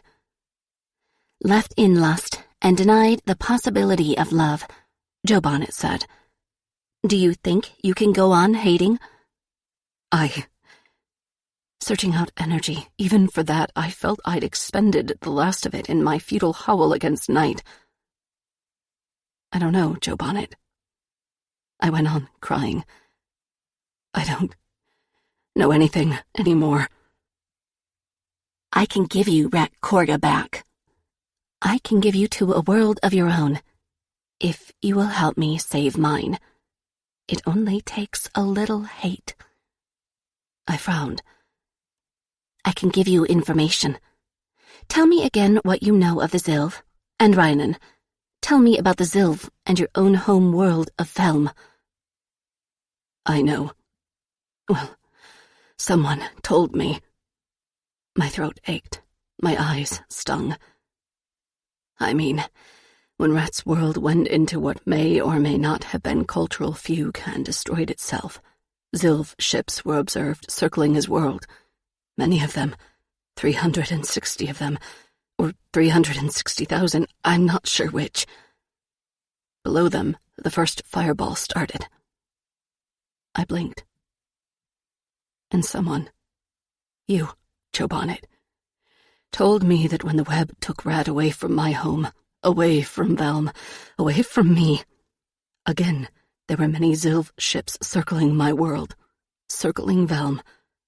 And when he left, in the web shuttle, you said they left. And that seems like meaningful information, doesn't it? Joe Bonnet nodded. It suggests all sorts of correlations, alignments, possibilities. Oh, yes.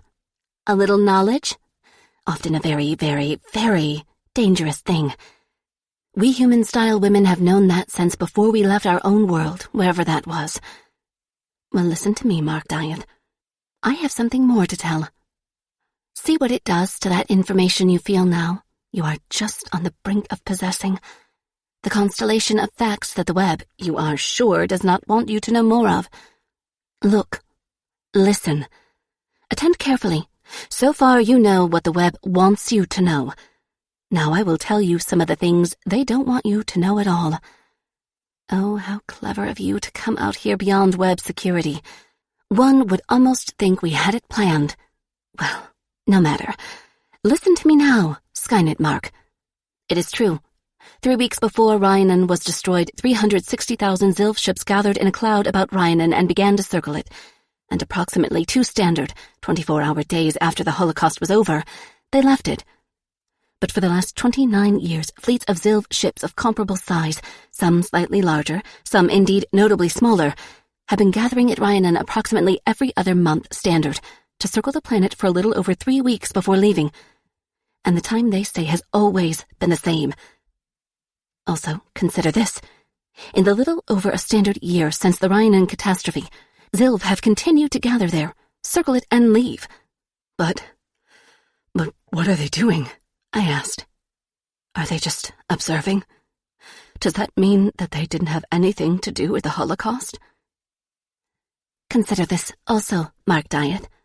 As far as Velm is concerned, there has been similar behavior from Zilv ships for almost 89 years standard now. Many fewer ships in that case, only 107,000. They stay perhaps 7 standard weeks, then leave for between 8 and 9. The pattern has been quite consistent for getting on to a century now. Now, I bet you didn't know that, Snoomark. But why my world? Why rats? Oh, and there are still other pieces of information that must be considered before we get to that question. Of the 6,000 inhabited worlds in the web's range and jurisdiction, Joe Bonnet went on, there are 102 for which this Zilv behavior has also been noted. For at least 6 of these worlds, there's indication that this periodic visitation, circling and leaving, has been going on for well over 2 standard centuries. But those 6 include neither Velm nor Rhiannon. And how many of those 102 worlds have gone into cultural fugue and wiped themselves out? I asked.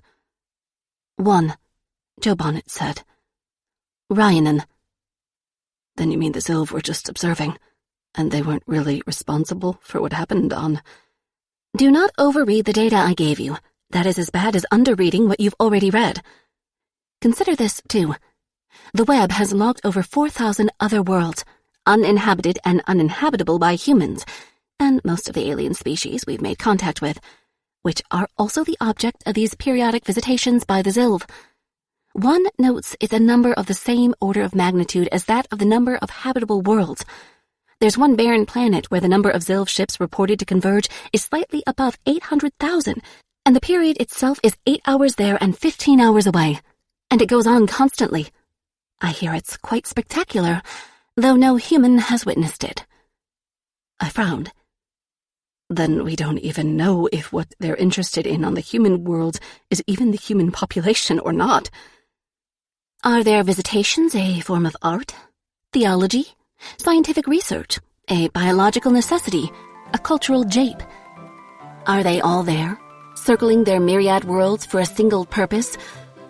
Or are there as many different explanations as there are Zilv ships or Zilv aboard them? Joe Bonnet shrugged. The Zilv are alien.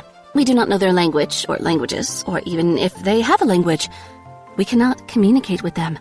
They have not communicated with us.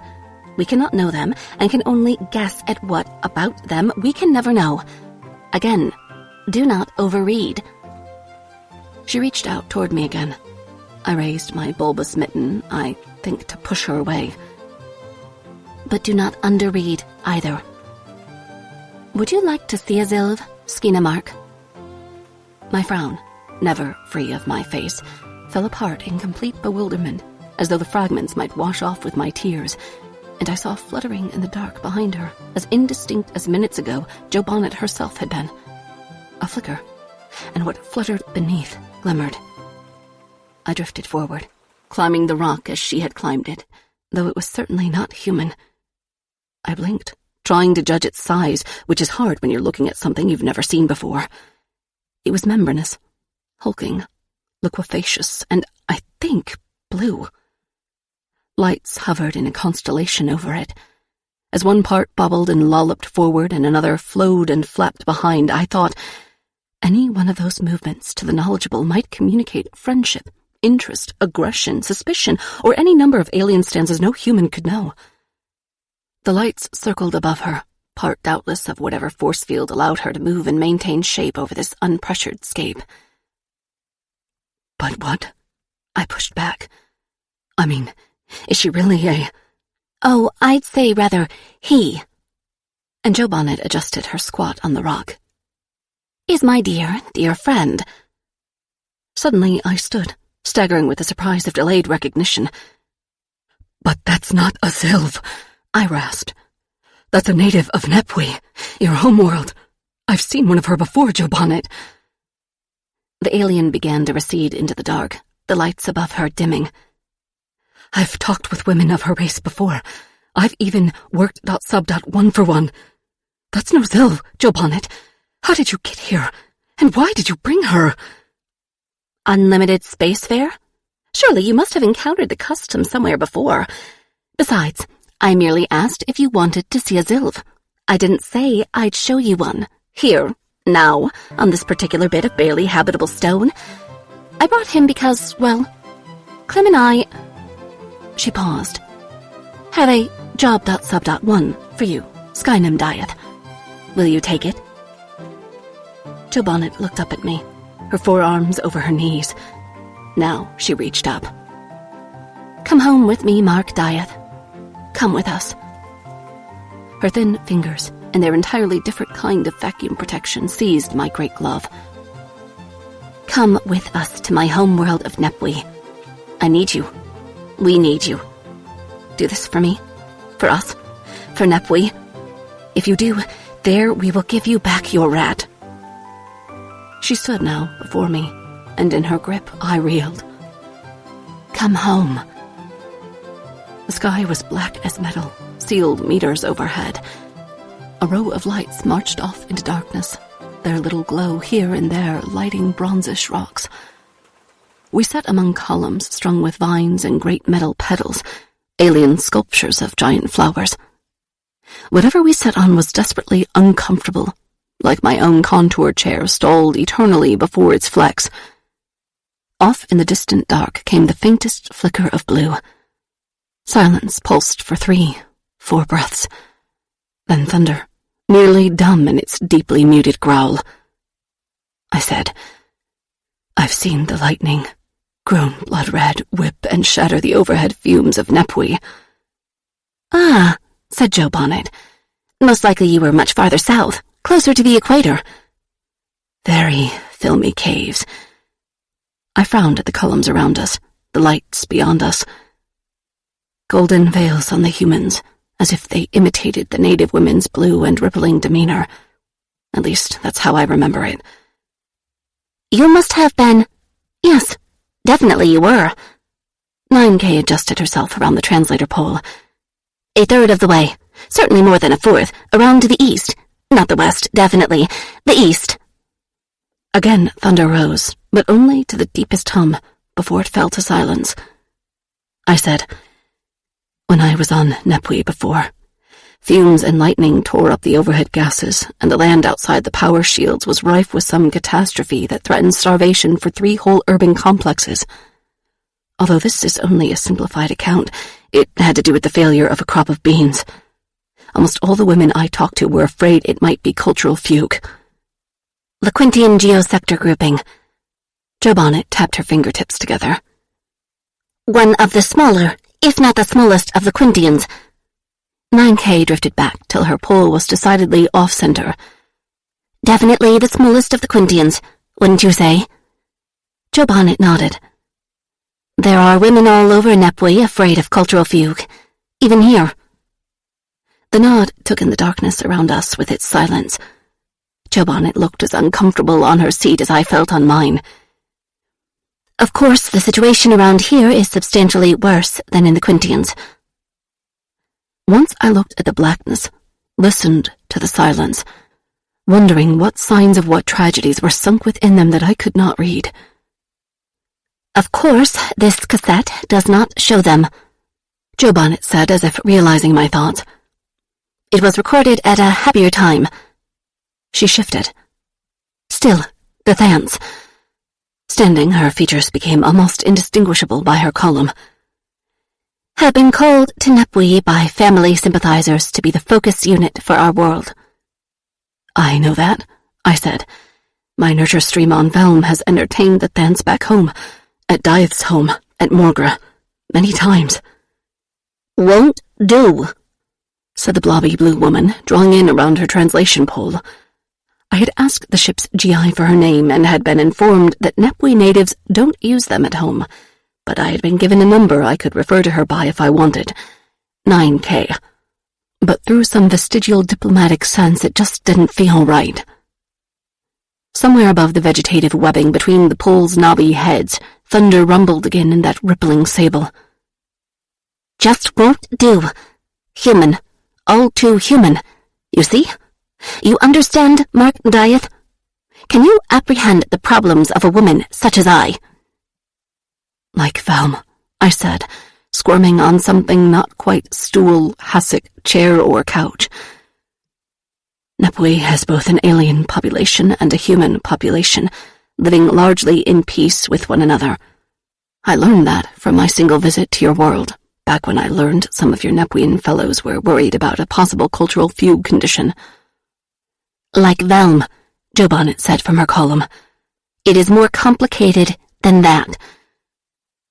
Burbling about her pole, the inhuman woman said, Unlike Velm, Mark Dyeth, Miéville has both g and n. The two buzzes were on only slightly different pitches. I frowned. G and n, Jo Bonnet repeated. The two terms are so common among the Miéville, they have entered our human language. I don't think I heard them when I was here. There on Miéville. Of course, I was only getting the most simplified of accounts. It would have to have been a very simplified account. Very simplified indeed, 9K declared. Myself, my translator hasn't been able to deal with beans at all. Beans? Beans, you say? Neither, apparently, could the women of the smaller Quintians.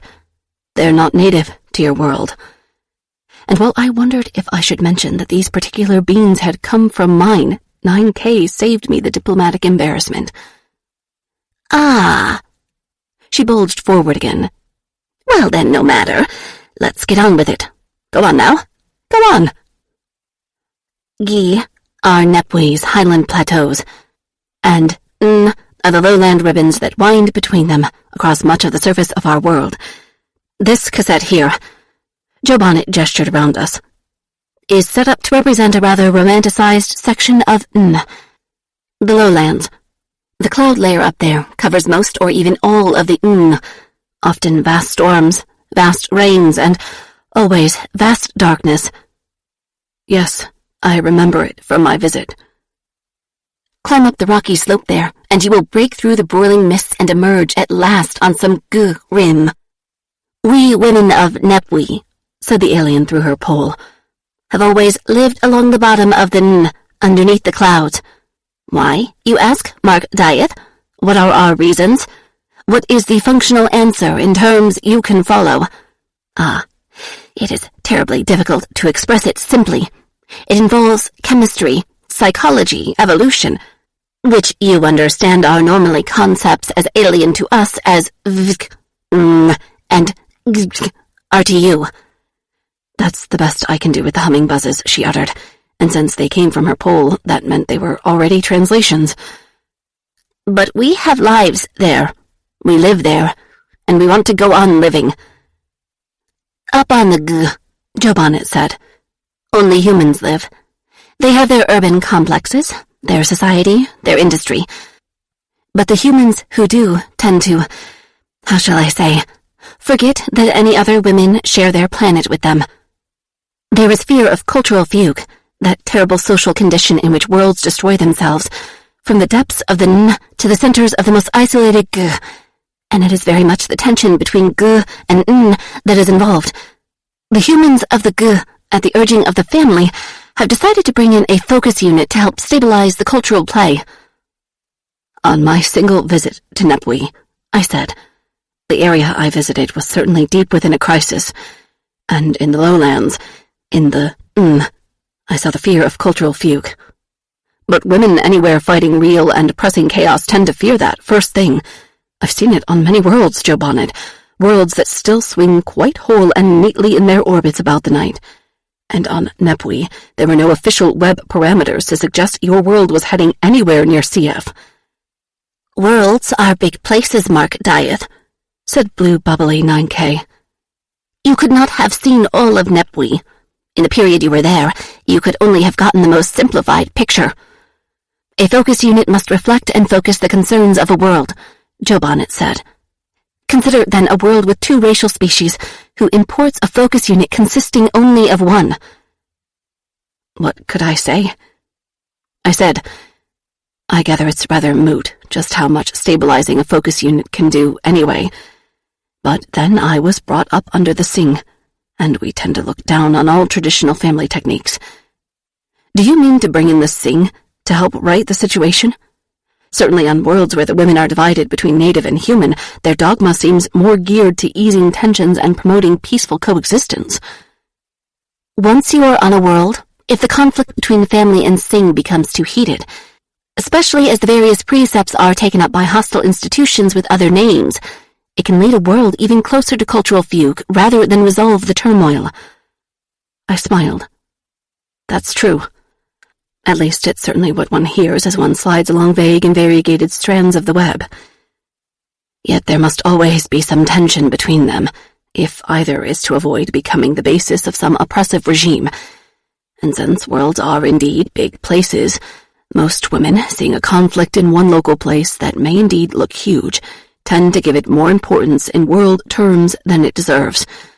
I'm a woman who has been to many worlds, Joe Bonnet. And I, said the blue woman, puckering about her pole, am a woman who has suffered very deeply on my own, Mark Dieth. To which I'm afraid there's not much you can say. I said, You've decided then that you're not bringing in the Sing? What we would like to bring to Miéville, Mark Dieth, is you. And your rat. Oh, not for good, only for the briefest of visits. Joe Bonnet shifted about, looking suddenly as uncomfortable on her seat as I felt on mine. We don't want to make you our focus unit. We don't want any focus unit at all. But among the range of human males, you are a very interesting woman, Mark Dieth. So is Rat Korga. The two of you are especially interesting to women who are frightened of cultural fugue. Because Rat's world was destroyed by cultural fugue? I asked. Or what may, or may not, have been cultural fugue? I finished. Interesting, 9K hummed. Especially to women who fear it. The ambiguity simply sounds the note of anxiety, which makes the fascination even richer, more resonant. Oh, it's very interesting, the relation between you two, and to so many decimal places. Look, When a focus unit takes over on a world, it must be made on occasion of great interest, 9K burbled. Great publicity. Vast amounts of information and misinformation shuttled about the world. Public relations, promotion, hype and hyperbole. I imagine it can be quite interesting. So we are going to bring you to Miéville with the Thants, Joe Bonnet said, and there we will join you with the rat. And you're hoping the interest we generate will upset the campaign to establish the Thants in their new position? But the possibility, even as I spoke, was already hammering my heart hard enough to hurt my throat. Thunder rumbled. The blue woman came completely to pieces, splashed away in several directions over the rocks, then splashed back again to congeal about the pole. Oh, she understands. She understands it. You were so right. She is indeed a very interesting woman. Only I don't know if I want to be all that interesting. Do you want Rat Korga? Joe Bonnet asked. I looked up at the clouds sealing off the rocks and gorges around us in this cassetted Yes. And the lightning flashed. But within those broiling darknesses it was red and thin and only rouged the columned grotto. I'm going back to ship normal for a while. I stood up on the shaly ground. As you wish, Skeetu Dieth, Joe Bonnet said, looking triumphant. The Rise and Fall of Whistle Pig City by Paul D. Filippo. At the time I wish to write about, there were only 5 humans living on Earth. I say humans, but the ancient definition of that term must be considerably expanded to include us. Even if outwardly conforming to baseline humanity, we still deviated extremely from the old norm. Deviant by genome, both embedded and in the cloud, and by powers, both interior and exterior. But in any case, we were still the true inheritors of the old ape lineage. Sharing the planet, we 5 nonetheless all lived widely separated and isolated lives in our extensive redoubts, each of us busy with our own hobbies, concerns, crotchets, obsessions, and projects. For reasons which I have since offloaded from my memory into backup, we had, during that interval, looked backwards some 10 or 12 millennia and capriciously assigned ourselves the names of long-dead 20th century artists. Bilal, a dwarfish and dark-eyed fellow, lived on one of the southern continents and currently sought to learn all the secrets of the tricksy hyperspace machine elves. Wayfish and haunted-looking, holed up in a fairy-tale castle in one of the vast northern forests. Doucette spent her hours guiding a chorus of dryads and tree frogs through more and more intricate arrangements of the choral songs of Beta Lyrae. Thin and attenuated as an eel, completely amphibian with scaly skin tinged pallid green and white, Giraud inhabited a submarine fortress in tropical waters, where he staged titanic fights between various leviathans. Mero, a mostly naked, green-skinned photosynthesizing giantess, whose curves mimicked swales, peaks, and valleys, resided in a large ice palace at the southern pole, and employed her time cataloging the infinite varieties of interstellar vacuum foraminifera with elaborate sensors and sampling engines. And then there was me, Creepax, devilishly handsome, witty, constitutionally blithe, my own preoccupations at that time indulged in my alpine lodge atop Earth's highest artificial peak, rearing some 20,000 meters toward the stratosphere, included sampling the many varieties of wine derived from the Myco vineyards of Alnilum VIII, and frolicking with an ever-changing bevy of ghost heterae from the 7th blue limbo dimension. And, oh yes, composing epic poetry on the themes of Waldeinsamkeit and Outbauken. So, as I believe you can see, our separate blisses were so divergent that there was little cause for the 5 of us ever to foregather. Even though we were the only sentients on the whole planet, other non-human sapients found the rewilded Earth a backwater bore and, consequently, rarely visited, loneliness was not an issue. That is, we had no reason for close association until Bilal rediscovered the concept of cities. Bilal chose to introduce the notion first to me, I am pleased to say, obviously relying on my famously Catholic taste to permit an unprejudiced assessment of his excitement. I became aware of my visitor when one of my house robots carried in a small frozen body, interrupting me in the midst of composing a stanza examining the proposition that a patch of moss ringed with toadstools could represent nirvana.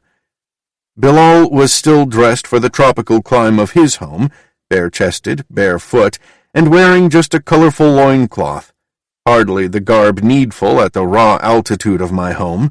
Small icicles fringed his unseeing eyes and crusted his nostrils, rendering his homely face even uglier than usual. "We found him some 100 meters from the front door, sir. His ship was parked at the edge of the defensive field with the airlock door open." Plainly, Bilal had been in such an excited rush to see me that he had neglected all personal safety measures. I was intrigued. "Pop him in the revivifier, will you please, and then break out 2 glasses and a bottle of the Goliatic Enfume, the 100-year-old variety." I confess to not waiting for Bilal to become fully cognizant again, with all his metabolic functions restored and self-downloaded from the cloud, before I tapped the bottle. I was savoring my second glass of the delicious vintage when one of the robots ushered a resold Bilal in. He had the slightly befuddled air of the recently reinstantiated, but a few gulps of the Goliatic soon put him right. He and I took up lazy positions on 2 lounge chairs that contorted themselves for our maximum comfort. "Now, my small friend, what got you so worked up that you had to fly all the way here to see me in person rather than just contact me over the quantum aether? Have the machine elves finally disclosed the secret to blending dark matter with baryonic matter to produce the fabled cosmic electrum?" No, nothing like that. Progress with those capricious sprites remains frustratingly slow. In fact, it was while I was taking a break from those investigations that I stumbled upon the massive revelation which brought me to your doorstep. Total serendipity, but what a find! Have you ever heard of the concept of a city? The word means nothing to me. Well, please, take a moment now to acquaint yourself with the trope. It took an incredibly long time, nearly a whole picocycle, for the cloud to return the information from where it had been buried beneath myriad other dead tidbits accumulated over the many millennia of recorded galactic history. But when at last it was delivered to me, my assimilation was, as usual, practically instantaneous. I regarded Bilal with a wide-eyed expression. He grinned in his gruesome manner to acknowledge my shock. "Why," I said, "this is the most preposterous notion I've encountered in at least the last 800 years, since that time when I discovered the reproductive cycle of the Graben prangers. Isn't it droll and delicious? Droll and delicious, gathering millions of sentience into a tiny physical space, then trying to come up with an infrastructure to support them at varying levels of material comfort, deriving a set of enforceable rules and regulations to stave off their natural tendency to discord and entropy, and fashioning interlocking systems of work and play? It's a nightmare. Why would anyone ever imagine such a gimcrack mechanism would ever succeed or last? Were these cultures unfamiliar with Arpad's 4th axiom and Zerba's suite of anti-whimsies? Such revelatory strictures were indeed unknown during the era when cities flourished, and yet, said Bilal, raising his glass for a sip, cities did last for several thousand years, until they all evanesced around the year 2100, to employ the then common reckoning metric of the dead man on a tree and his followers. But what a yeasty, frothy, turbulent, exciting milieu they must have been, given the recorded accomplishments of city dwellers down the centuries, and the accounts of their delightful quotidian urban lives. I began to see where Bilal was going with this, and started to apprehend some of the bizarre attractiveness of the concept. "Are you suggesting that you and I should reconstruct one of these crazy people machines?" Bilal leaped off the couch. "Not just we two, all of us on Earth. Let's call the other 3. It would be completely in the spirit of cities, a mass gathering." "I hardly think 5 people constitute a mass gathering, and who would populate this city of yours? I'm not minting another army of my own avatars and partials. You recall the trouble I had putting them down when that last little game was over. In fact, some days I'm still unsure whether I'm the primary or a leftover copy. I have an idea on how to fill our city, but let's get the others on board first." And so we initiated a conference call from my quarters. Doucette, Giraud, and Marrow appeared surprised to see Bilal and me in physical proximity, but that reaction paled next to their virtual expressions when they had all integrated the city concept into their mentalities and then heard our proposal. Ridiculous. Impossible. Worthless. Unflustered, Bilal grinned and said, "Why not just admit the truth? You are all in a comfortable rut, monomaniacally pursuing your stale hobbies, afraid to branch out and try something new. I know that I've felt myself in such a bind lately, and Creepax has already seen the light. We all need shaking up, a refresher course in creativity. Unless, of course, you're all too self-centered to share an enterprise, no matter how much fun it would be.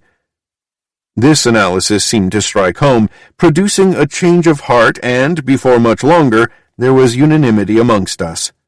"Excellent," said Bilal. "Now, if you'll all just meet me and Creepax at these coordinates, we can get this thrilling new project started." Bilal and I employed his vessel, a sleek Hendrix skid-wizard, since it was already parked outside my door. It lacked a wine cellar such as my own craft boasted, but luckily I thought to bring along a few choice bottles from my own. Soon we found ourselves halfway around the globe, stepping out onto a vast prairie of knee-high golden grasses that rippled under a gentle breeze and a pellucid celadon sky. 3 other sleek or bulbous craft joined us before too long, disgorging their owners. Ethereal Doucette, clad in flowing silks and chiffons, fishy-smelling Giraud, chewing meditatively on a piece of kelp, and the monumental Marrow, a muscled jade mountain of a female. We all awaited Bilal's plans, somewhat impatient but undeniably curious. Like a ringmaster, he relished our attention and indicated with a sweeping gesture the wide horizons. "Here is the perfect site for our city.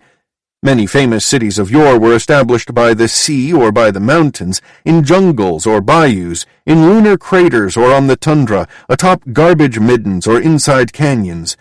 But ours will be a city on the plain, the mythical heartland of humanity, an location. On such an uncomplicated, straightforward canvas, its lines will be logical and formal." Marrow objected. "What of wildness and outlaws, slums and forbidden zones? Oh, surely we can program those in as well. I like monuments and bell towers," said Giraud, "and fountains. Easily accommodated." "What of parks?" asked Doucette plaintively. "A plethora of green spaces." I spoke up. "Considering that cities reached their apex in the 21st century, dead man on a tree reckoning, I propose that our city honor its illustrious ancestors by incorporating as many famous structures as possible, such as the Eiffel Tower, the Space Needle, the Gherkin, the Burj Khalifa, the Taj Mahal, Alcatraz Prison, the Brooklyn Bridge, a chain of Dairy Queens and McDonald's, and so forth." "Wouldn't we need a river for the Brooklyn Bridge to span?" said Giraud. "If so, I would like to stock it with a variety of monsters." Bilal said magnanimously, "I leave the construction of each of these specialty items to whoever proposed them. I will handle all the infrastructure and roads and civilian habitations, as well as the civic buildings. I estimate that once we unleash the requisite suites of nano-assemblers, the whole place should be ready for its inhabitants in a day or 3 at most." "And just who will populate our city?" I asked. "That's the second reason why I have chosen this spot. Step this way." We all walked a short distance from our ships, across the fragrant springy turf, until we encountered a patch of the prairie different from the rest. It featured many small mounds of bare soil with exit holes in their crowns. These mounds stretched away as far as the eye could see. "Here are our citizens," announced Bilal. From his omni-armlet he deployed a Yottahertz ray to render a large cubic slice of the ground transparent, and we could immediately see an underground warren, tunnels and burrows full of small furry animals, all busy with their animal pursuits. Doucette squealed in delight at their cuteness. "These are known as prairie dogs or whistle pigs. They number in the millions and will become our citizenry, that is, once they are subjected to the tachytelic ray and suitable imprinting. Allow me to demonstrate." Utilizing shaped fields, Bilal was able to gently pincer a lone whistle pig in its lair and bring it to the surface. Immobilized, the creature emitted the plaintive, angry, and frustrated range of noises that had earned its species its name. Without any delay, Bilal subjected the small beast to the tachytelic radiation, and its rapid, forced hyperevolution commenced. Soon a furry humanoid biped, face showing only a subtle snout, stood before us, still captive. Its instinctive reactions had not changed, however, given that even its larger capacity brain showed only the virginal traces of a newly born creature. But this defect, too, was soon remedied. I will download into this individual a full, randomly generated mentality typical of the era we are seeking to recreate. The enhanced whistlepig stiffened as its neurons were flooded and contoured and overlaid with a full set of engrams and memories. When the speedy process was finished, Bilal released the newly sapient individual. The whistlepig looked at us curiously, then spoke. "Say, folks, I'm new to this burg. Where can a fellow find a good time hereabouts?" Bilal put the whistlepig into stasis for future use, then turned to us and said, "Friends, let the building and population of Whistlepig City commence." It was a typical Saturday night in Whistlepig City. We had adopted much of the vocabulary and nomenclature of olden times, several months after the city's founding, and so I found myself heading out again on a circuit of the most exciting and exotic nightclubs to be found in our contrived metropolis. Truth be told, I almost would have preferred to stay home in my penthouse apartment in the Ziggurat that overlooked Hyde Park and the Tivoli Gardens, relaxing with a book of poetry from the Shatterwisps who inhabited the ice grottos of Aldenob III, but I felt that the dereliction of my festive duties would have registered with my peers as displeasure with our shared creation. Little did I know at that moment that this night would bring me into contact with all of my fellow humans and result in the swift and unplanned climax of our project. And so I made ready for an evening on the town. I bathed and shaved in the delightfully antique yet refreshing manner I had gotten used to, selected a fine suit of clothes, and then called up my two current paramours, Francie and Jerna. They both agreed to meet me in my apartment for a cocktail before we embarked on our rounds of the city's nightlife. The women arrived in a cloud of laughter, perfume, and antic gestures, dressed in slinky silk gowns and strappy high heels. Francie was the taller and slimmer of the two, with a pelt shot through with silver and bronze, while Jerna's wide-hipped figure spoke of more maternal proclivities. Her pelt was a delightful piebald coloration. The hyper-evolved female whistlepigs had proven no less attractive and individuated than many other lovers I had enjoyed, and certainly their deviations from the human baseline, including a tendency towards vocalizing the assorted shrill danger calls of their ancestors during orgasm, were more alluring than repellent. And so, after all these weeks, I hardly registered Francie and Jerna as anything other than delightful comrades in debauchery. Sipping enticingly at their champagne, the women eyed me appreciatively.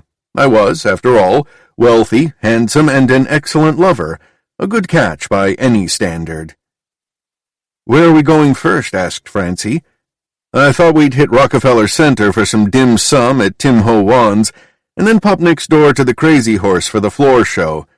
"Sounds like a kick," said Francie. Jerna ran her tongue around the rim of her champagne flute. "But surely we don't have to rush right out." "No, I suppose not."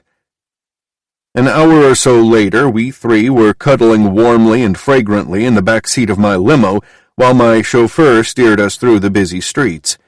The car windows were open in the summer heat. Even at this hour, with all the offices closed for the night, traffic was thick, a conglomeration of cars, trucks, bikes, pedestrians, scooters, jeepneys, tuk-tuks, sedan chairs and rickshaws, horse riders and skateboarders. Neon signs, animated and static, decorated the darkness with 100 colors, and the babble of the crowds formed a tidal susurrus, overlaid with horns and sirens, construction noises, and the rumble of subways.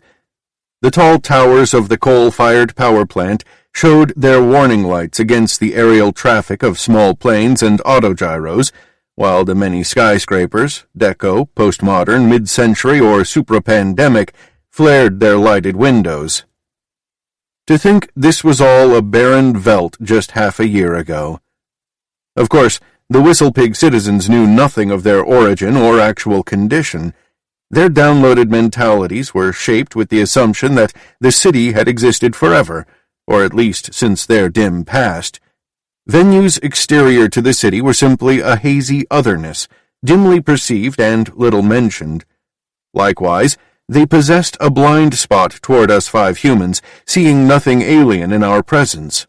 Other than these embedded fallacies, they possessed free will, creativity, and a full range of emotions and intelligence, all of which manifested in their vibrant lifestyles and their new contributions to the syncretic culture we had used as a foundation. Such innovations as torch dancing and syndicalist chautauquas were most striking.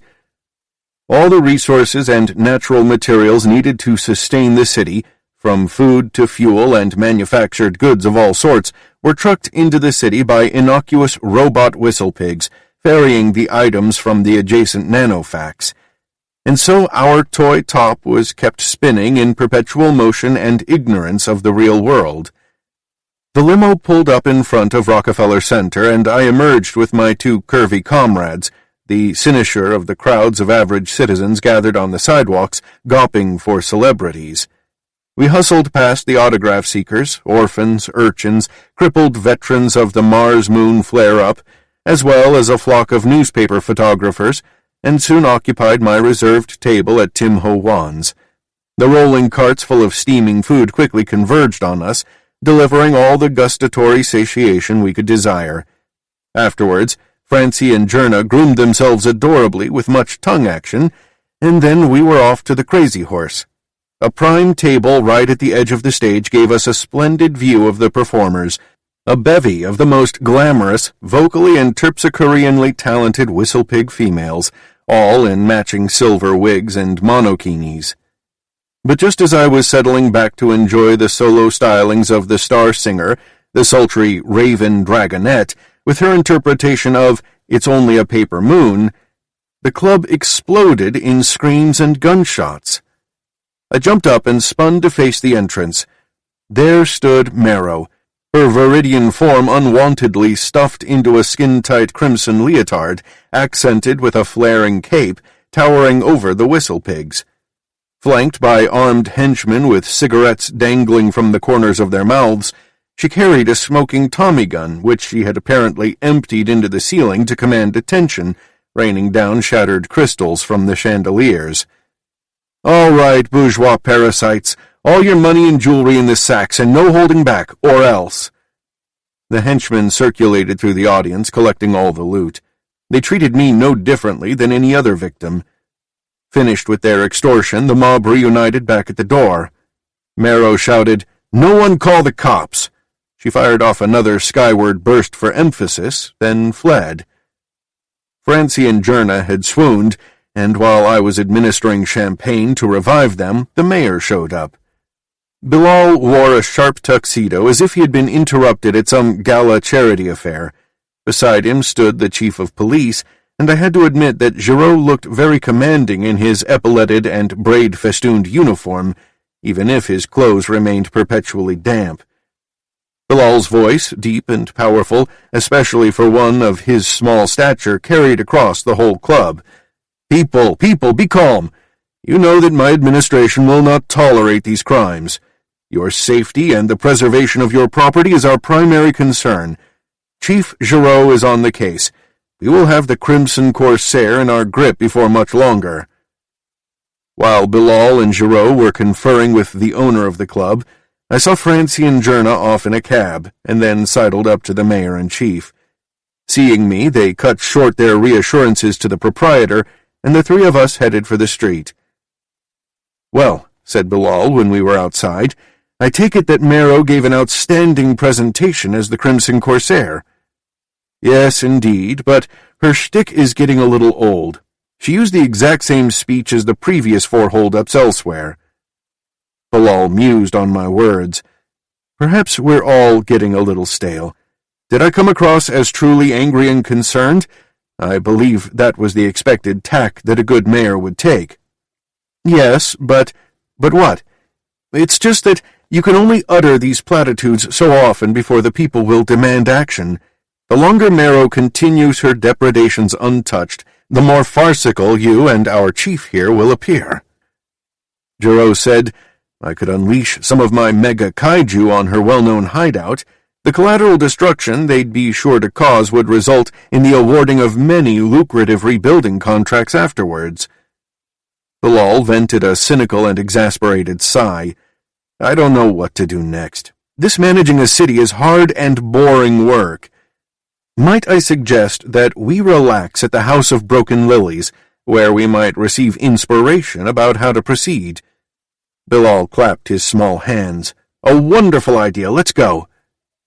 The mayor's limo was even larger and more luxurious than mine, and we enjoyed cigars and drinks en route. The House of Broken Lilies occupied a large century-old mansion on the corner of Park Avenue and the Champs-Élysées, on the shores of Lake Geneva. The door was opened by an ornately caparisoned majordomo, and we entered into the velvet-curtained parlor where an army of escorts, the most beautiful whistle-pig maidens of every conceivable shape and pelt coloring, awaited our selection, languid on settees and divans. As we were making our choices, the madam of the House of Broken Lilies entered the room.